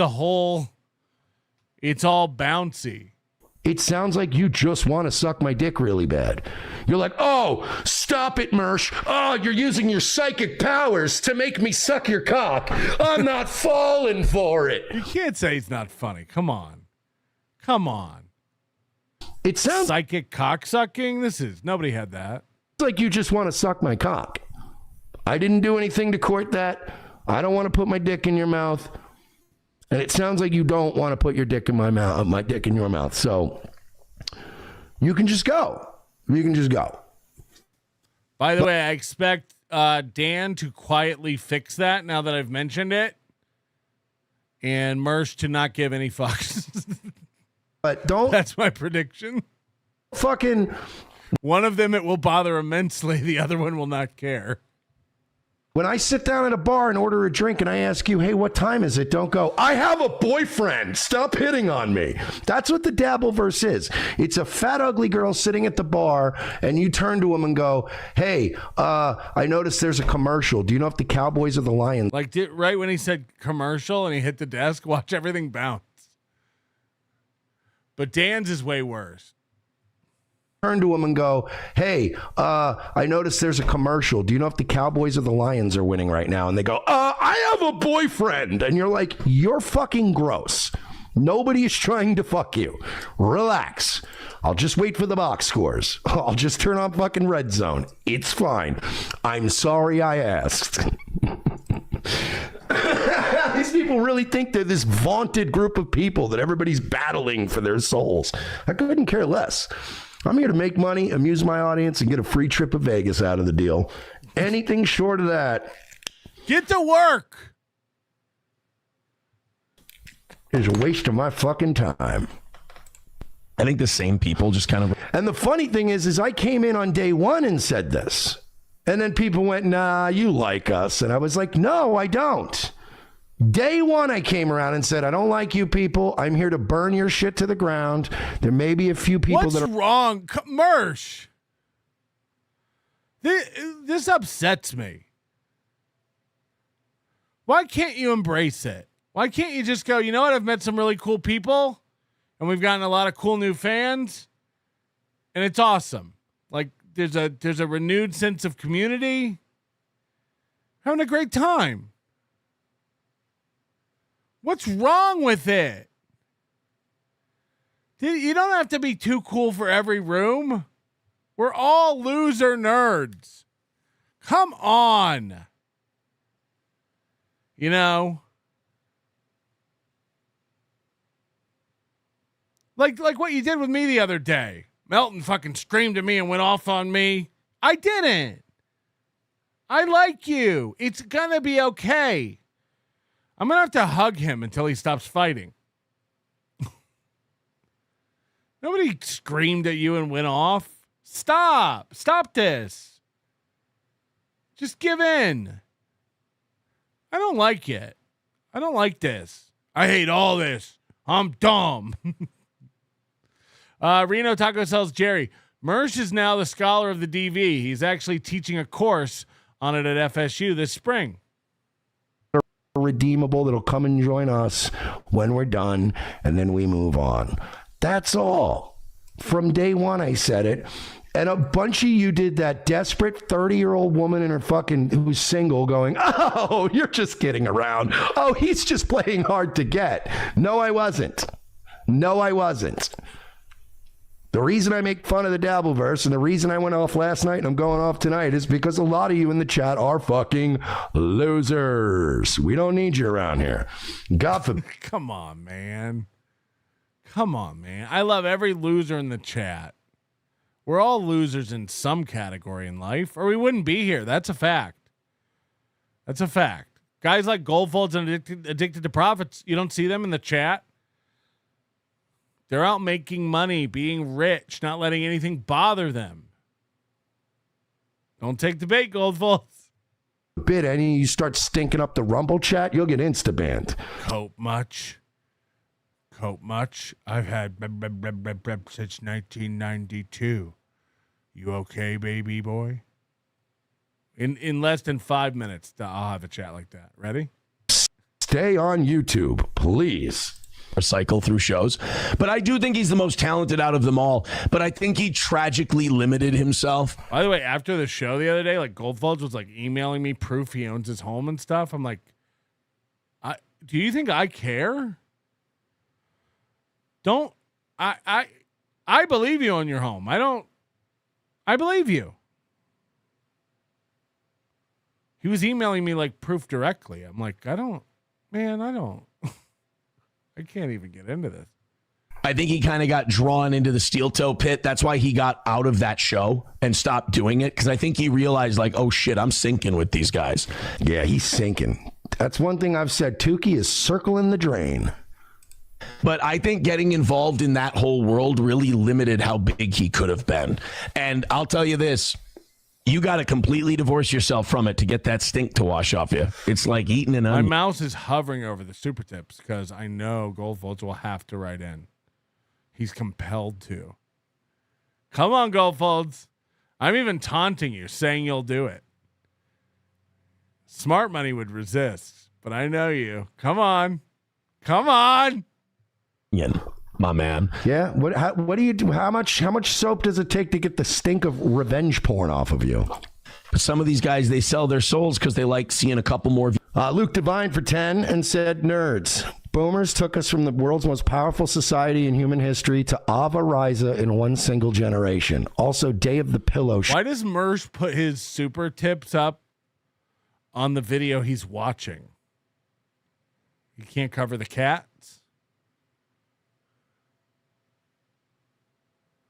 Be a new show on the Travel Channel. Maybe we'll call my show Day of the Pillow. And Mersh inspired me. Like, that's why we have the cats on this channel. That's why we do the...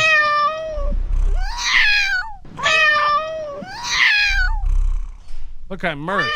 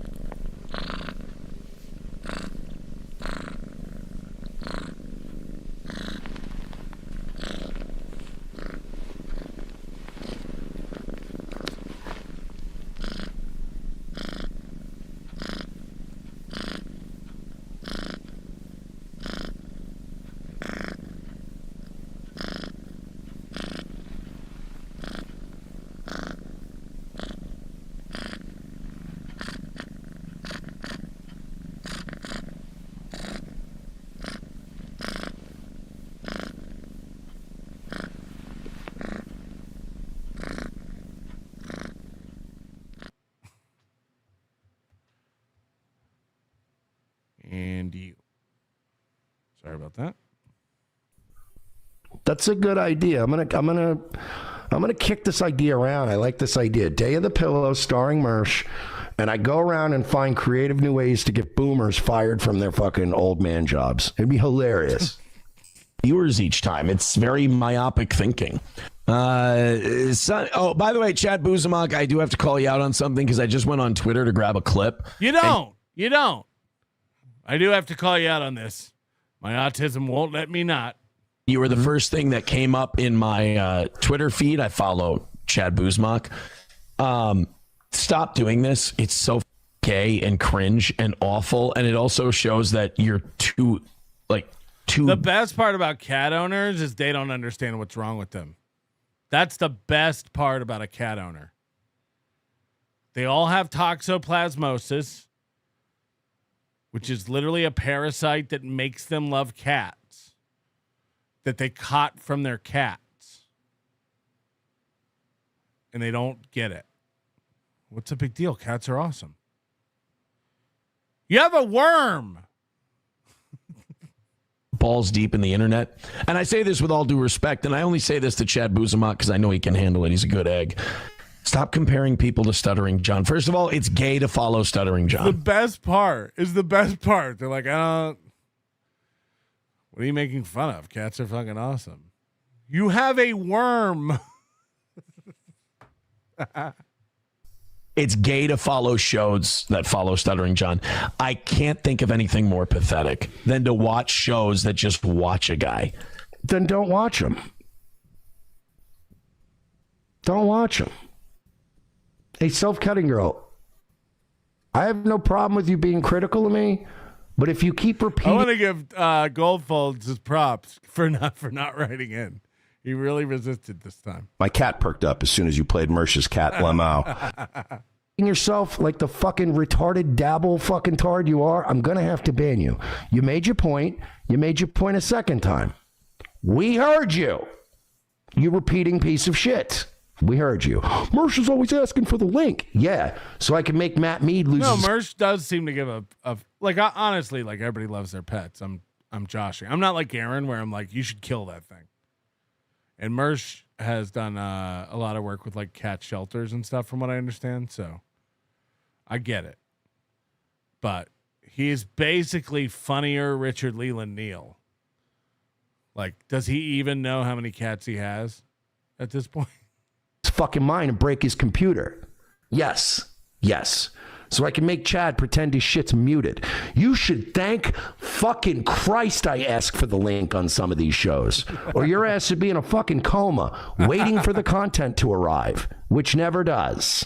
So he's like, oh, Chadboozemock is Stuttering John now. Stop. It's like, not only is it played out, but there's nothing worse than watching people thinking they're watching the cow, quote unquote, when just their engagement in it makes them the cow. Like, it's kind of the old adage, who's more pathetic, the fool or the fool who watches him?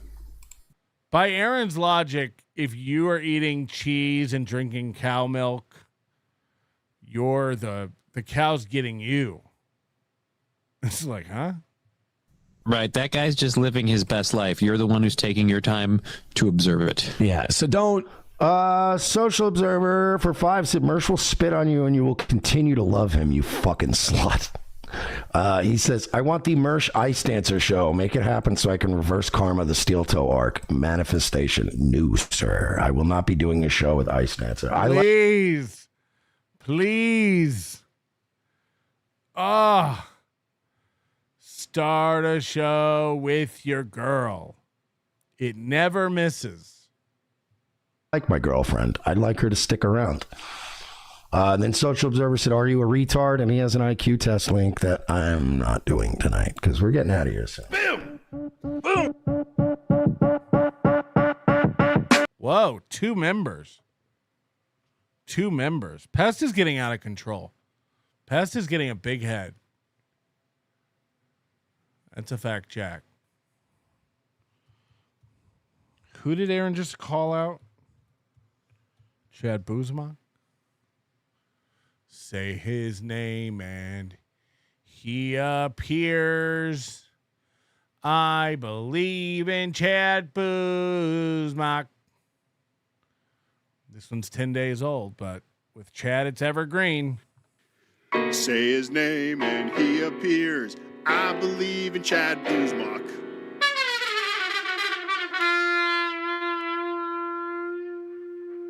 I was a wet brain for sure. Fucking wet brain out of my mind. Fucking hell. Whoa! Eat dent in the ghetto. Who saw that coming? I got to correct Moody. Steel Toe did not talk about steeltoe.lol this morning. Steel Toe talked about a Cope website that haters built to cope. I didn't hear him mention Steel Toe LOL at all. Huh? I'll throw curveballs, motherfuckers. Like I said, right when you think I'm going to zig, I'm going to zag. You can't keep up. Yeah, you have 2 moves. If you're not zigging, you're zagging. And if you're going to zig, you're also zagging currently. I'm coming live and direct from an undisclosed location, the bunker. We're here in Florida. Come find me. Come find me. So we're going to slip one in, a short one. Because as we know, the big show is tonight at 9 o'clock Eastern on this channel. the debate, the one that you wanted, the one you're waiting for, the one you requested, the one you voted for in every single one of my polls.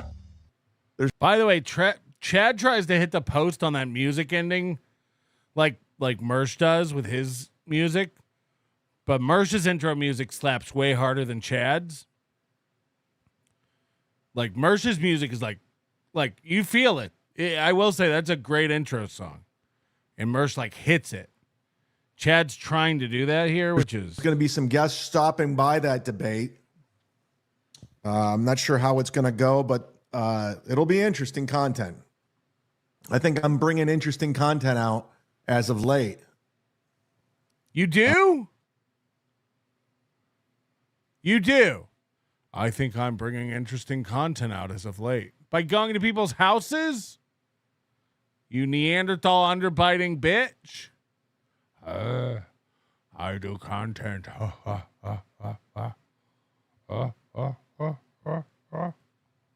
You're welcome. I think it was Kim Nicholson who said on Twitter, like, are they really going to, I mean, how many times are they going to cover Chad going to Mersh's house? Literally, it was dead in the water by the time it rolled up the Melton's fucking doorstep. It was done. And yet you still scream that I need to give the money back.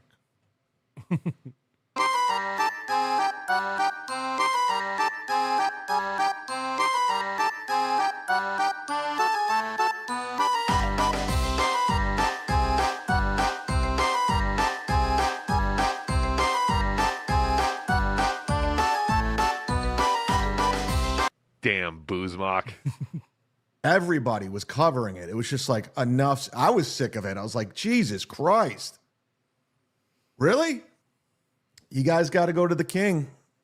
You got to go to the king for content. I'm the king of content. Yes, Mersh, I took your throne, bitch.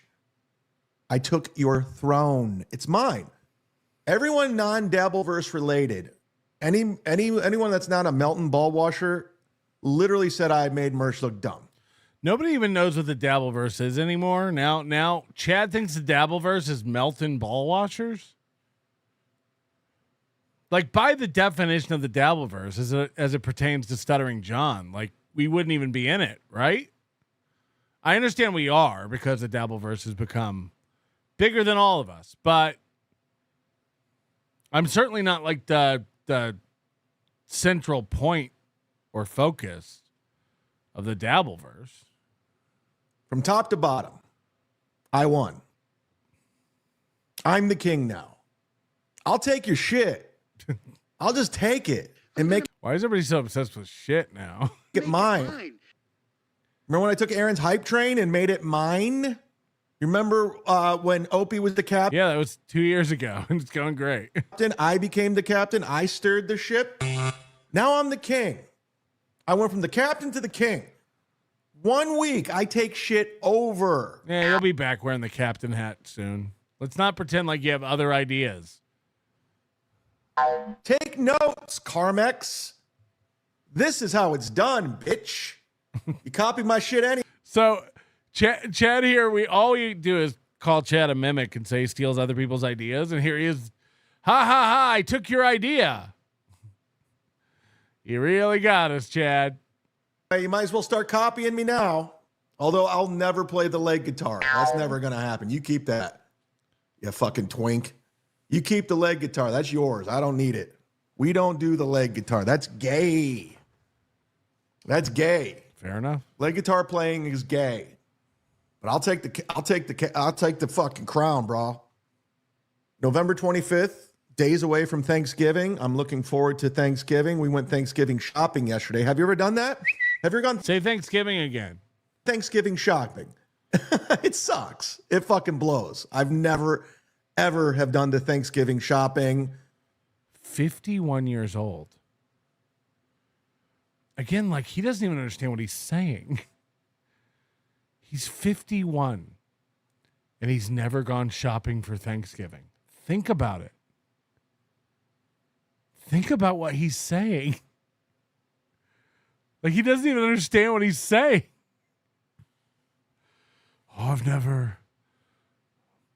I've been on the planet 50 years and I've never even. Fuck. My whole life, all 50 years of my life, I've never gone Thanksgiving shopping, and I'd never want to do it again. I wouldn't wish Thanksgiving shopping on my worst enemy. I wouldn't wish that on my wish enemy. Brutal. Waiting in line at the fresh market for a fucking turkey. There's a line to get a fucking turkey. No, thank you. I have other things to do. So you didn't get it? But since I was allowed to run around like a maniac all weekend, I had to play shopping guy. What are you going to do? Since I went over to Mersh's house and hung out for hours, I had to put off my Thanksgiving shopping. My girlfriend and my family can wait. I've got work to do. Take the good, you take the bad, you take the bad, you take them both, and there you have the facts of life. Where's Kim Fields? Where's Tootie? And her big titties. Jesus Christ. Pool Scam Sam, thanks for $2. This ghetto song slaps. We're going to slip one in, a short one. That's what Shahad used to say when he got his Papal thingy out. Then I dumped his non-Papal ass wet. Harder than Matt Mead. Oh, shit. Oh, shit. Oh, shit. Oh, shit. Actually, Matt Mead was texting with me today. Interesting. Is it? Only if you say what you texted. It's not interesting just to bring it up. Interesting how I know a couple of things behind the scenes that I will not share. As you know, you want to share anything with me, I keep that shit confident. Until I don't. So if you have any information, you know what to do. Oh yeah, I am the scoop guy. I get all of it. You guys send me everything, and I appreciate it. I got an inbox just packed full of shit. That's why I wanted to get a show in today, because I know during the debate tonight. The cool thing about the debate show is there's no clips, there's nothing. It's just talk.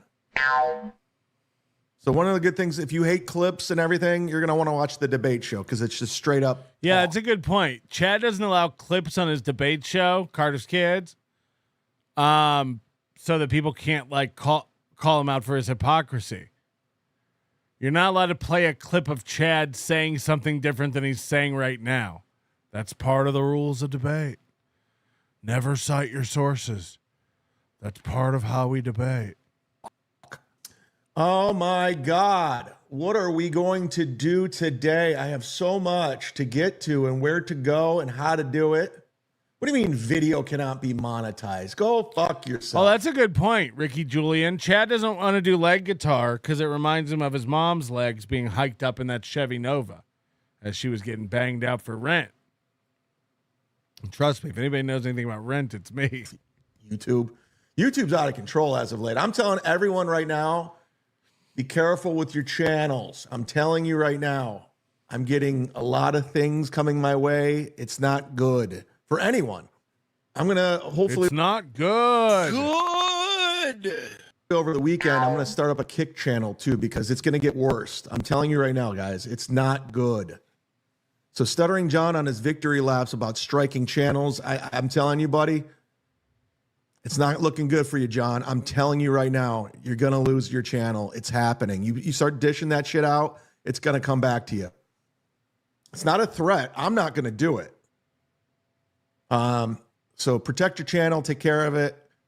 Don't go striking channels. Stop it now. Stop the madness. Stop the reefer madness. Stop reefer madness. I say this now, but it was only days ago when Melton was sniping, I bragged numerous people have reported him for me. Damn, Boozemock. I got a lot of things in the works right now. I know it sounds like I'm full of shit. I do. A lot of things are working right now. Let's go back in time. I don't have anything going on tonight, so I could hang out if you guys want me to. I almost don't want to leave. I don't have anything going on. I can hang out if you guys want me to. But I do have things to do. I really do. I know you don't believe me, but I do. I'm a busy boy. I got lots. I got a to-do list. I got all kinds of lists. Damn, Boozemock. If you only knew what went on behind the scenes over here, what I have to deal with. It's fucking amazing. It's amazing. It really is. Ray does the same thing. God, if you guys had to deal with what I got to deal with. Pool Scan saying, I'm stopping by the apartment since it's okay to do now. Let's go back in time. Bad look, you docs. His house and address. He's a public figure. I didn't put his address out there. Wrong. That's his house right there. That's Mersh's house. Corner of Doherty. It's clearly Daughtry. Doherty. It's on the corner of Doherty. West Doherty and Driftwood. Come out and be funny, Mersh. You're a public figure. Can your home be doxxed? It has been numerous times. Daughtry. My old place. Damn, Boozemock. If you really are coming to Tampa, I'll meet up. It's Doheny with you for a drink, for sure. You've contributed to the show very frequently and consistently, and at least let me buy you a drink. December 6th, and then I'll be at McCurdy's the 4th and 5th and the 7th. So I'm flying to Kansas City for one day, flying back that morning, then I'm going to go back to... Hold on. You said for Hackamania that you can't fly in for one day and do a show and go home. Remember? I can't really like fly in, do a show, and then go home the next day. That's not how comedy works. Oh. Unless it's like every other club where they don't give you an extra day to hang out for fun. I'm all over the place. I got stand-up coming out my asshole coming up. You might want to have that looked at. But we need to write new bits, so I'm looking forward to it. As we all know, I'm celebrating my victory over Mersh. I'm now the king. As we all know. Now, it's been covered to death. We won't play anything. We're going to play some reactions to some people.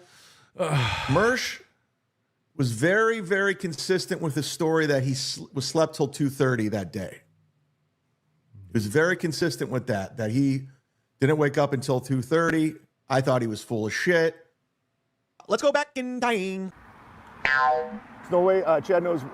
There's no way Mersh is awake at this hour. He just super chatted Tukey earlier. He's up.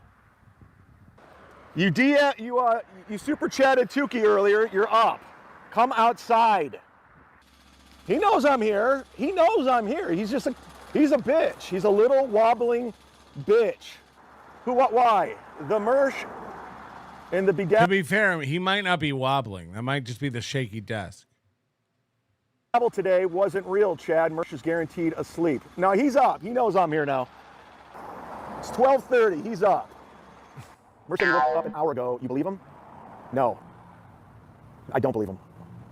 There's no way. There's just no way. His phone was going off. It had to have been. I had 22 people tell me, and 3 people called him. So let's fast forward. I don't think it was Mersh that called the police, so I got to walk that one back. I got to walk it back on that one. I don't think it was Mersh that called the police. I believe him.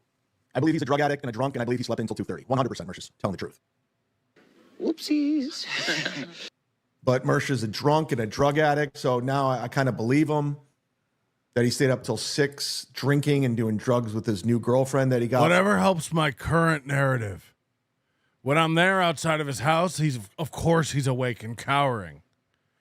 But whenever I need to tell people what a drug addict he is, of course he was asleep. From Ethan Ralph. Oh, by the way, did you know Mersh has a girlfriend? He'll let you know. Yeah, the Stella B's calling it out. The Chad tilt on his walk and talks when he has to read. Oh. Yeah, you got a good point. Mersh will let you know he has a girlfriend. He can't stop talking how he has a girlfriend. Now I have one, I barely talk about it. The lie detector test determined that was a lie. But he was very, very, very, very consistent with his story. Dude, Geno's credit is dead. That's why his favorite team is the Chargers. Right. That's what we've been saying. I woke up at 2:30. I woke up at 2:30. I woke up at 2:30. That's what he calls all the people he owes money to. Goddamn Chargers. Well, according to my sources, sources, wait, hold on. He wasn't according to the sorcerer. Asleep This is from Granny, everybody. Let's check the source. I'm like kind of a weird person that doesn't like to fucking bother like people, or you know what I mean? I get it. And so I saw this cooler, man. I was like, I'm fitting to dump in that.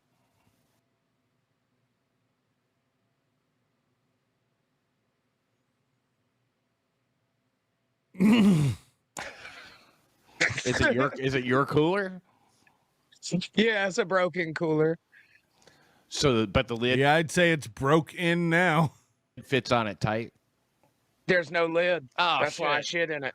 So you got to take care. You got to get rid of that right away. No. Well, yeah, I just go over there to the damn hose and wash it out. Just wash the dookie into the fucking ground, Pat.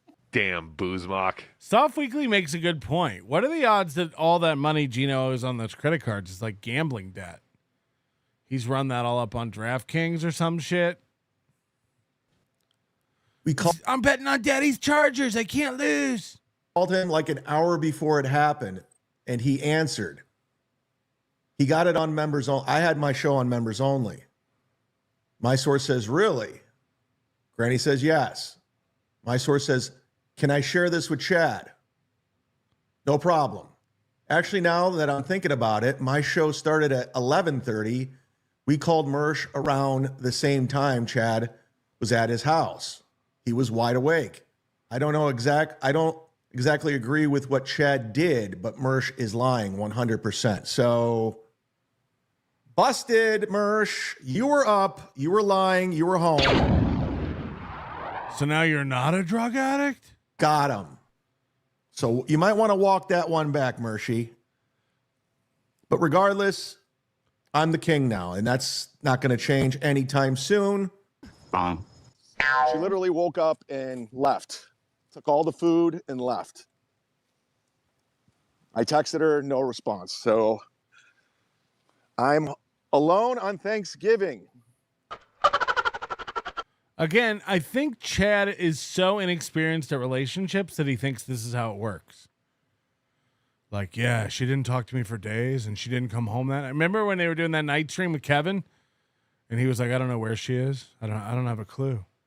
It's like, this isn't how people who live together communicate. Even if you're in a fight. Yeah, she fucked off for a few days, had to cool down. Huh? So bow down to the king. You're my gesture. You're my joker. You're the funny man. Mersh, you're officially the funny guy. You're the funny man. You come in. The gesture. You tell the jokes for the king. I want to hear the funny. I went to your home and I waited for the funny, never got the funny. And running to Ray DeVito, the biggest clout chaser, the biggest Chadboozemock clout chaser, is not going to change anything. I'm going to slip a short one in, or as I like to call it, a homosexual anal violation. We're doing it good. The Dabbleverse Council, after detailed discussion and deliberation, has decided that due to the deed debacle, Mr. Patrick Melton is hereby restricted from covering or making fun of anyone except Granny until it is proven the residence he owns is better than a shed. Ray DeVito can go fuck himself. Ray DeVito is not authentic. Ray DeVito is not honest. Ray DeVito is a Chadboozemock ball washer. He is a clout chaser. He will forever be jealous of the Z-Man. And regardless of whatever happens, I'm not in the Dabbleverse anymore. I'm Joe List and Mark Norman. Why are Ray and April the same person? I'm getting on Colbert. Bitch, you'll be chasing everything. Because like clockwork, the very next day after this all happened, who did Ray have on? Mersh. Bill is a man of his word. We bet on the Raiders-Browns game Sunday, $20, no spread, straight up. But thank you, Bill, for being a man of your word. As soon as the game was over, he Venmo'd me $20. Like a man. So technically, I'm saying I'm not a man because I welch on all my bets unless made to pay them. Like this one. Speaking of which, I lost $100 to that fucking Browns game yesterday to fucking Swartzen. And he made me pay it. Fucking's been in 23 Adam Sandler films and he made me pay. So you think you just make bets with rich people and it's just free money? If you win, you get it. If they win, you're rich. You know, you'll never see me tell somebody I'll do something if something's wrong. Oh, hi, Mark. The $100. What a fucking prick. Damn, Boozemock. You wouldn't know about being a real man, Carmex. Bill from Jersey's a real man. Unlike you fucking fruit. Wearing your makeup and dressing up like a woman. What was Godfrey's thing about anybody that dressed up like a woman? You probably sucked a dick. Why go to people's house like Stutcho does? No, I was the one who did it. He started it. Why not? Pool Scan Sam, why not? Did you see how many shows covered it? I literally littered all the shit shows with content. I gave it to him as a present. By the way, true story. I deleted that episode because YouTube, you know, again, I don't want to lose my channel. But everybody that super chatted in that show got refunded. I don't know why. I've never seen anything like it. It's weird. That's a lie. So I did that show, that content for pro bono. It's free. I did it People super chatted and gave memberships on Chad's Snipe stream earlier today, and I deleted it. And I got all the money still. So that's not how it works. Free. But yeah, none of that went into my YouTube bank. None of it. My YouTube bank?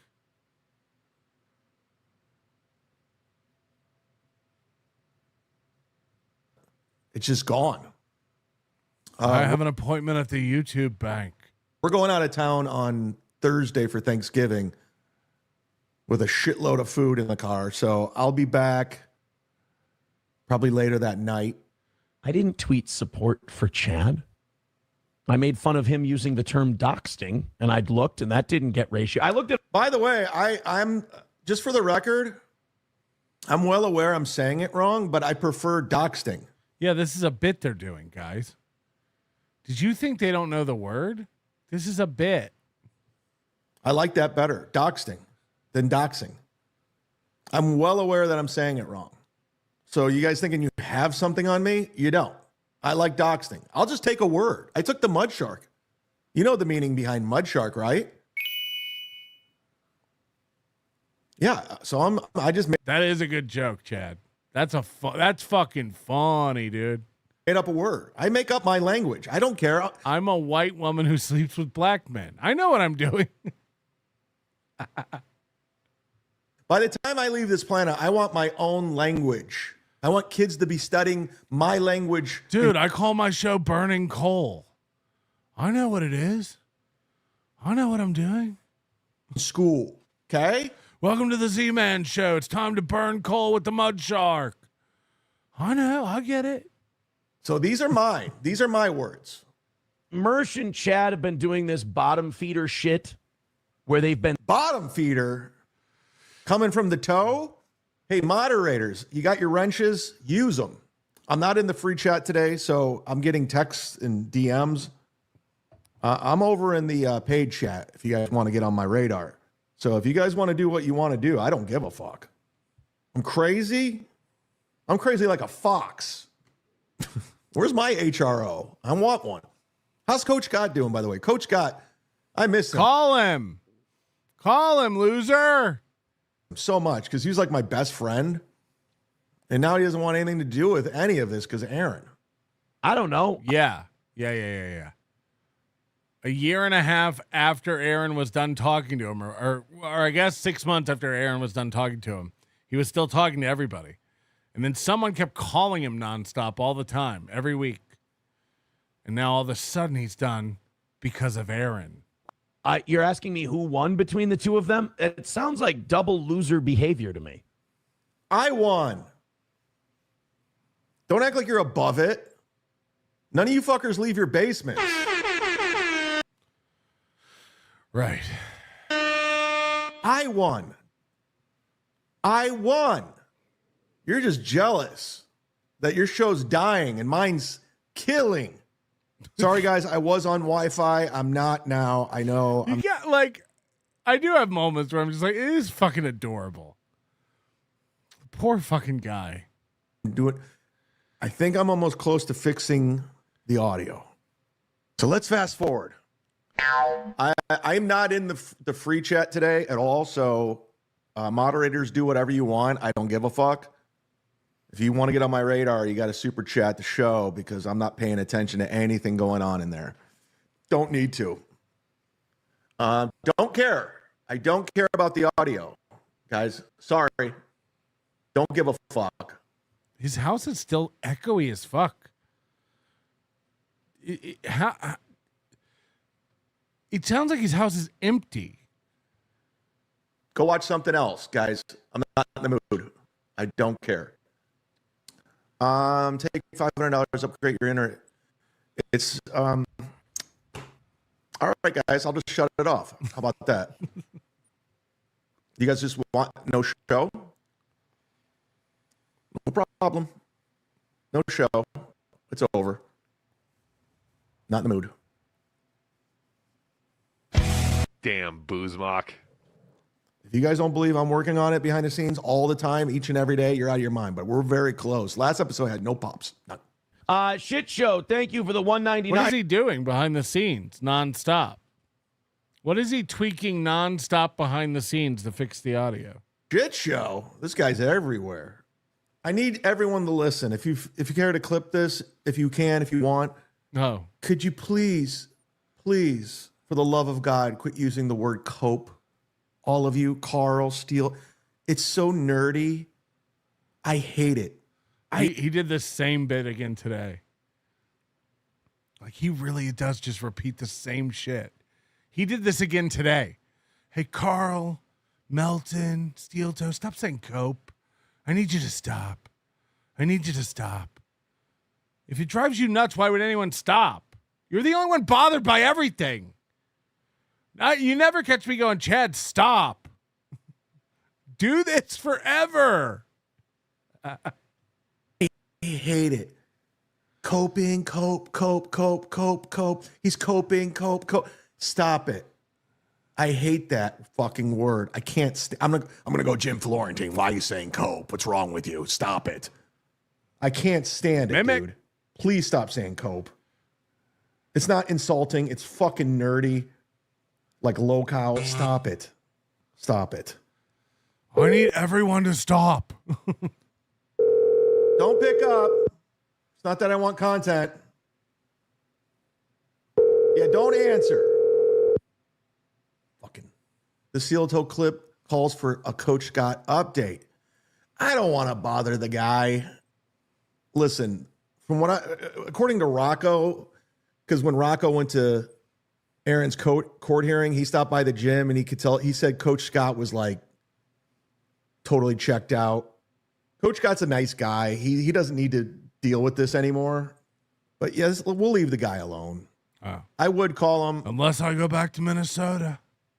But he's such a good friend. I don't want to bother him. Obviously, he's such a good friend.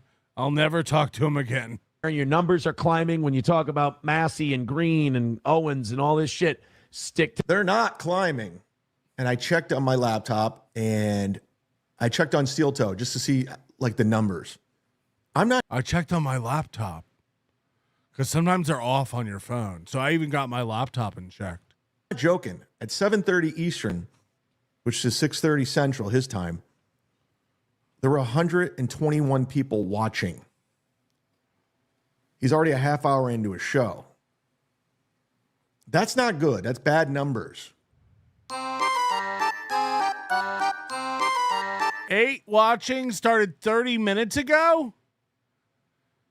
8?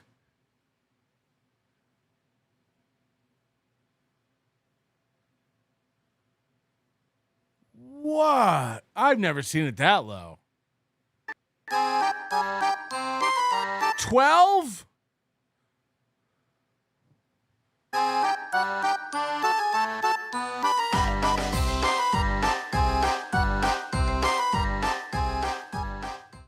I mean, again, when he started doing this, that guy used to get over 1,000 live views.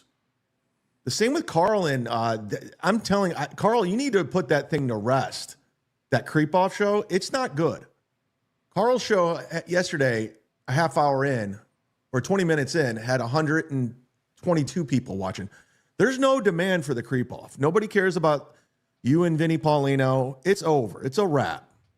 I guess I'm saying my show is done and it's a wrap also because I get that much live views before buying bots to break 300 by the end.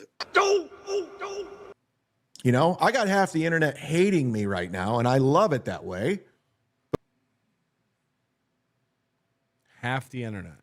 But between Rumble, X, and YouTube, I'm at 341 people. That's not bad because I don't partner up with people. I'm a lone wolf out there. I'm doing my own thing. To that. I gotta have a palate cleanser before we go on to the next thing. You know how this show goes. 70 Spider? What's a long wolf? Heavy shit. I can't do it that guy does.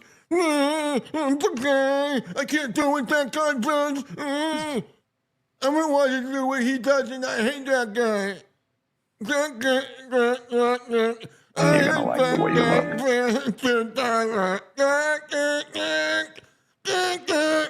Yeah, he fucking nailed it, dude. Because he has no allies, none. And he wants. You just got done saying you don't have any allies. You're a lone wolf. What's going on? Allies. I don't. Oh, he's dead. I just think it sucks. I guess I'm dumb. Caddy Z. Buckle up, everybody. So there's Karmic X and Caddy Z. Okay. Understand I this. can't look at this guy. I hate this guy. Karmic. I don't get it. Interesting. Brilliant shit. Sometimes we get That happened to me a couple weeks ago at the Vikings game. Hey, Cardiff's kids. Why did you report Quad to the Popo? That's not wavy, dude. Okay, let me get on the. Okay, we're done with Aaron. Everyone's done with Aaron. Yeah, I did. First of all, I didn't report him anything. This is for the Quad father. I personally, and this is not a work. This is honest. I don't like you. I think you're a danger. I think you're a menace. I think you're a terrible, terrible human being. I gotta get a drink. You're obviously angry. What your life is. I know you watch all of this, but the fact that you're bragging on your show that you called the police, first bitch move, but you called the police. You were hoping that I would get shot. YouTube's terms of service, his words, on his stream. It's on my Twitter right now. Listen, I don't like you. I'll never go on your show. I'll never play your shit. I'll never cover you. But I wouldn't wish that on you. But the fact that you wish that on me, hoping I would get in trouble, wishing, just goes to show and you hoping, how of a miserable prick that and you streaming, are. Now, I can't and help coping. that you're paralyzed, waist down. I can't help that you'll never fuck a woman ever again. I can't help that. I didn't do any of that. I get you're angry. I get you're not talented. I get you're not funny. But don't take it out on me. That had nothing to do with you, the Mersh situation. You inserted yourself for no reason. He called the police like a bitch. That is a bitch move. That's like reporting YouTube channels, which you do. Docs, which you do. Porn bombing, which you do. My hypocrisy here knows no bounds as I have done all these things. Damn, Boozmock. I don't watch your shit unless somebody says, you got to see this clip. And that's when I watch. It's the same shit every show. If you watch Quadfather's show, if you go on his show, if you're in his chat, if you're a moderator, you're no longer welcome on this channel or anywhere near anything I do. I don't want anything to do with you because you're an awful person too if you support a guy like that. Now you can triple down, you can do whatever you got to do. Chad does this, that, this, and that. Whatever, dude. Whatever, I ain't bro. doing shit to you. I've never done shit to you. But you've done plenty to a lot of people. You're scum. You're just a scum, horrible person. Just awful. Awful. And if you get like amusement out of this guy, then yeah, we're good. Cope, Chad, cope. Stop. Don't say it anymore. Stop it.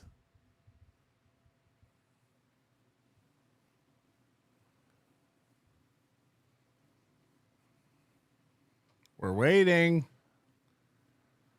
Yeah, don't say it anymore.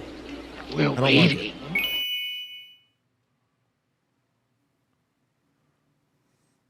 But that's where I stand with that. That's where I stand with that. It's so funny. Like, I went through and I unblocked like everybody. And these guys are such losers. Like, soon as I unblock them, they're right back in my chat room. Doing Well, that's interesting, Doom. Doom says there's got to be a way to compare transcripts from the shows for similarity. Get a percentage average that is a literal repeat. That would be interesting, actually. Boozmock? That same thing I blocked them before on. I mean, they're just pathetic losers with no life. It's pathetic. It's sad. It's so sad. Your life, oh my God, your life's terrible. The worst. And I laugh at it every single time. I mean, Quadfather, how does that feel? You'll never get pussy again. Like, you're never going to be able to use your dick and fuck a woman ever again. 51 years old. Talking about pussy. That's your life. And I get that's why you're angry. But we didn't do it. I didn't do it to you. You did it to yourself. But I get it. You want to cripple other people's lives because you can't do anything on your own. And this is your life. You're confined to that wheelchair prison. And you want to just make everyone else's lives miserable. And it's sad. And don't forget, for years, Ray was just lying about me. He was gossiping about me. And then he tried to walk it back because of his anxiety. But now Ray's... I'm not a low cow. I'm a long wolf. Roar. Whoa. Insane behaviors right here, guys. Back to shitting on me and gossiping about me. I don't know exactly what's going on, but yeah, keep vaping. And by the way, every time people go, no, I would have been happy to do the spot at Rodney's and do a paid spot or whatever. Like, I'm not going to do it because Geno's like on the flyer, and I'm just assuming Geno's going to do it because he's on the flyer. Ray, you're just mad you weren't on the flyer. Well, that is a rude game. It's a classic. I'm a fucking Ray. I'm gonna marry Ray. You're not going to hurt my feelings. I'm not so familiar with the devil. But well, you met me. You met Mersh. Do you want to marry me? Probably not. I can see what his girlfriend sees in him. Do you want to kill me?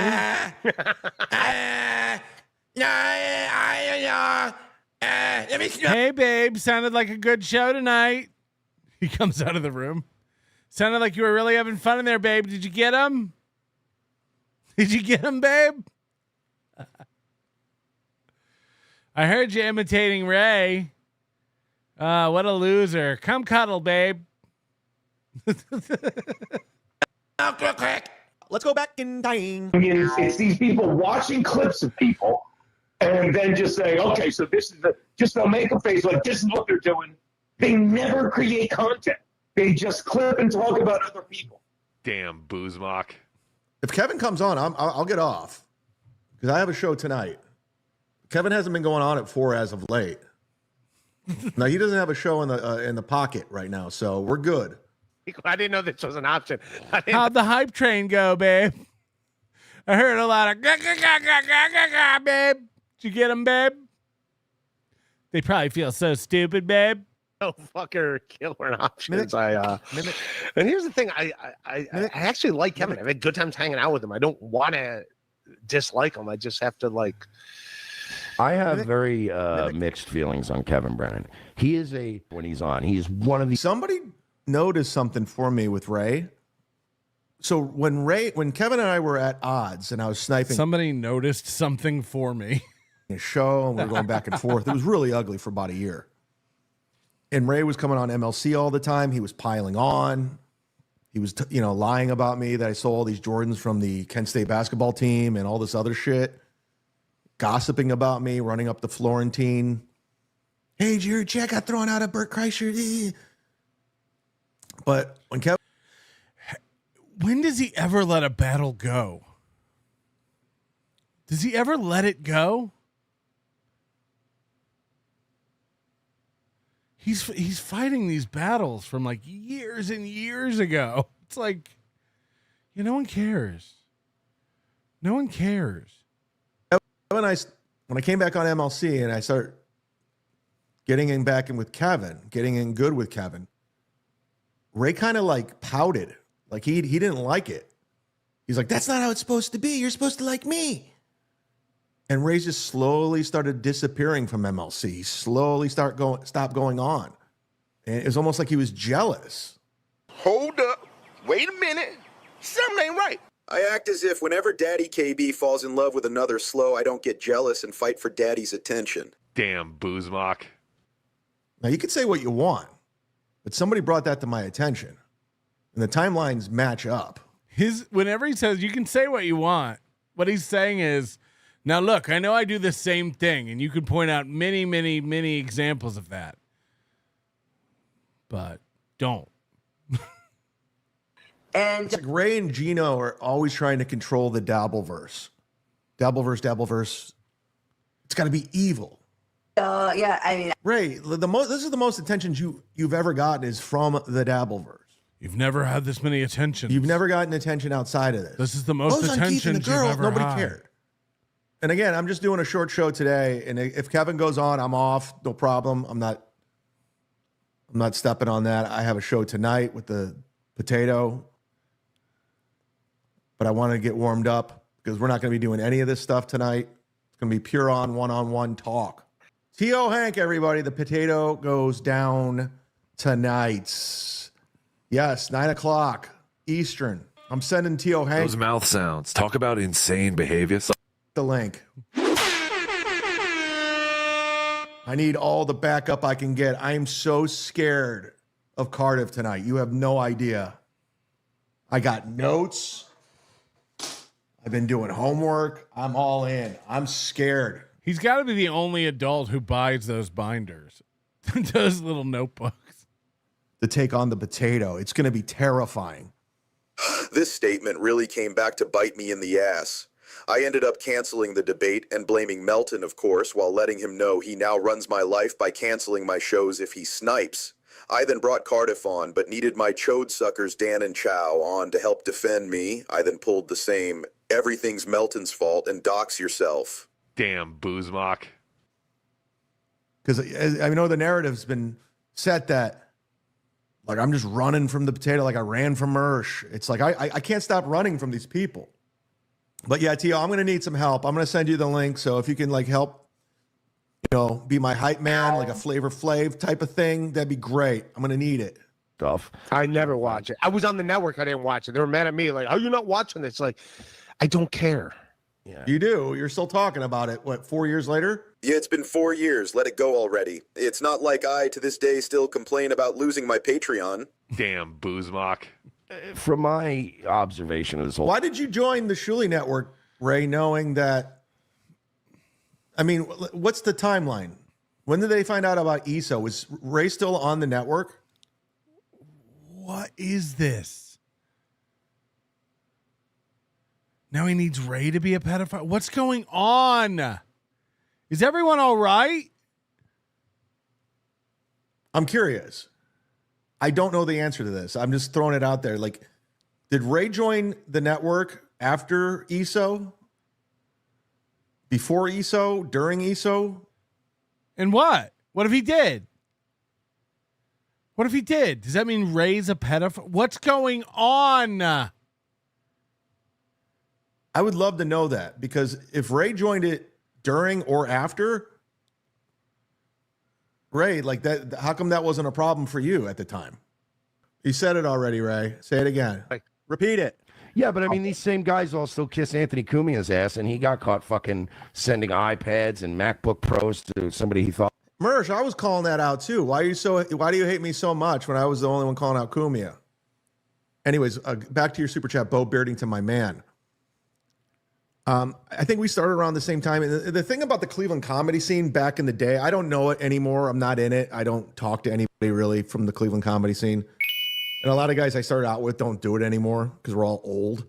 But Ray, for some reason or another, I'm the only one who still does it. Yeah, everybody else wants to retire and have a future. I'm the only one who still does it. Chad will be 66. Like doing a one-nighter at Side Splitters. I'm the only one still doing it. I think it's because we traveled in the same circles.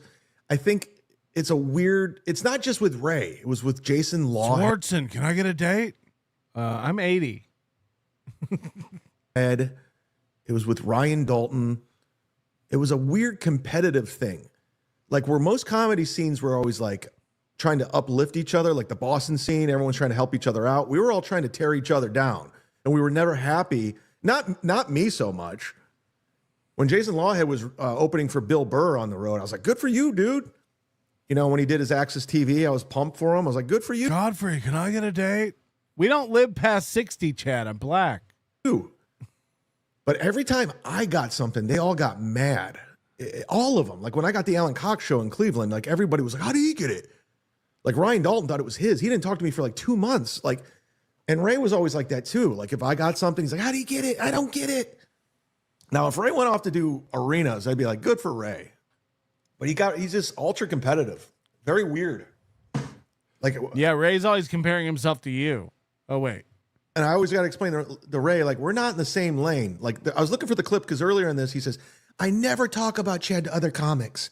I never talk about him. And he does. He does. And he's like, all these younger comics, they just know Chad is this weirdo from Kumia's country. That's how they know him now. Ray, listen.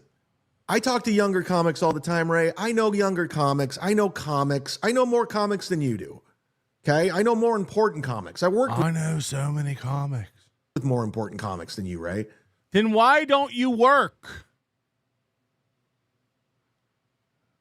For some reason, you're always looking at what I'm doing. And you go, right. So, Chad, you're doing the same.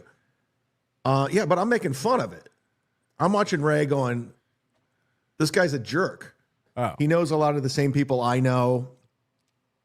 He's still like living in a lot of the Cleveland comedy scenes. They're still living in 2010.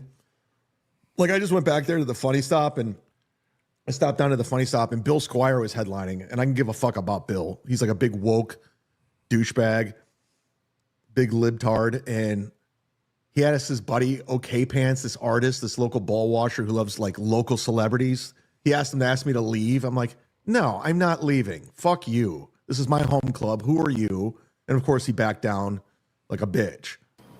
Dude, Mersh, I'm doing pretty good. I'm not, hey.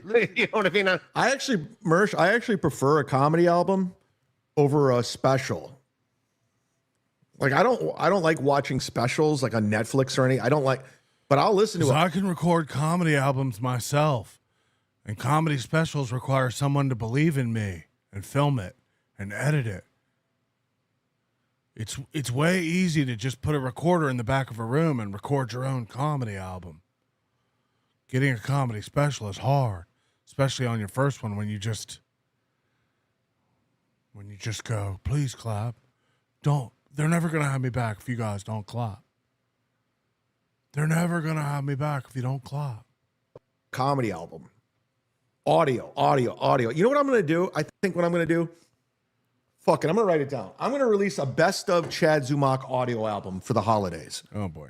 A best of, I'm going to take all 5 of my albums and some bonus stuff, and I'm going to release a best of audio album. I'm going to write that down. Did we just come up with the best idea for a comedy album ever? Best of audio. He's got to write it down. Album. I just decided to do a major project. Let me write it down so I don't forget. Right, I wrote it down in my notes. So I don't know, but yes, our door is missed. Ray, my ex Michelle, this girl. I thought they were going to talk about me. Why did I pull this clip up? I fucked this up. I got the wrong timestamp. Anyways, Kevin's going live here. I don't want to overlap. Damn it, Matt! You know better. Because I'll be on tonight. I wanted to pop on real quick to go over some stuff. I got a bunch of stuff. I got Drunk Dial. What else do I got? I got that guy he's hilarious. I want to do a late show this weekend. I have this weekend off too for stand-up. Oh, I'm going to be at the Tampa Funny Bone on Wednesday on Matt McLaren's show, doing his holiday show. Many tickets available, yes, Garrett, I don't claim to sell tickets. buddy. But yeah, there are. But I'll be back on tonight. I don't know what's going to happen. I'm the only guy still doing it, not selling tickets. I know we got special guests popping in, but I'm the king. Let Mersh know that I'm the king now. I'm running shit. Huh? Yes, hit the like button, KK. Oh, hey, Boozmock. Oh, he's probably watching. He watches everything. He's a psycho. I love when somebody said he called me a pussy. I'm like, yeah, you hide your identity. Well, these are Boozmock super chats sniping Chad. Fucking bitch. This one is Crumb Bomb. Boozmock stinks. I mean, what is he, a clipper? Like, who holy gives a fuck? shit. Literally, his whole identity is me. Holy shit, he makes so much more than Chad. He has no identity of his own. It's sad that he's some weirdo Canadian that's obsessed with everything I do. Oh, Chad's going to hate it's working. this. It's working. Keep it up. Chad's going to hate that. Oh, he's going to hate that. Right. Real quick before we get out of here, I got an email before the show. I don't want to get in the habit of doing this. Because God knows it just turns into a thing. I got an email from Brad Thacker, and he says, I'm going to be homeless. Brad Thacker, as you know, is a comic who worked with Chad a lot in the Cleveland area. He's given us a lot of intel and done stuff. Basically driving Chad nuts. But he said, Chad will have a laugh about this, but all my money has gone to divorce lawyers. My hours got cut at work, and my car ignition system was destroyed when someone tried to steal my car on Thanksgiving.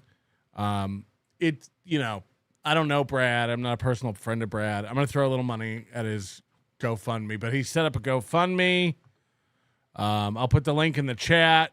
It's the holiday season. If you have a couple bucks and you enjoy Brad twisting the knife a little bit into Chad, feel free to throw him some cash. Again, the reason I don't like to do this stuff is because I can't verify any of it, and I don't want to get in the habit of like putting this stuff out. But I'll tell you this, Brad Thacker doesn't throw tons of cash at this program, and he's not like Fernum, where he has a GoFundMe and is blowing all the money back to the creator. So that's all I know. The GoFundMe's in the chat. If you have a couple bucks, it's the holiday season. God forbid you never get in a situation like this where you need something like this. But do I think we're going to get him $2,800? No. But, he seems like a decent dude. And I know he drives Chad nuts. And Chad will just probably make fun of him for this. But I assume the reason he sent this to me is because he wanted me to put it out there. My name is Brad. I'm reaching out because I'm facing one of the toughest times of my life. Since my divorce, my financial situation has spiraled. My hours at work were cut to part-time. I've been searching for full-time employment to get back on my feet. Things took a turn for the worse. On Thanksgiving, my car was broken into. You have insurance, though, right? Homeowner's insurance would cover that. My ignition system destroyed. Repair costs are overwhelming. On top of that, I had to undergo a dental procedure without insurance. Yada, yada. You get it. Whatever. No pressure. I did want to put it out there. And again, I'll just put the link in the chat one more time. If you have $10, throw it at him. If you have $5, help a guy out. And, he's always in the chat. He's always giving us some insightful history on Chad. And, I wish the best for him going forward. I hope you're doing well. The divorce attorneys, I can't even imagine. What are you doing? Prayers is all I got. Fair enough. Look, I'm throwing it out there because he sent it to me. It is what it is. The GoFundMe is called Help Brad Recover from Financial Hardship. If you want to search for it on GoFundMe or whatever. But I like to always end a show with a downer like that. And Brad, I'll throw some money in there. I'll throw you a little money. But as you know, I myself have recently become homeless, so don't think it's D-Mister7223, member for 18 months. Thank you for the many shows. BS3 gifting a membership. Appreciate that. Who told you to get married? Yeah, exactly. Who told you to do that? Who told you to have a car, loser? Anyway. Thank you guys for watching. 10-hour show yesterday. If you haven't caught up on that yet, over 4 hours today. Over 5 hours today. Jesus Christ. I'm going to go spend a little time with people and dog. People and dog. Bye. Your manner is most unbecoming of a gentleman. Would you be high on cigarettes? I don't know if the comedy hasn't hit them yet. They're full-blown retarded or just high on cigarettes. A question posed to stupid hoes who don't get it yet. Excuse me, miss.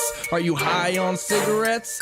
I don't know if the comedy hasn't hit them yet. They're full-blown retarded or just high on cigarettes. All the laughter that you dig, boy, if you listen to the show, boy. Patrick Melton faces have you stacking an low point. It's the low point, not the reason. The reason is fucking gold. Gonna make the taco pony party be a party of soul. To make you vandalize a van with a pedal sticker so bold the family probably get arrested before they get down the road. Or stupid motherfuckers just got NL loaned. Other radio shows are straight bitch mail prone. Talk shit on the youngins that nobody like past. Have my homeboy lame prank call him fast. Have him thinking that he hates him like right before he berates him. And the way that he baits him, put him right on blast. Like Patrick is an asshole and his show won't last. And every time I call, then he treats